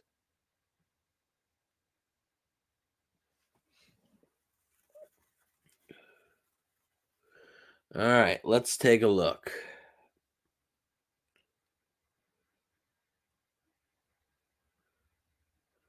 What position would you hate in the third? That one dude that keeps saying Spencer Rattler, that'd be a hate pick. That would be a hate pick. Quarterback's really the only one that's like doesn't make any sense. We all want to know what's in that red cup. Don't we all? Don't we all? Something cold, that's what I'll say. As the Bears select Kieran Amagaji, that's my best bet on that. Did Blake Corum get picked yet? He did not. Blake Corum did not yet get picked. Fireball here, sir. LOL. I can tell you it's not Fireball. I can tell you I do not have Fireball in that cup. Spice isn't really my thing. I like cinnamon, but I don't like cinnamon that much. I do not a Fireball guy. But Jägermeister and vodka. It's not. Oh, is that what's in your cup? Vodka and Red Bull. There you go. The Bucs need a third or fourth cornerback. I think corners over heights is a need. Okay. Bucs need weapons on offense, strengthen up that run game. I think the Bucs could pick a wide receiver. I do. I think they could pick a wide receiver.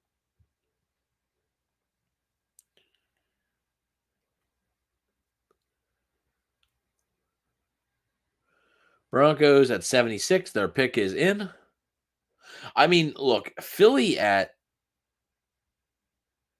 78 is definitely taking Jeremiah Trotter Jr., right?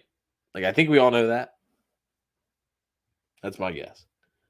If I know Howie Roseman, like I think I know Howie Roseman. They're taking Jeremiah Trotter Jr.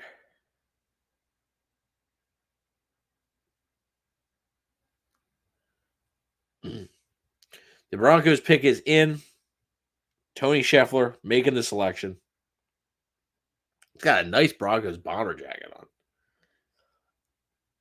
No need to drink, Evan. We're not. That's true, dude. If I was a Falcons, I don't know what to do. I wouldn't know what to do. I would be in total shock on last night. Like I wouldn't know what to say. If I came on here and talked to you guys about it, we're covering the Falcons. I wouldn't know what to say. I wouldn't have the words.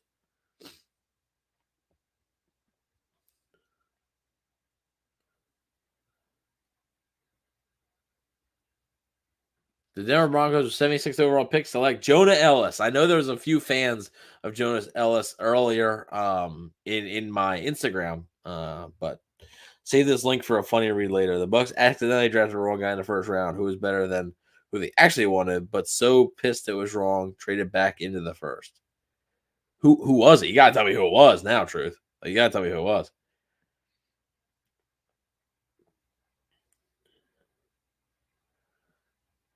No tight end, please. I could see a world where they take Jadavion Sanders if he's there. I don't know if he's going to be there, but I could see that world.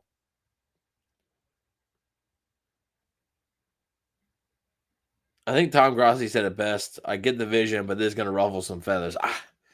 Dude, to me, if you didn't sign, I know, okay, if it's, it's technically a 2-year deal. I get it.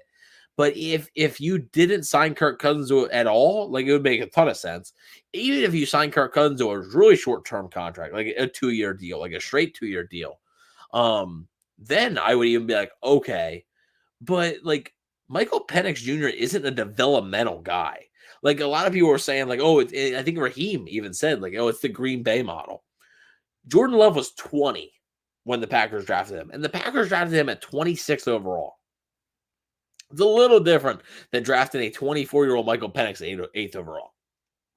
Little different. Vegas is up at 77.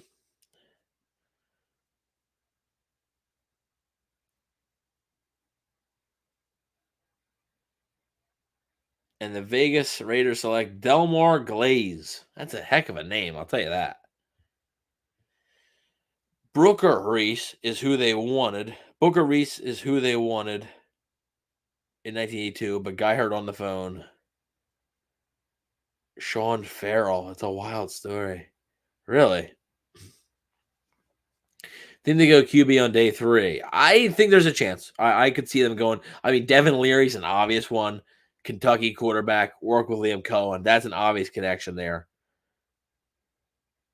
How old was Aaron Rodgers when he was drafted? I think Rodgers was 37 or 38. He's younger than Cousins is.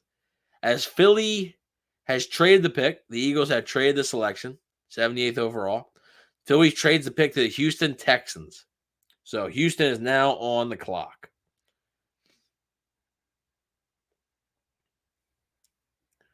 I still call them Oakland. Yeah, it's a have. I'm pretty good with calling the Raiders Vegas. Sometimes I'll call the Chargers San Diego.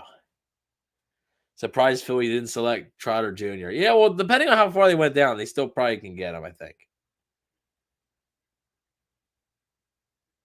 So the Texans are on the clock now. Texans think going to have a heck of a year. A great season ahead, I believe.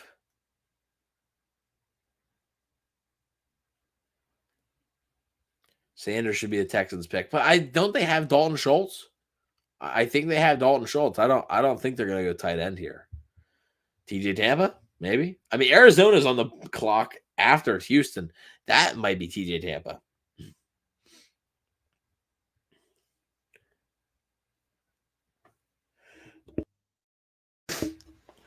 People forget Michael Penix's injury history. They probably want to work him in physically for 2 or 3 years in Atlanta. You don't pick the dude 8th overall. Like, you don't pick him with a top 10 pick. Like, I don't get it. Like, I just don't get it. To me, there are too many people. I'm not saying you are, but there's too many people trying to like defend it too much. And it's a terrible pick. Like, it might be the worst draft pick I've ever seen. Like me personally in my lifetime. Like I know you're gonna say, well, the Bo Jackson. Like I get it. Like since I've been watching the draft, that might be the most puzzling thing I've ever seen. Besides maybe the Browns drafting a 28-year-old Brandon Weeden in the first round, that might be the worst thing I've ever seen. Rumor was many teams trying to trade up to the top 10 for picks. That's the only thing. That's fine. And also, who knows that wasn't leaked by the Falcons to get a little heat off of them. Could be. Could be like, oh, well, everybody was trying to trade up for this guy, you know? Let Atlanta flail. LOL. I'm sure Penix isn't thrilled. um, yeah, I feel bad for Michael Penix. I do. Because I like Penix as a prospect. I really do.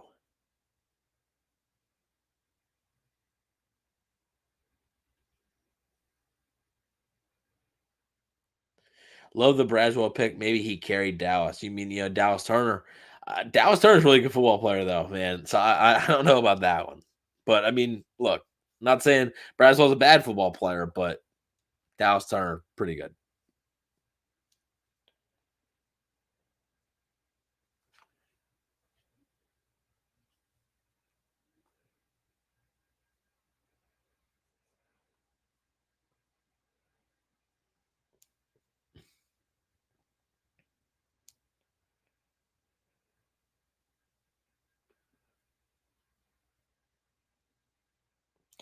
They probably were looking at the Aaron Rodgers situation, thought it was a good idea. I don't know. You don't take him at 8 as an insurance policy. You don't take a dude in the top 10 as an insurance policy.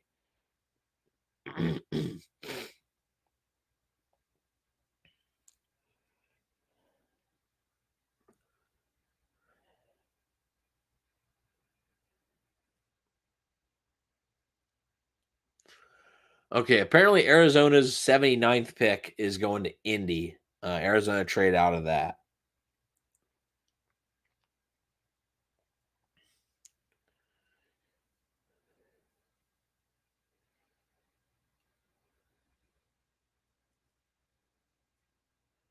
Doubt Raheem had anything to do with the picks. I mean, he definitely had something to do with it. I can tell you that.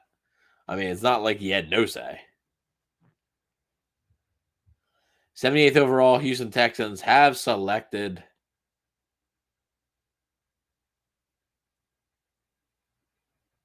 Kalen Bullock, safety at USC. So nice.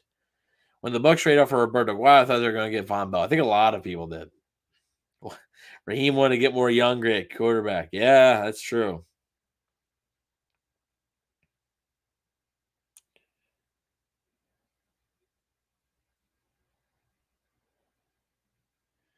I think it's a bad short term pick, but a great long term investment. If the Falcons draft right in 2025 and 2026, Michael Penix is insanely talented. And what does that do for their GM and Raheem Morris? They might be gone by then. Like, they might never be the coach or the GM for a Michael Penix starter, like as a year as a starter. If you don't win, like you're not gonna be, you're not gonna be around. So it's just that's tough for me.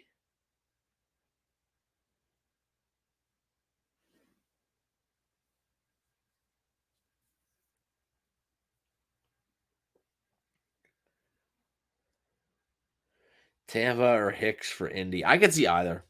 I could actually TJ Tampa actually makes a lot of sense here. They went Latu in the first. They need a corner. That makes sense. What pick are we at? We are at 79th overall. So now the Buccaneers are exactly 10 spots away.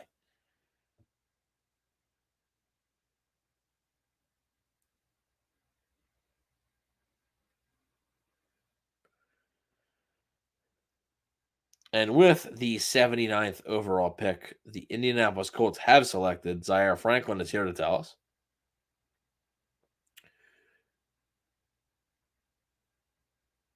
79 overall, the Indianapolis Colts select Matt Goncalves, offensive tackle out of Pittsburgh. That's interesting. That is interesting. Giant human, 6'6", 327.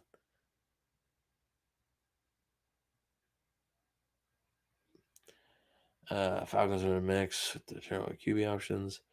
It seems obvious now.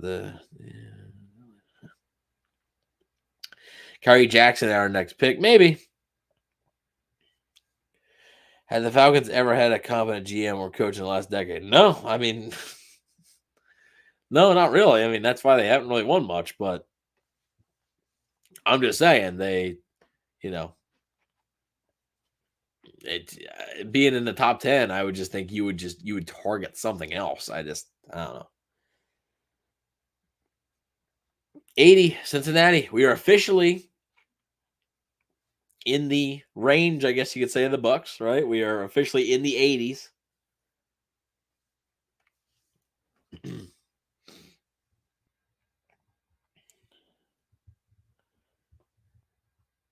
As the Bengals pick is in.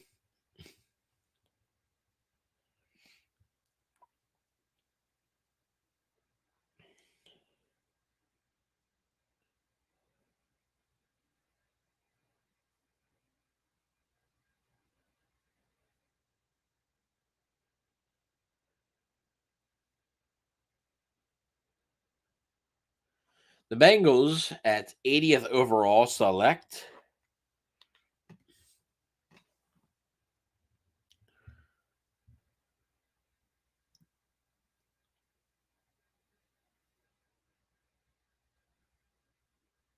they select Jermaine Burton, a wide receiver from Alabama. So they don't select Troy Franklin. They don't select Roman Wilson. So two wide receivers that aren't those guys. Jermaine Burton heads to Cincinnati. They're in trade up range, though I don't think they will. Yeah, here's the reason I don't think they will. Okay, it might cost you just your fourth round pick right now. But if they give them their fourth round pick, that means they're not picking again after 92 until the sixth round. I just don't see that. Unless you could always offer maybe a fourth for next year. I don't know if a team would take that at this point, but you're gonna if you really like the guy, you could always offer it.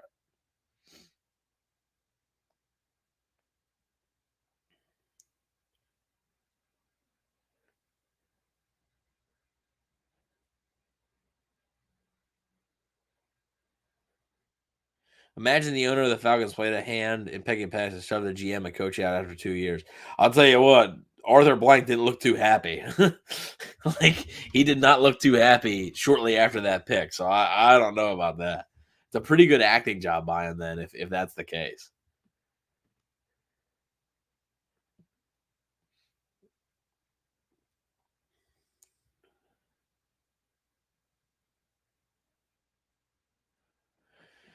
Seahawks pick is in. We are getting closer and closer and closer to the Buccaneer selection.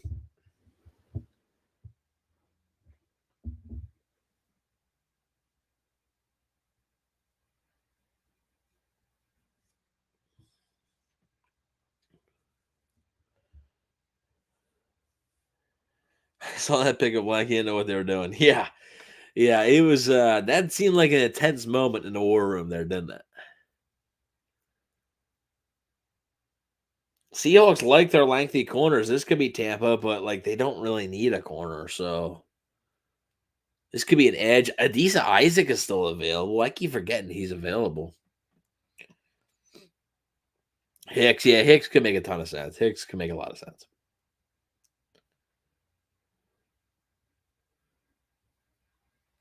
We'll see. Obviously, commercial break now, so we know this pick isn't coming anytime soon.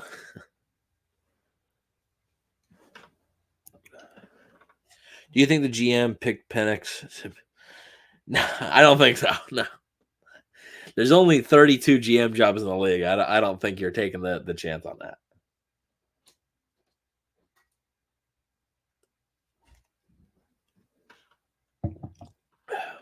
I don't foresee that. 81 with Seattle. They picked Byron Murphy. Is that the only pick they've had? It's strange. I like Byron Murphy though. Byron Murphy, that was a pretty good pick by them. There was a lot of buzz he was going to go earlier and didn't. Wouldn't it make sense? I think that's why a lot of people want it, to be honest with you. That could be a dark horse. Yeah, QB here could be a dark horse. I mean, it would probably be Rattler or I mean Pratt maybe, but I would imagine Rattler. But Geno is like, I think he's definitely the starter this year. But I mean, they did trade for Sam Howell, but I don't know.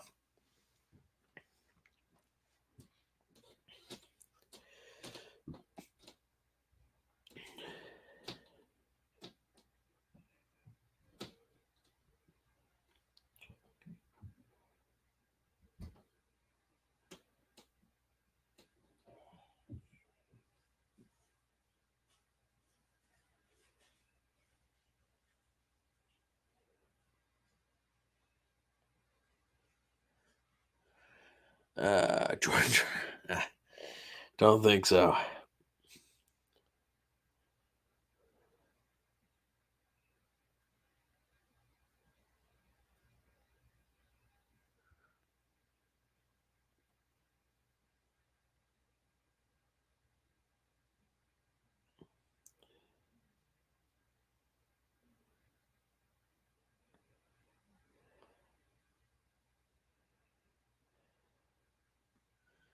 Let's see. Can you imagine getting that? That'd be crazy. Thoughts on drafting a corner? I think Zion, McCollum, Christian, Izzy, and Jamal Dean are good 1, 2, and 3. They could use one. They could in a perfect. I mean, but you are forgetting Bryce Hall and Tavier Thomas, two free agents that they signed who they do like. So, Mikey, buddy, you're back. Come on, pal.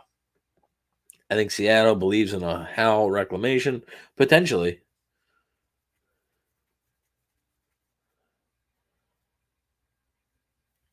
Well, this Zion turns around quick. He isn't good. He had a heck of a jump from year 1 to year 2. I would argue, and a lot of the coaches inside the Buccaneers building actually believe this too, that he was arguably their most improved player from year 1 to year 2. It was quite the turnaround for him.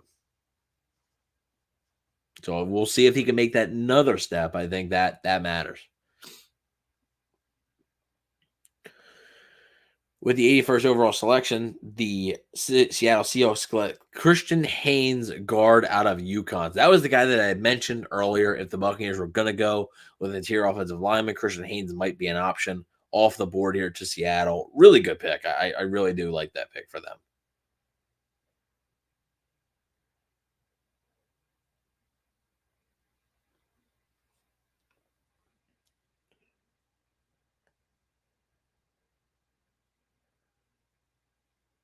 So now, I mean, if the Buccaneers were to look for an interior guy, you're probably looking at I think Mason McCormick would be an option. Cedric Van Pran's more of a center, so I don't think that's going to be a thing. But like I said, I would keep my eye on Mason McCormick to the Buccaneers because I do think that is a Jason Light draft pick right there.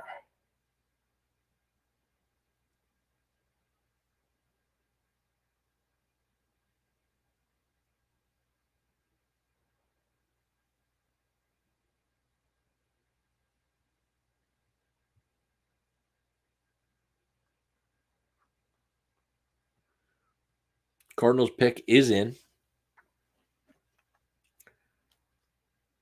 and the Cardinals have selected with the 82nd overall pick. Dominic Pooney, yeah, that's a possibility too. Tip Raymond over some of the tight ends that were available. Okay. I mean, Jatavion Sanders is there. Cade Stover. I don't know. I don't know about that.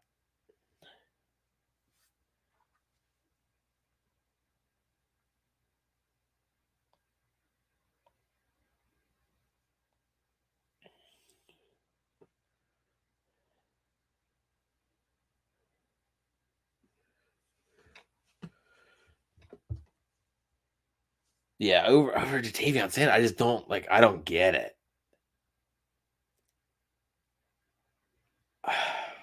Here's the thing. I've liked their first 4 picks. Cardinals' first 4 picks. I thought have been pretty good. Darius Robinson, a bit of a reach, but their last 2 picks have been, I don't know.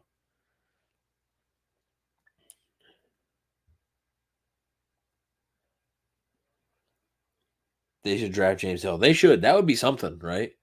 if James is just sitting there and they're like, James Hill, welcome to Pittsburgh. Like I think any of these guys should draft James Hill. Fun fact: James, when he was younger, played wide receiver. Just saying, he did. He played wide receiver. So wide receiver James Hill.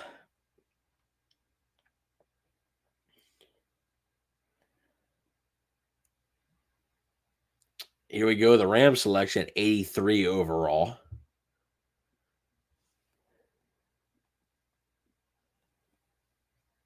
Isaac Bruce here. And the Rams.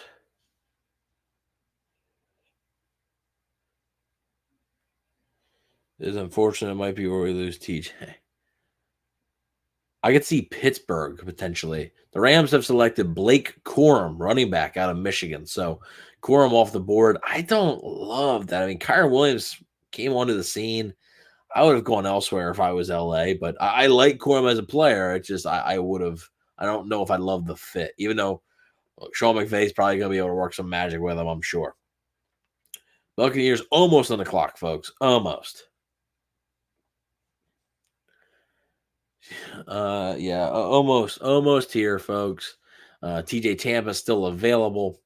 As far as running backs, you have Marshawn Lloyd still available, Jalen Wright still available, Ray Davis. Interior offensive lineman, you got Dominic Pooney, you got Mason McCormick. As far as wide receiver, you have Roman Wilson, Troy Franklin. So there is a good bit of people here available.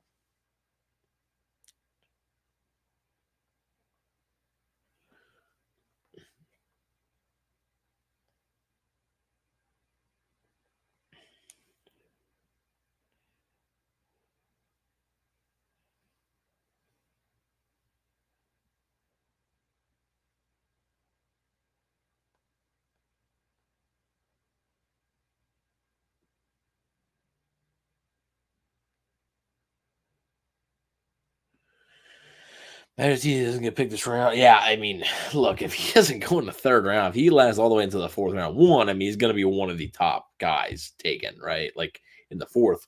But I don't know, man. He could go to Pittsburgh. He could.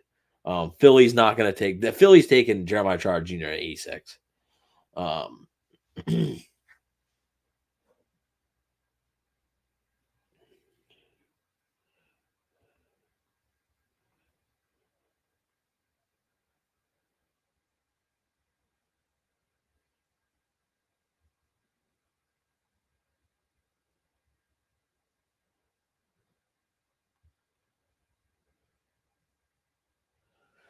Philly Bucs fan, I'm here. Trying to power through. Last a little bit here. Been streaming for just hit the 4-hour mark, so been streaming for quite a while. I would die laughing if you guys got a Manscaped sponsor and brought up about not playing consistently. Like, geez, yeah, that's man, oh man. Peyton Wilson, yeah, Peyton Wilson's another name there, obviously.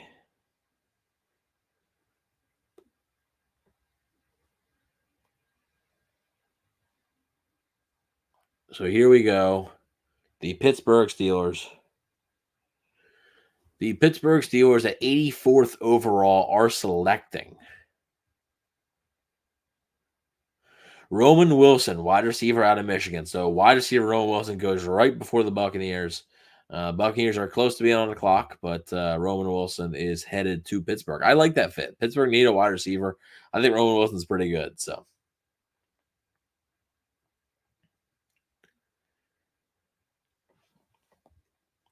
again, Pittsburgh, they had a need at corner. I think they need a wide receiver, but they had a need at corner, and TJ Tampa's is there. So like a lot of people, like if the Bucs pass on him, like if he's there and the Bucs pass on, a lot of people might be confused, but it's not a surprise.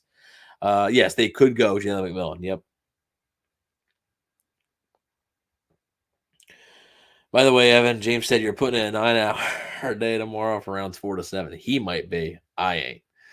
I'll be I'll be here for like the 4th round and then a little bit of the 5th, and I'm done. Oh man, he might be. He's a sicko. He might be. But I like the draft. I don't know if I like it that much. To talk about some dude from, whatever, southern Texas state that I've never heard of. I don't know if, I don't know if I can do that. You heard, well, Mikey, I don't know who your sources are, but you heard wrong. Okay. It's all about the Red Cup. It's all it is. It's all about the Red Cup.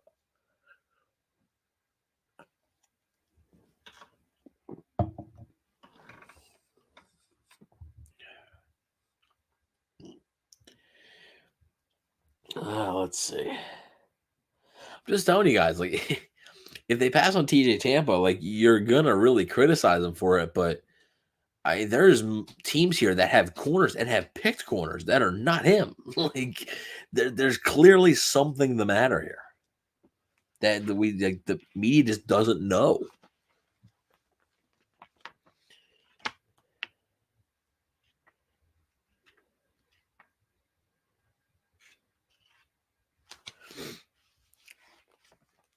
My bad, not vodka. Fireball. You're more likely to get vodka, brother. to be completely honest.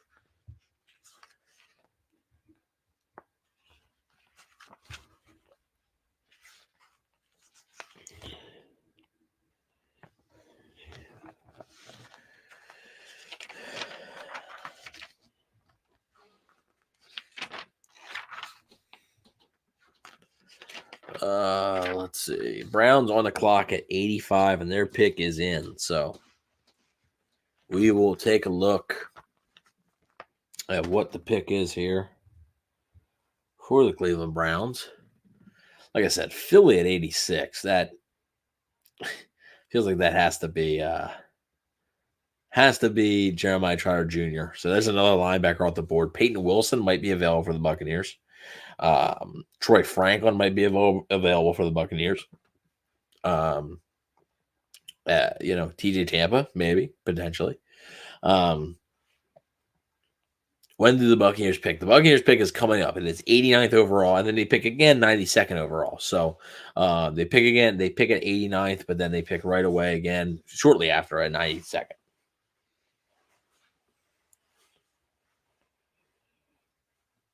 Oh, okay, so the Eagles are not going to be selecting Jeremiah Trotter Jr. here because the 49ers are coming up to 86. So Philly trades down yet again. They're going to end their night with Jeremiah Trotter Jr. They just are. Wholeheartedly believe that. The Rays really suck. What's going on with the Rays? I am a baseball fan. I mean, like tonight, like what's on a scale of messed up, the Bucs are that. So like, oh jeez. All right, Browns are here. Mel Smith's available. TJ Tampa, Disa Isaac, Troy Franklin, Peyton Wilson, Jalen McMillan. So all those guys could be potential fits for the Bucs. This for San Francisco to come up to 8. I don't know who 85 is, but for San Francisco to come up to 86, that could be Tampa.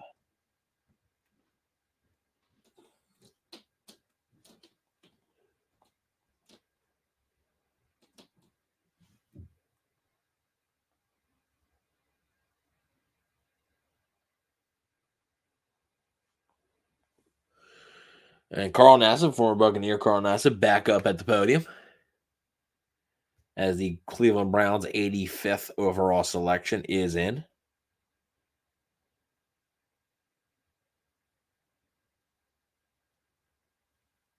And they have taken Zach Zinter, guard from Michigan. Pretty good pick. I do like him. They're now 13. They're now 13 and 14. They lost to the Whites. Oh man. The White Sox are a joke, dude. That's bad. That's bad. The Bucs trade back their first third rounder, then their second third rounder. LOL. Then Evan just shuts off the feed and drops into his bed. I'm good, man. I'm all right. That would, I tell you what though, that would be a bummer. that would be a bummer. This has been fun, but it's been a lot. So longest show I've ever done in my life here. But yeah, that would. Do you think we'll trade it at all at this point? No, I mean I don't foresee it.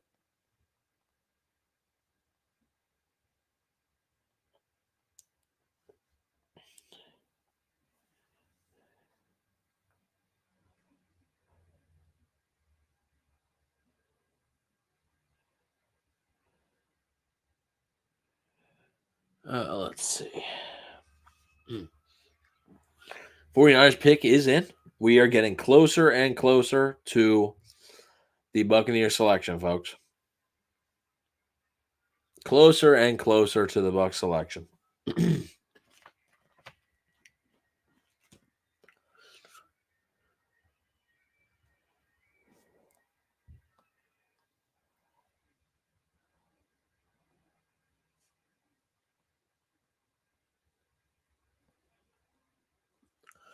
And with the 86th overall pick, Spice Adams, here to announce it. He picks away from us. The San Francisco 49ers are up at 86, so the Buccaneers are picking 89, so it's very close. The San Francisco 49ers, I know the pick, but the San Francisco 49ers have selected with the 86th overall pick, Dominic Pooney, the list him as an offensive tackle. I think he's going to kick in the guard from Kansas. So Pooney is the guy here. Mark, you called it, brother. They need offensive line help. I thought they could have gone offensive line in the first round. So, yeah.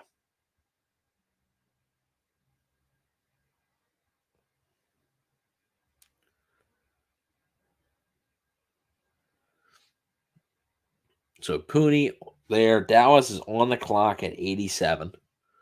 Then we got Green Bay at 88, and then Tampa's at 89. So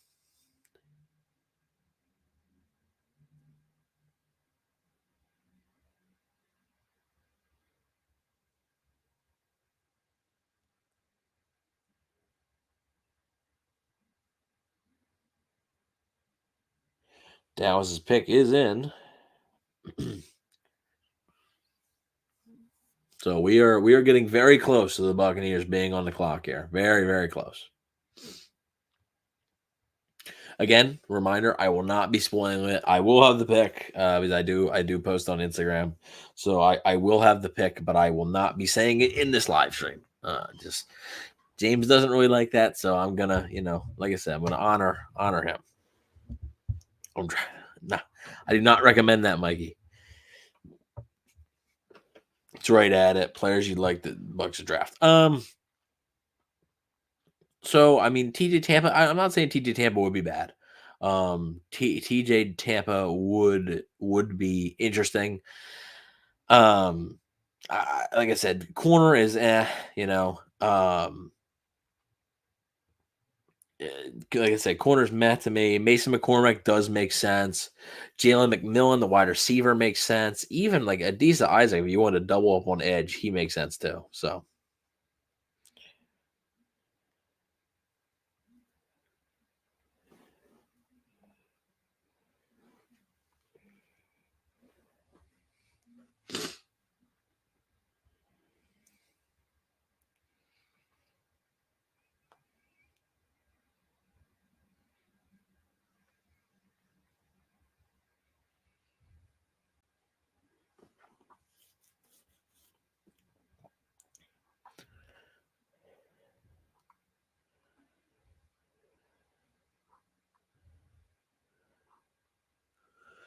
Cowboys pick is in, but we're on a commercial now. So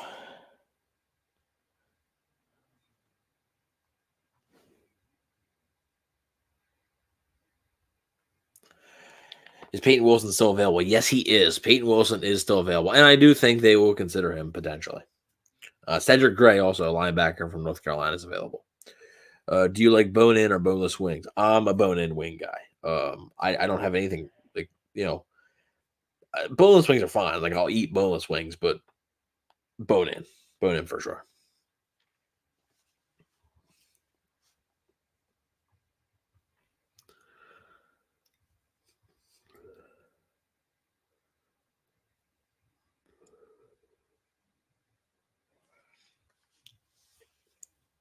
There's a lot of names that make sense. I mean, if they could double up on edge with Isaac. I wouldn't have an issue. I didn't have an issue with them taking Isaac at 57. So, um, they could double up on edge.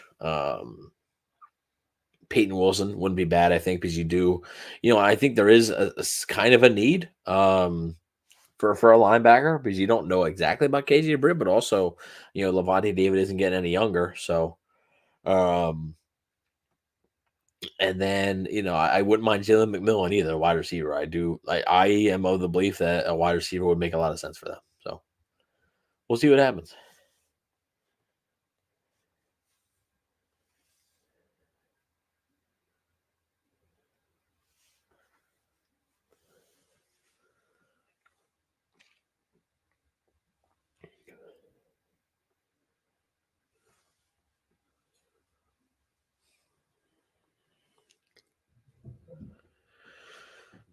Cowboys pick is in. It's been in. So the Packers are on the clock right now. And we'll see what the Cowboys decide to do. Nice pillow, by the way. Thank you. I appreciate it. It's a neat pillow, I think.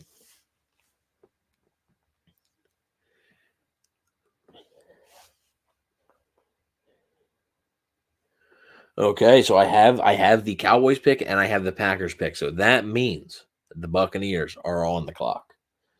The Tampa Bay Buccaneers are currently on the clock, folks.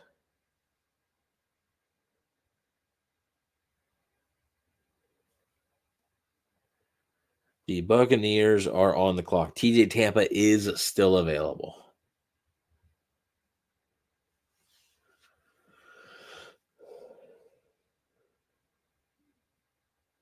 Do you like Peyton Wilson, Brandon Rice, or TJ Tampa? I don't think Brandon Rice is a third round pick. James left this stream in good hands. Done a good job, in my opinion, Brad. Thank you. I appreciate that. That means the world to me. It really does. As the Cowboys select linebacker Marist Luafu, linebacker from Notre Dame. Good pick. I do like that. I do like him a good bit.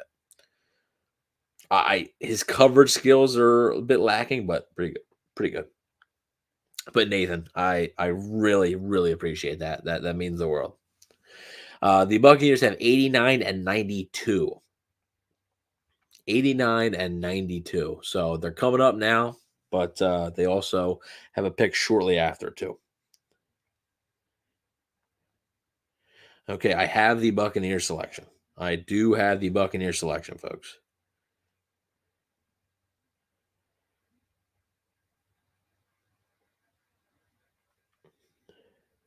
The Buccaneers pick is in. I do have it. I will not be spoiling it. And if you're in chat, I'm trying to spoil it. Just, if you do see it, don't spoil. Just, thank you very much. I was going to say James and Evan compliment each other very well on this channel. I appreciate that. I really do. Thank you.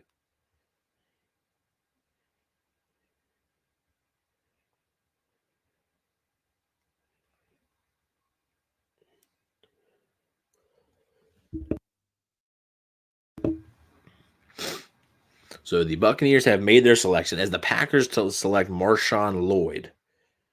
Packers select Marshawn Lloyd out of USC, a running back out of USC.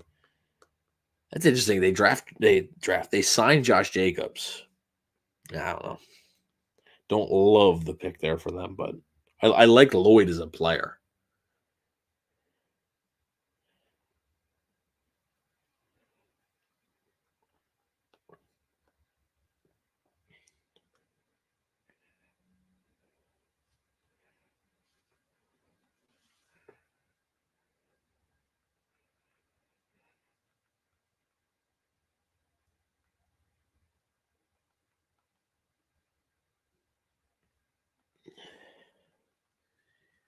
Uh,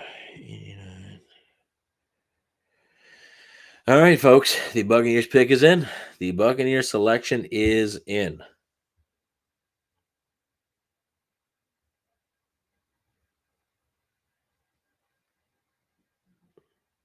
Here we go.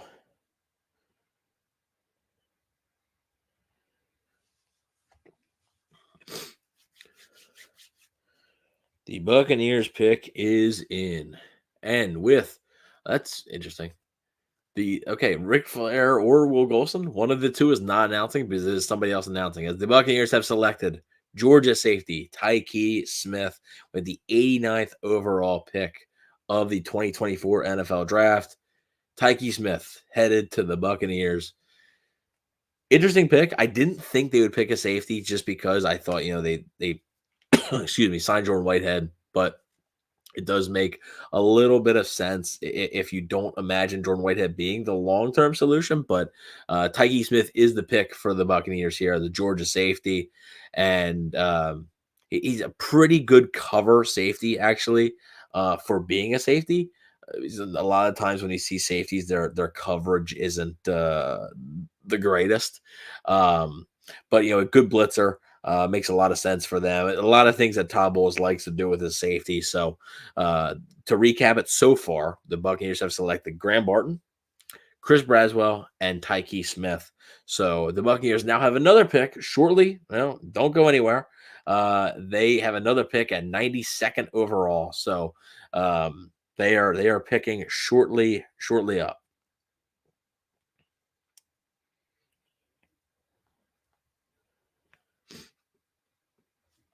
I mean, here's the one thing I will say. Jordan Whitehead essentially signed a 1-year deal with the Buccaneers because it has, I believe, some type of club option for a year two. So there is a very strong possibility that Jordan Whitehead could just be with the Bucs for 1 year, and then Tyke Smith just fills in, fills in for Whitehead after this year. So the Arizona Cardinals have selected Elijah Jones, corner out of Boston College. That's another corner not named TJ Tampa going. Um, I don't know, man. I don't know what TJ Tampa did, but he's not going.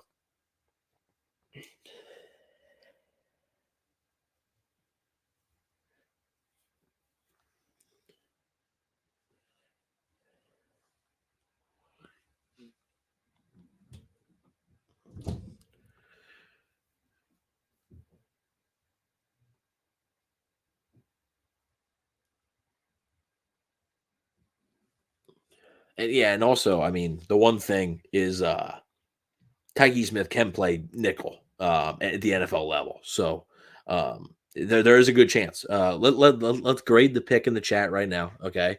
Give me a grade right now in the chat. What do you put your letter grade at right now for this selection?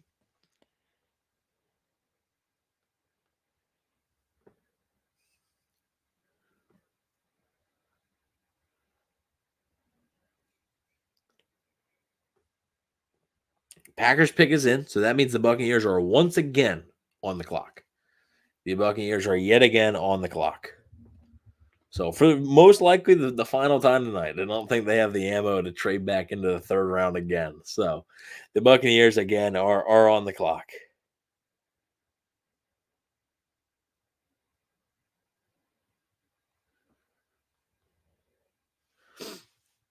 As it's actually funny, the Packers again are right in front of the Buccaneers. That's a little weird. So we have a couple C's, C plus, B plus. We got B minus, B, C minus. Okay. I mean, overly positive, I would say. Not as positive as the Braswell, but still, I would say, overly.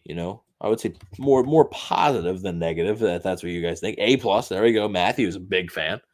95 viewers right now. The Buccaneers, like I said, they're on the clock once again for their presumably final pick.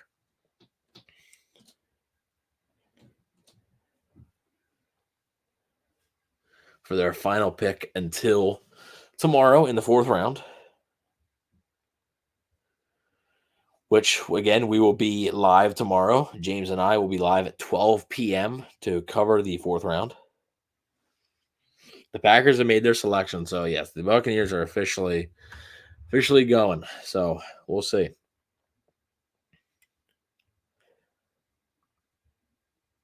Guess Ryan Neal won't be back. Yeah, I mean, look, Ryan Neal probably wasn't going to be back anyway, but like I also didn't completely close the door on the idea that he'd come back at like a minimum salary.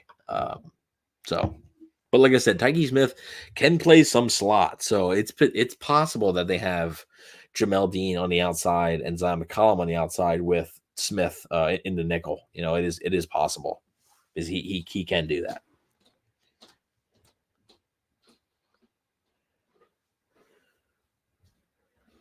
Can someone tell me why we got 2 picks this round? The Buccaneers acquired the 92nd overall pick in the Carlton Davis trade. They traded Carlton Davis to the Lions, and I believe a 6th-round pick this year and a 6th-round pick next year, I believe, to the Lions for a third. So I believe it might have been a third and a 7th, maybe.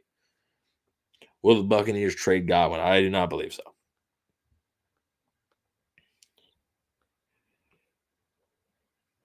No, yeah, it was a 2024 and 2025 6 along with Carlton Davis to Detroit for a 3rd-round pick, which is this pick. So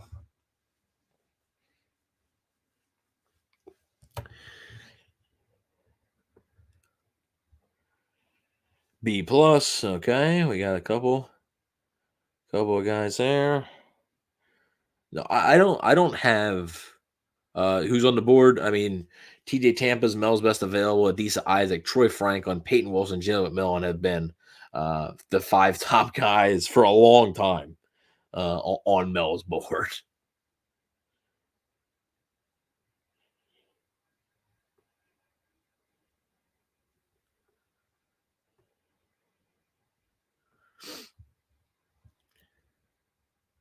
Packers are about to make their selection.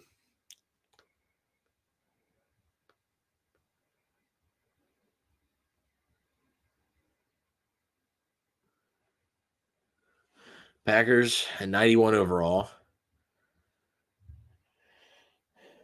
Will the Buccaneers after season trade or cut Jamel Dean? That is way too that's way too early, honestly. You've done a great job on here tonight. Let me actually read that. Sorry. I get to see all that.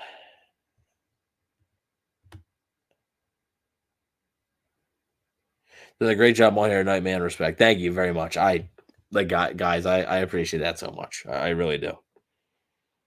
I really, really do appreciate it.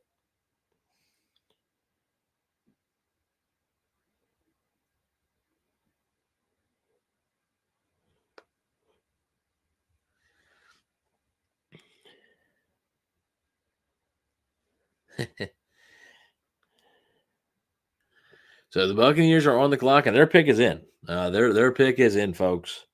I don't have it yet, but their pick is in. Tyke Smith pick, it's fine. I am good. Thank you for asking. It is actually it's allergies. So yeah, I've been sniffling a little bit here. It is allergies. It's allergy season here, and that's why I've been rubbing my nose a little bit. So I appreciate the concern, though. Thank you. The Buccaneers have selected a 92nd overall pick. The Buccaneers have selected Jalen McMillan, wide receiver out of Washington. So there it is. There's your wide receiver, Jalen McMillan. Tell you what, it makes a ton of sense. It really does make a ton of sense. I figured the Buccaneers were going to target a wide receiver here. Makes sense that McMillan's the guy. They have a strong connection to Washington. They need a wide receiver. I think they got their guy here with McMillan. So they get their guy. Yeah, no TJ Tampa, which I'm sure a lot of you will be upset with, but they get their guy in Jalen McMillan, wide receiver from Washington. So let's see. One last time, folks, for tonight. Grade the pick. Grade the pick for me. Grade the pick. Grade the pick. Jalen McMillan. So the Buccaneers' first 4 picks have been Graham Barton, Chris Braswell, Tyke Smith, and Jalen McMillan. Makes a lot of sense.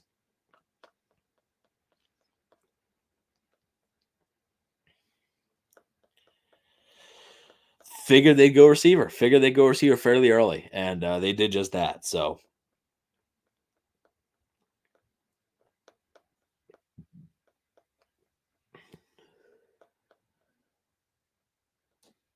let's see. I will say, stay away from your shirt, and you can't measure hard triangle. They designed. Yeah, they do. They do. Has something. TJ Tampa has something going on. Yeah, I don't know what's up with TJ Tampa. But yeah, clearly something that the media or anybody doesn't know. So Philly's at 94. We know what that pick is, right? Like we're aware of what that pick is. Okay. Okay. Hey Evan, does he compete with Palmer for 3, or do you think he could be 2? Don't see him above Godwin. No, I would say he competes with Palmer for 3.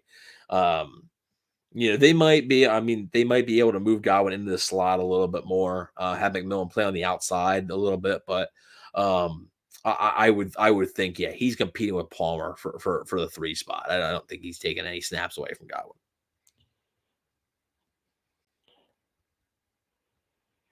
We're almost done. Almost done. We still got the comp. We still got these picks, and we got the comp picks though. So not quite finished.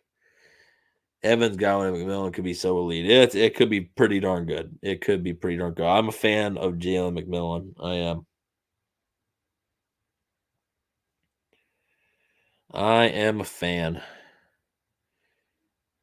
What's his 40? I don't really think he's not much of like a speedster guy. Gonna beat you more like possession wise, but I can look up his 40 time here in a second. Just posting some stuff, folks. Just posting. The pick didn't get spoiled for me, so I didn't have a 447. Thank you, Pixel Noise. Appreciate it. Thank you. Good job and good draft coverage, sir. We appreciate your effort and time. Thank you very much. I do appreciate it. I appreciate all the kind words. This is it's been really fun. So we're not done yet though. The Buccaneers are finished for tonight, most likely. But we are not finished yet. We as a stream are not finished yet. Let's close out strong. And let's get it done here. Okay.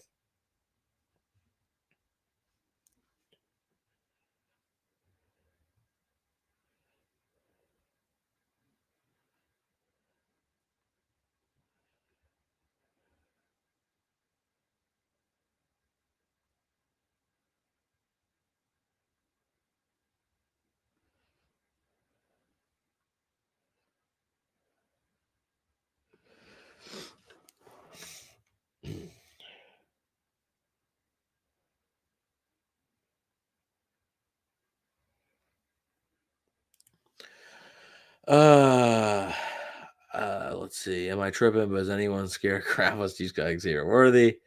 Sorry, not feeling well, man. Yeah, I'm feeling like I said, it's allergies. It is what it is.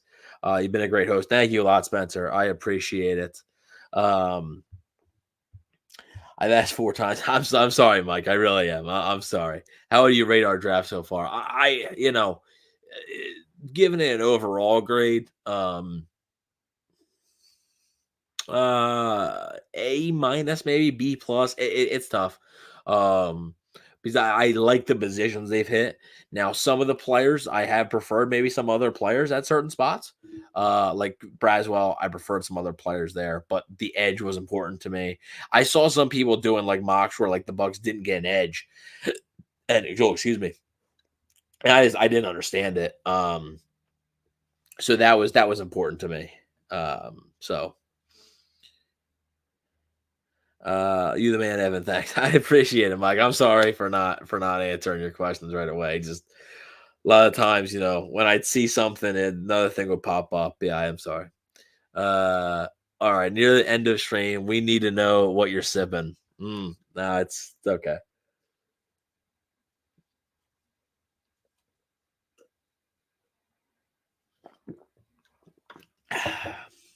There we go.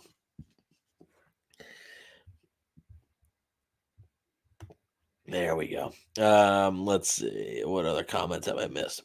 Evans Medicals. What was that? Evans Medicals can be treated with Flonase. Yeah, that's true. That is true. pollen in the Tampa Bay area is worse than we've had. Luckily, I don't have allergies to pollen. I'm not even in Tampa. You know, it's water. It's not. It is not water. I can tell you that. As the Ravens go with Adisa Isaac, dude, I love that pick for them. Like they always kill it in the draft. I love that pick for them. It is not water. I can tell you that.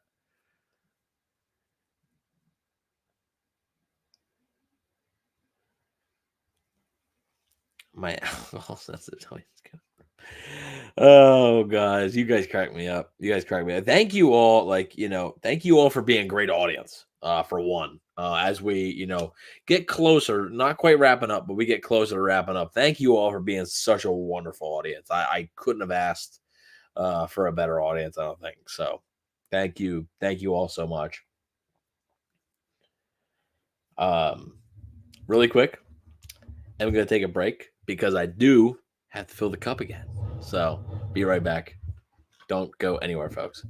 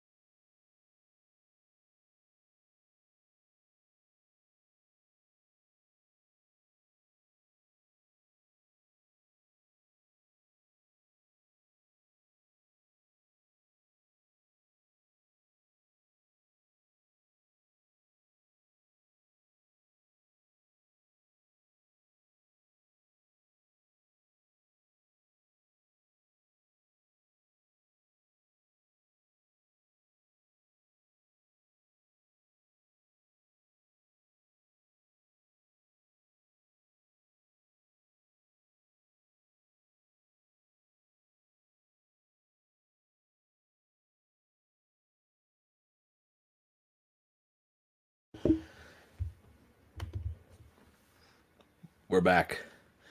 And the Eagles pick Jalix Hunt. That is that's quite the pick. That's really good. That's really good.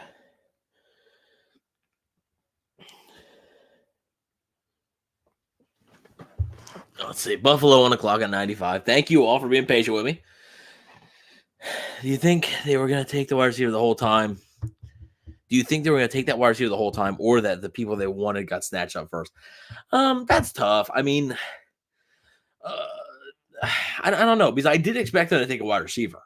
But we did obviously have a couple guards off the board. They didn't pick the wide receiver first, right? So like that's that intel that I'm saying, Um that's like I said, that's that intel that you can have where like if you're confident that Jalen McMillan's on the board and you trust the intel you've received, because you're taking a risk, right? If you like him enough to take him at 89, because I mean, if you look, it's so close to where if you like him enough at 92, you're gonna like him enough to take him at 89. Like that's not gonna change. Um, so it's a risk. It's a risk to take Tyke Smith at 89. But it paid off.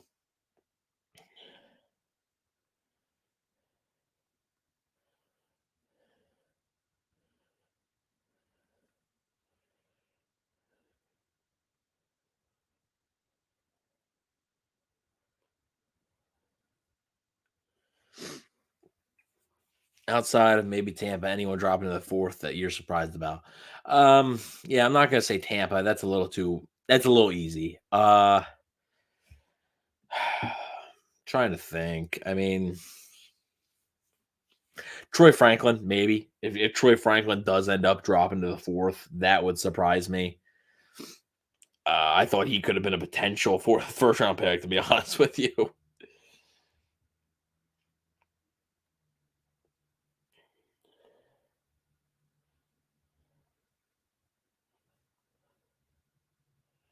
Yeah, to be completely honest, I'm not schooled.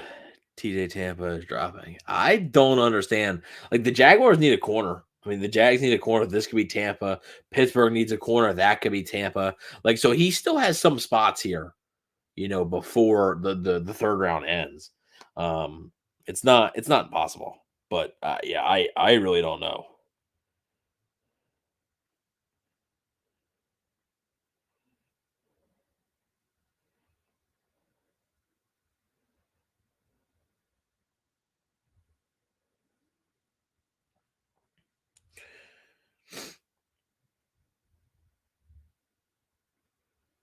We reached for Tyke Smith. Love Mills' ability. I really Tampa was going to be pick 8.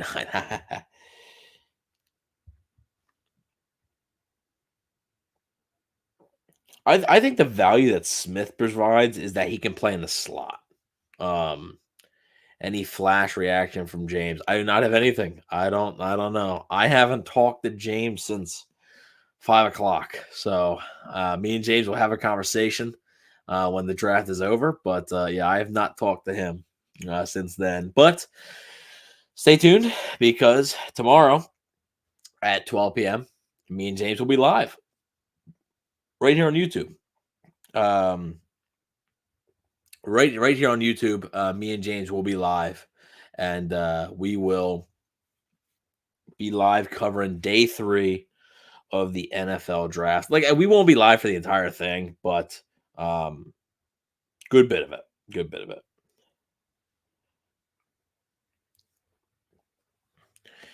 James put out a video. Yeah, he's doing the Bleacher Report stream, and so he's clipping a lot of his things from Bleacher Report and being able to post them. So that's how he's able to do that. So he's just clipping the stuff and then posting it. Appreciate you hanging out with us tonight, man. Hey, guys, I appreciate you guys so much. Not gonna lie, I was a little bit nervous that the numbers weren't gonna be that good. They far exceeded my expectations. I know that I'm not James. I get it. I completely get it. But this has been a blast. I really appreciate you guys. And like I said, I really do appreciate it. I really do.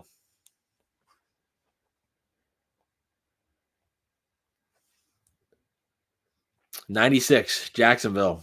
Could this be TJ Tampa? We're on TJ Tampa watch now, basically. Like, is he gonna fall out of the third round? What's wrong with Troy Franklin and TJ Tampa? I don't know. TJ, yeah, both guys obviously have something, right? Um, yeah, both guys obviously always have something wrong. Uh, I don't know. I really don't. I always waste 2 and sometimes third round picks. Trask and Hall being the most aggravating to me. Again, the Jaguars picked Jerry and Jones, cornerback. That's not TJ Tampa. I don't know. I really don't know. I know Mel Kiper was a big fan of TJ Tampa, but I wouldn't say. I mean, always waste 2 and sometimes third round picks. I mean, the Bucs drafted Ali Marpel in the second round. They drafted Yaya Diaby in the third round. They drafted Anton Winfield Jr. in the second round. They drafted Chris Godwin in the third round. I wouldn't necessarily go there. I wouldn't necessarily say that. That's just my opinion, but I don't think the term always waste. I don't really think.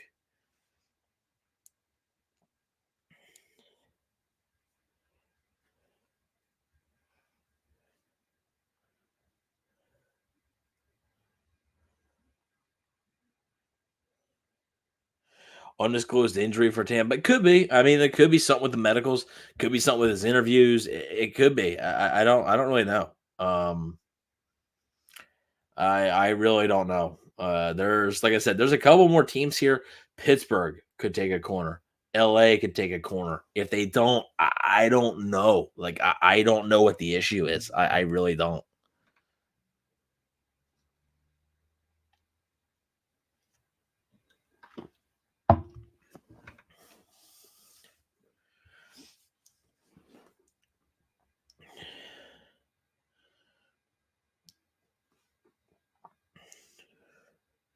Bengals on the clock. Bengals pick coming in. McKinley Jackson, defensive tackle from Texas A&M, headed to Cincinnati.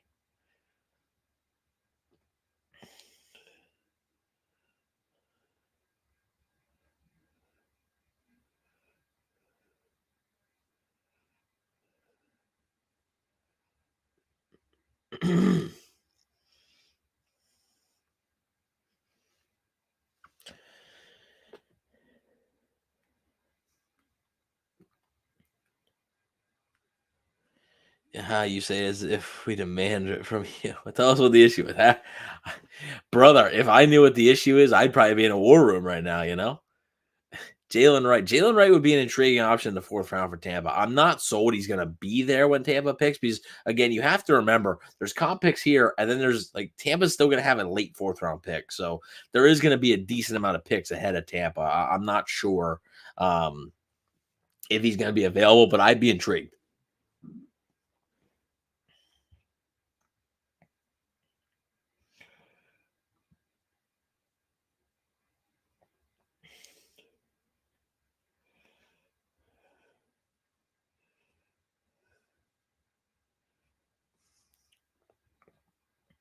Pittsburgh obviously needing a corner. They need a corner. I don't know, man. I don't know. It's just it doesn't make much sense to me that TJ Tampa's still there, but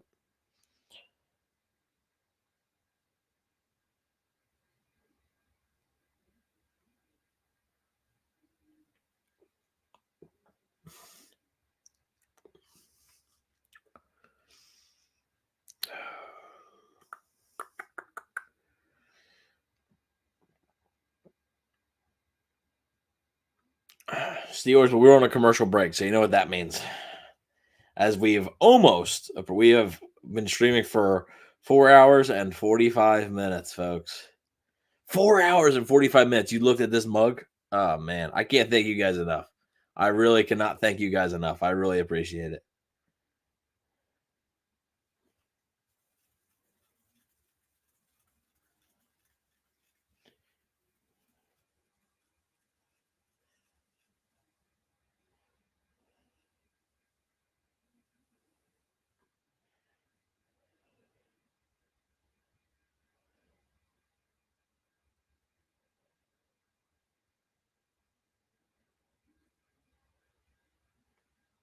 Mm. I don't know, man. Apparently, James McMillan has good hands, good burst, makes the first defender miss, and stretches the field. That's good because the Bucs don't really have burners. I mean, I will say, Trey Palmer's pretty fast. I mean, he is a pretty fast receiver. So I'll tell you what, though, I really like the Bucs wide receiver room. I do. Honestly, what you just said, truth, right? What you just said, it describes Chris Godwin. Like that kind of describes Chris Godwin, doesn't it? Like to me, like in my mind, it describes Chris Godwin. Says here on ESPN, he's listed at 6'1", 192. Chris Godwin is 6'1", 208. Sounds a lot like Chris Godwin to me. The way you describe that and stuff, it sounds a lot like Chris Godwin. So, what that tells you about his future, I don't know. What's the deal with TJ? I don't know. Like I said, obviously NFL teams have more information, right? NFL teams have more information than we do, but I don't know. I mean, Peyton Wilson too. Peyton Wilson might end up in the 4th round. Peyton Wilson was getting some 1st round buzz like a month ago. Yeah, I don't know. I know some people are going to get some pretty good football players though in the 4th round. Pittsburgh's on the clock, 98th overall. Let's see what they got. Also, so much for is that supposed to be tomorrow that Ric Flair's supposed to be announcing a pick? I thought it was supposed to be tonight. Peyton Wilson goes to the Steelers at 98th overall. Great pick. I mean, that's fantastic. Great value there. He does have a long injury history, but I know the graphics right there, but I'm willing to, at this point in the draft, I'm willing to take that bet.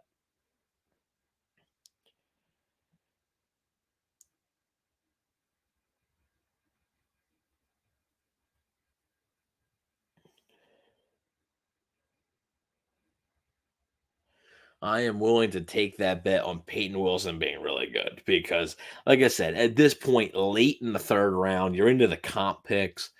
Yeah, you take the chance. He is one heck of a football player if he's healthy. I mean, he won the Bednarik Award. That's major.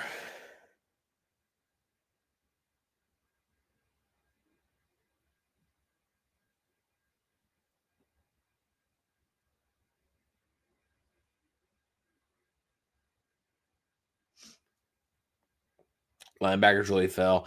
It wasn't like the strongest linebacker class to begin with, to be honest. Like, there wasn't like a ton of like great linebacker like available, but I wonder what happened with Rick Flair. Does anybody know? I don't know. I mean, look at Will Golson was supposed to announce another pick too, and he didn't. Will Golson was supposed to announce two of the Bucs picks, and Ric Flair was supposed to announce the other one. Maybe they pushed it back to tomorrow. I have no idea.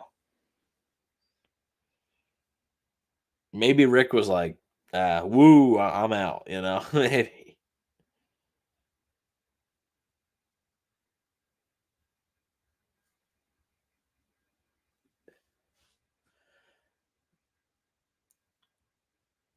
The Los Angeles Rams select Cameron Kitchen, safety out of Miami. So there you go. So the Rams do pick secondary, but it is not TJ Tampa. They don't go with a corner, though. They go with the safety.